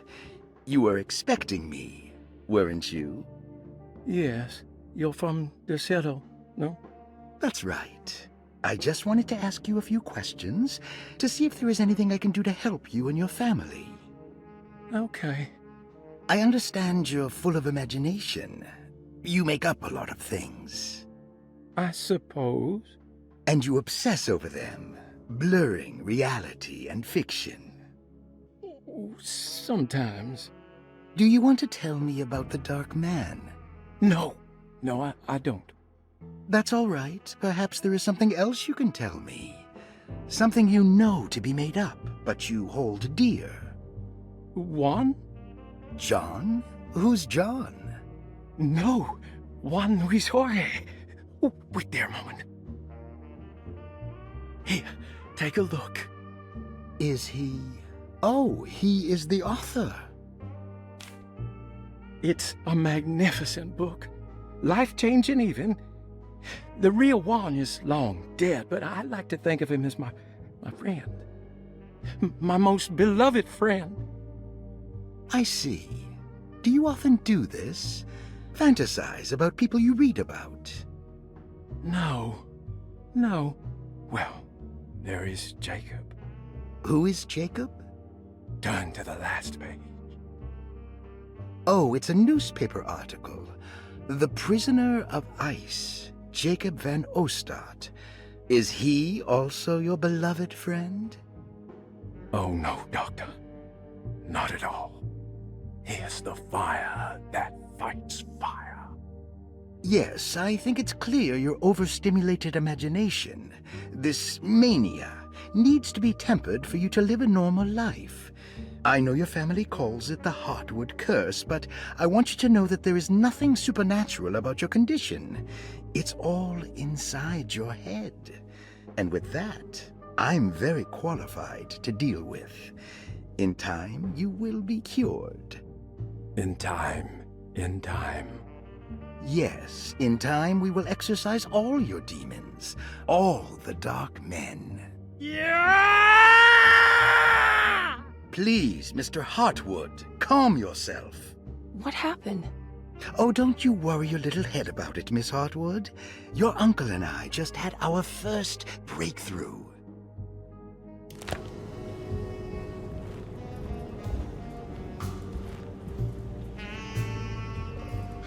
What were you saying about mass delusion? Derceto seems to have a deranging effect on people living close by.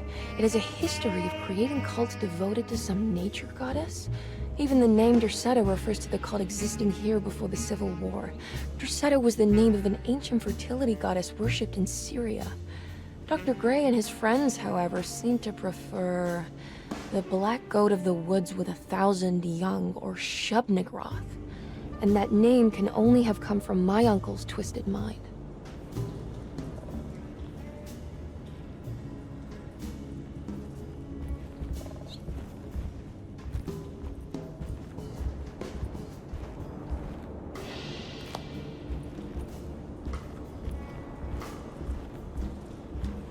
You think all of them are in this cult business?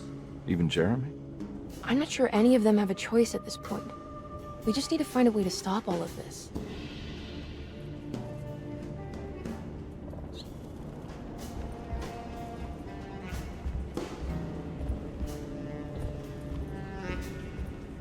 I've been so busy trying to free your uncle from the promise he made to the Dark Man. I guess I kind of just let everything else go. Don't worry, Detective. I feel like we're close. I'm sure Jeremy will turn up. If he is part of the cult, he wouldn't want to miss the Feast of St. John. I just need enough information to make him see the truth. I hope you're right, but I doubt he'll show up. Not as long as the Dark Man's got him hiding.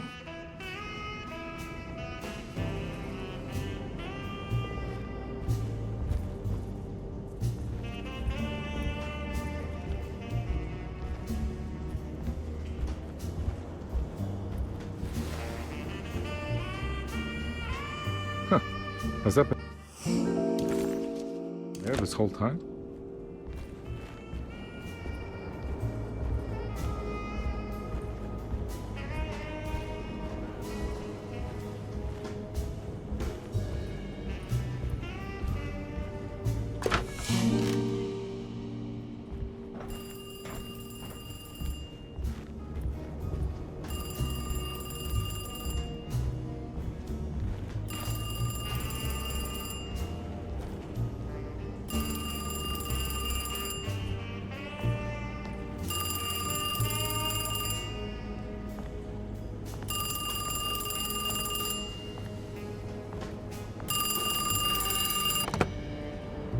Hello?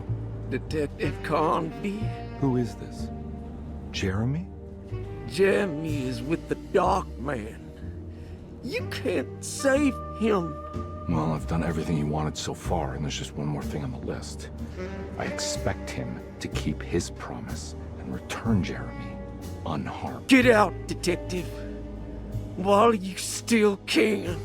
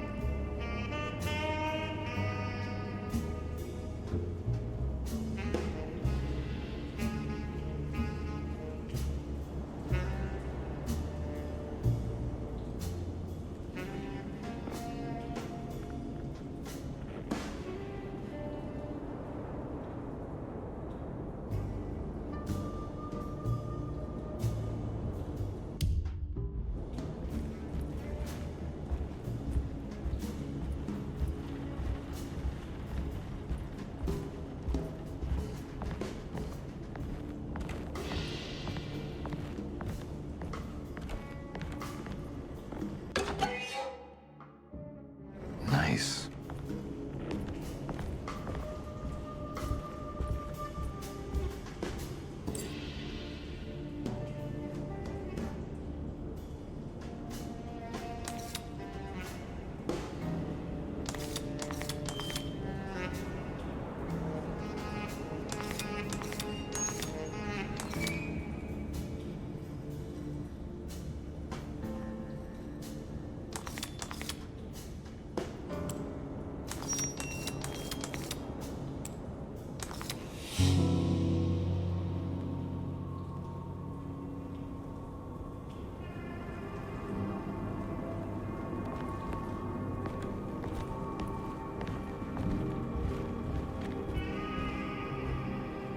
You okay? You look a little frazzled. Just stupid telephone. I know. I tried calling the police earlier. The telephone is completely dead. It's not... Yeah, no, the telephone isn't working.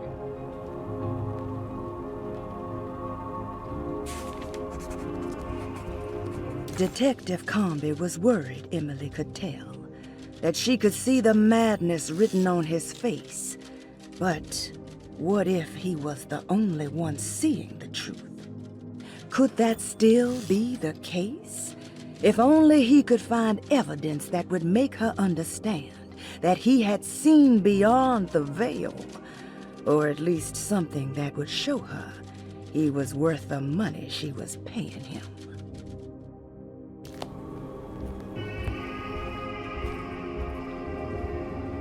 Miss Hartwood, I think you're gonna want to see this. Is there something in the closet? Yeah, there is. You don't see the very obvious gate leading to whatever Jeremy's madness is serving up next? I don't understand. Are you making some kind of fashion metaphor? I'm sorry, I don't have time for this. Can you just tell me what you're doing? You don't see this! It's fine. It's fine. Catch you later. Are you going inside the closet? Yeah. You got a problem with that? No. Do what you think is right, Detective. Sorry, I didn't mean to. Goodbye, Miss Hartwood.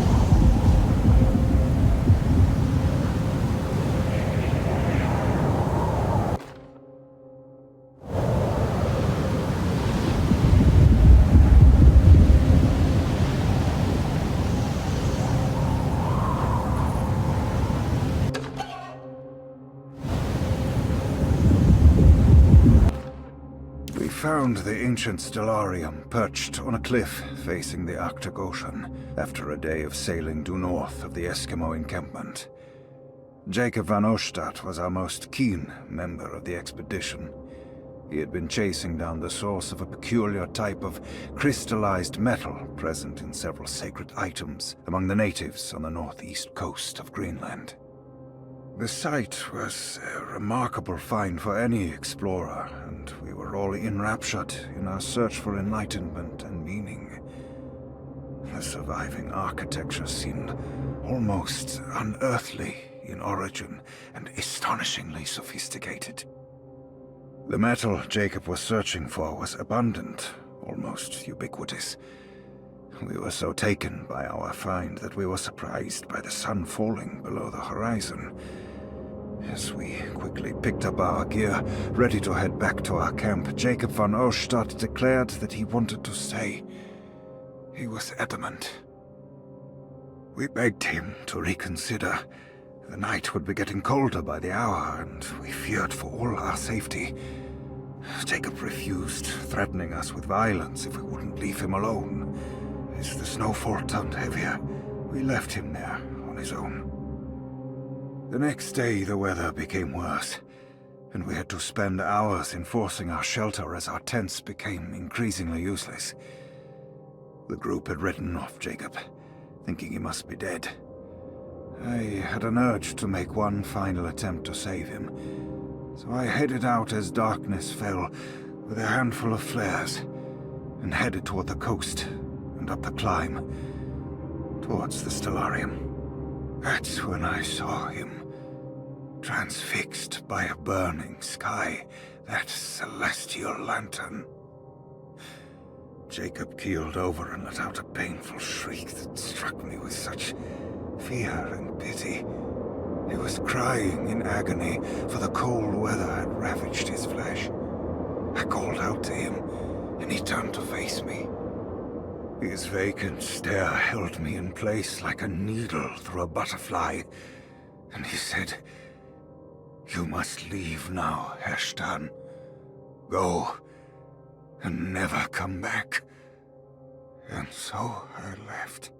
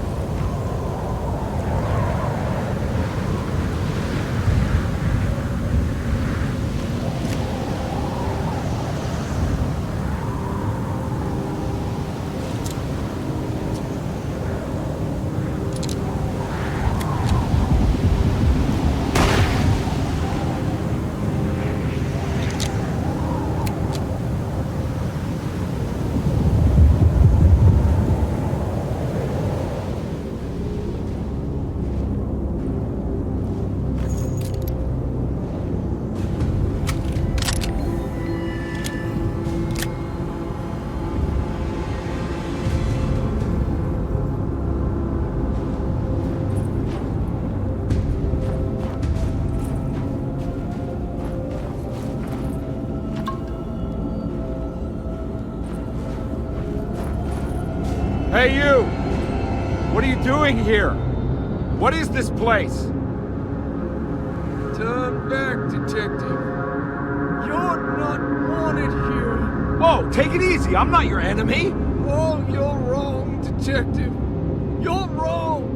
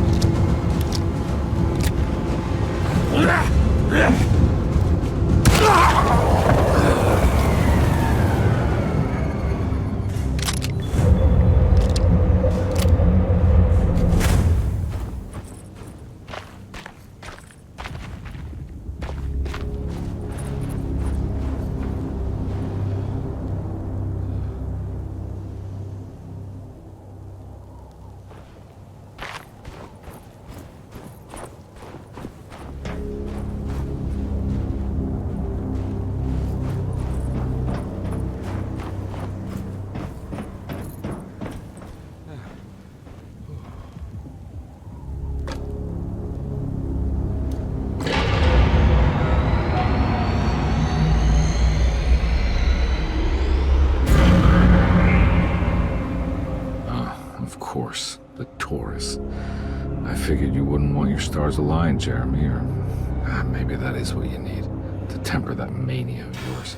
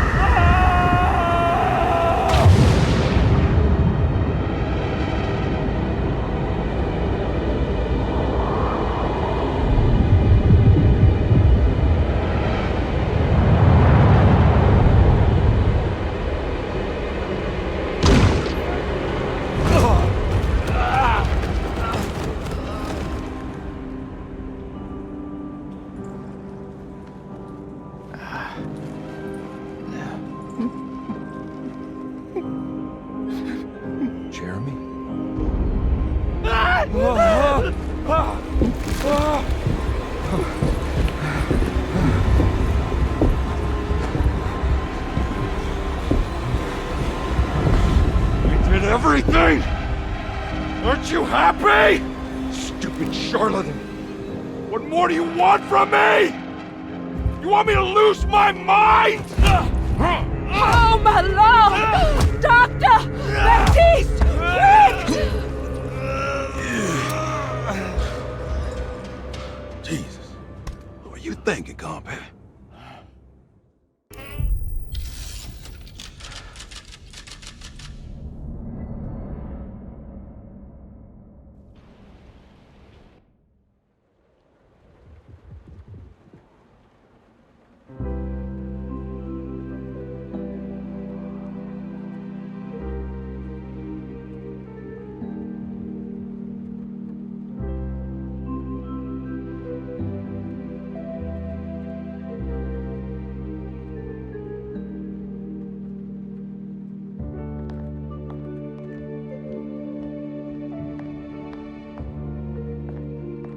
You awake? You are awake. Mr. Carnby's up. Hey, buddy. I thought you'd be knocked out for the rest of the night. Come on out and join us, will you? I'll save you some gumbo.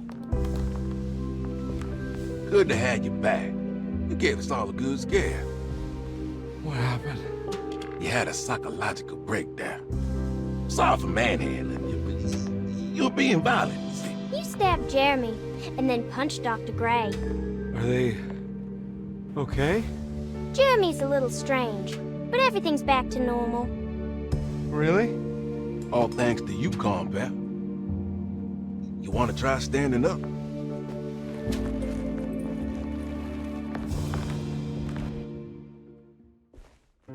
Well, if it isn't the hero of the day.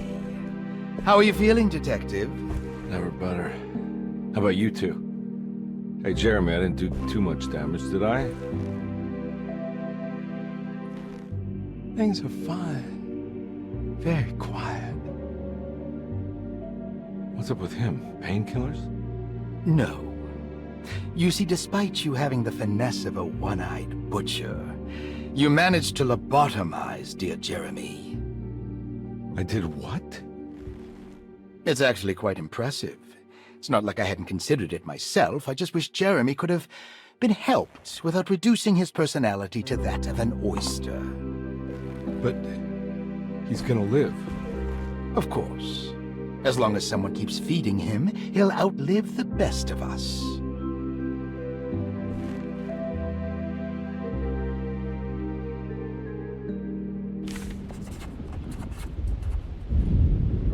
Everything was back to normal. Did any of it really happen? What had Carnby actually been doing all night?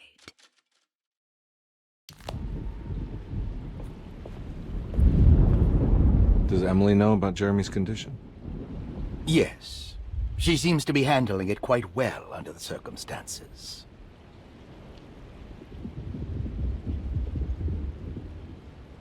Does she still want to take Jeremy away from Derceto? I will have to insist that you do. This is not that kind of institution.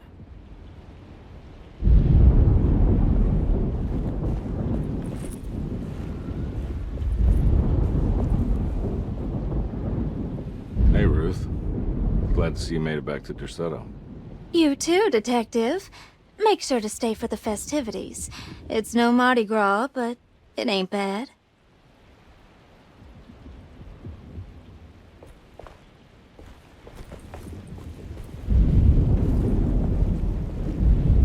Good to see you back on your feet, Detective. Have some gumbo. Thanks. I'll save it for later.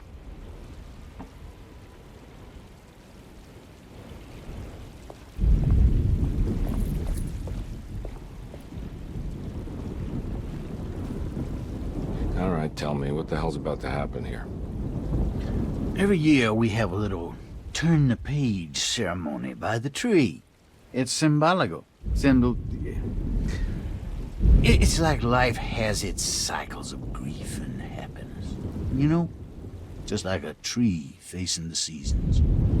Things change, but remain the same.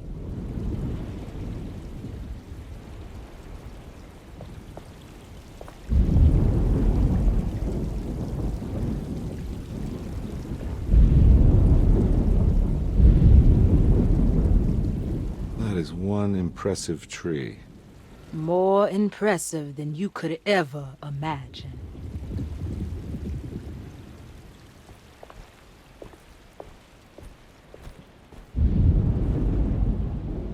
Hey, kid. What are you up to? Preparing for the ceremony. I don't want to disappoint Mother.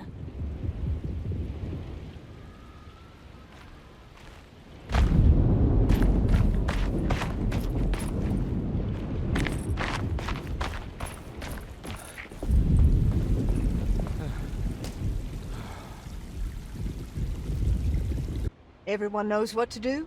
Y'all know the new words. Mrs. Thompson, we talked about this. I'm not sure everyone is comfortable. Doctor, I insist. This is important.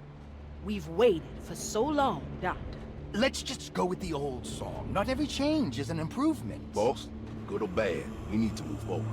All in, Doc. Let's bet it all. But we don't know what we're dealing with. It'll be okay, Doctor. Better even.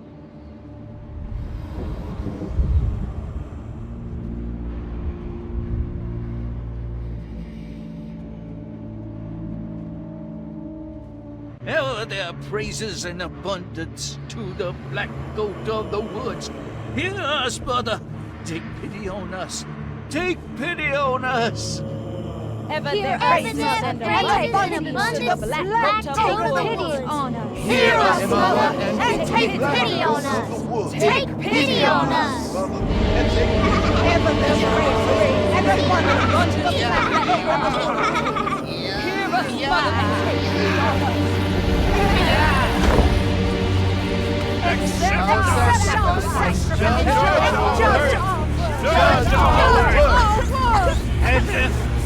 Stop! Are you crazy? This is what needs to happen, Carnby. Grace! Stop! Stop! Shoot the ground! Shoot the ground!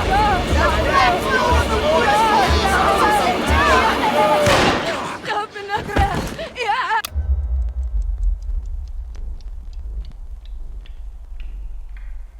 Detective, get my uncle out of here. Jeremy, come with me! Get over here! Jeremy, come with me!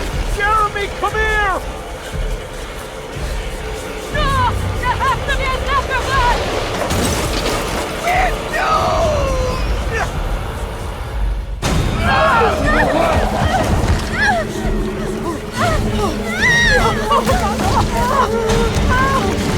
Jeremy!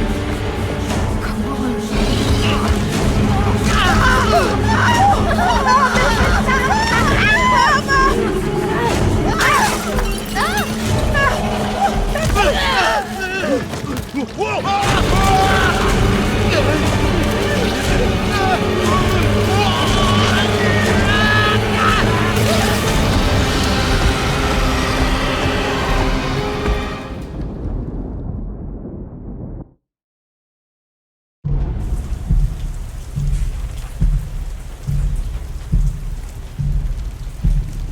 I can't let that monster leave Derceto. I have to stop it. Detective Carnby returned just as the festivities were about to begin.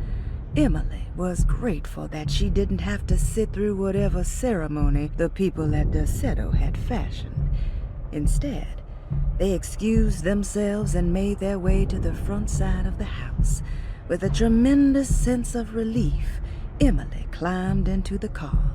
She watched Carnby ready the back seat for Jeremy in the rear-view mirror.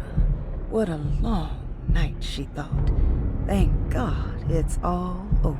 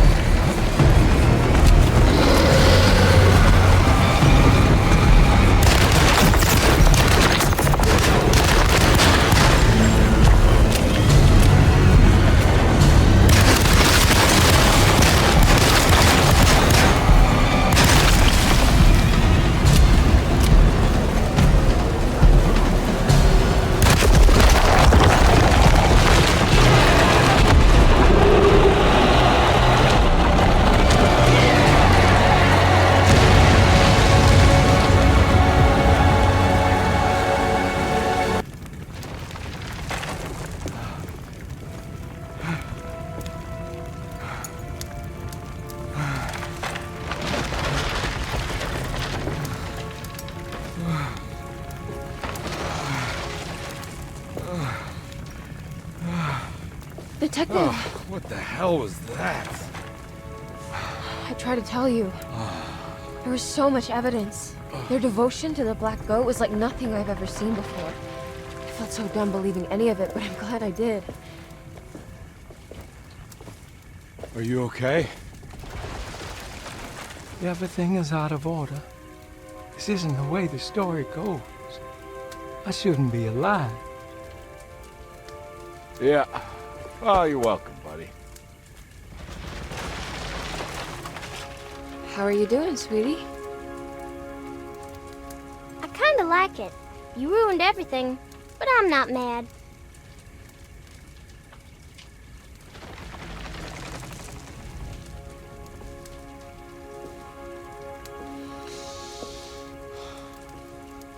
All right, you ready to head back to New Orleans?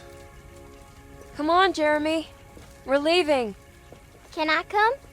I thought you said you didn't need saving. Don't leave her. She's important. Of course we're taking her with us.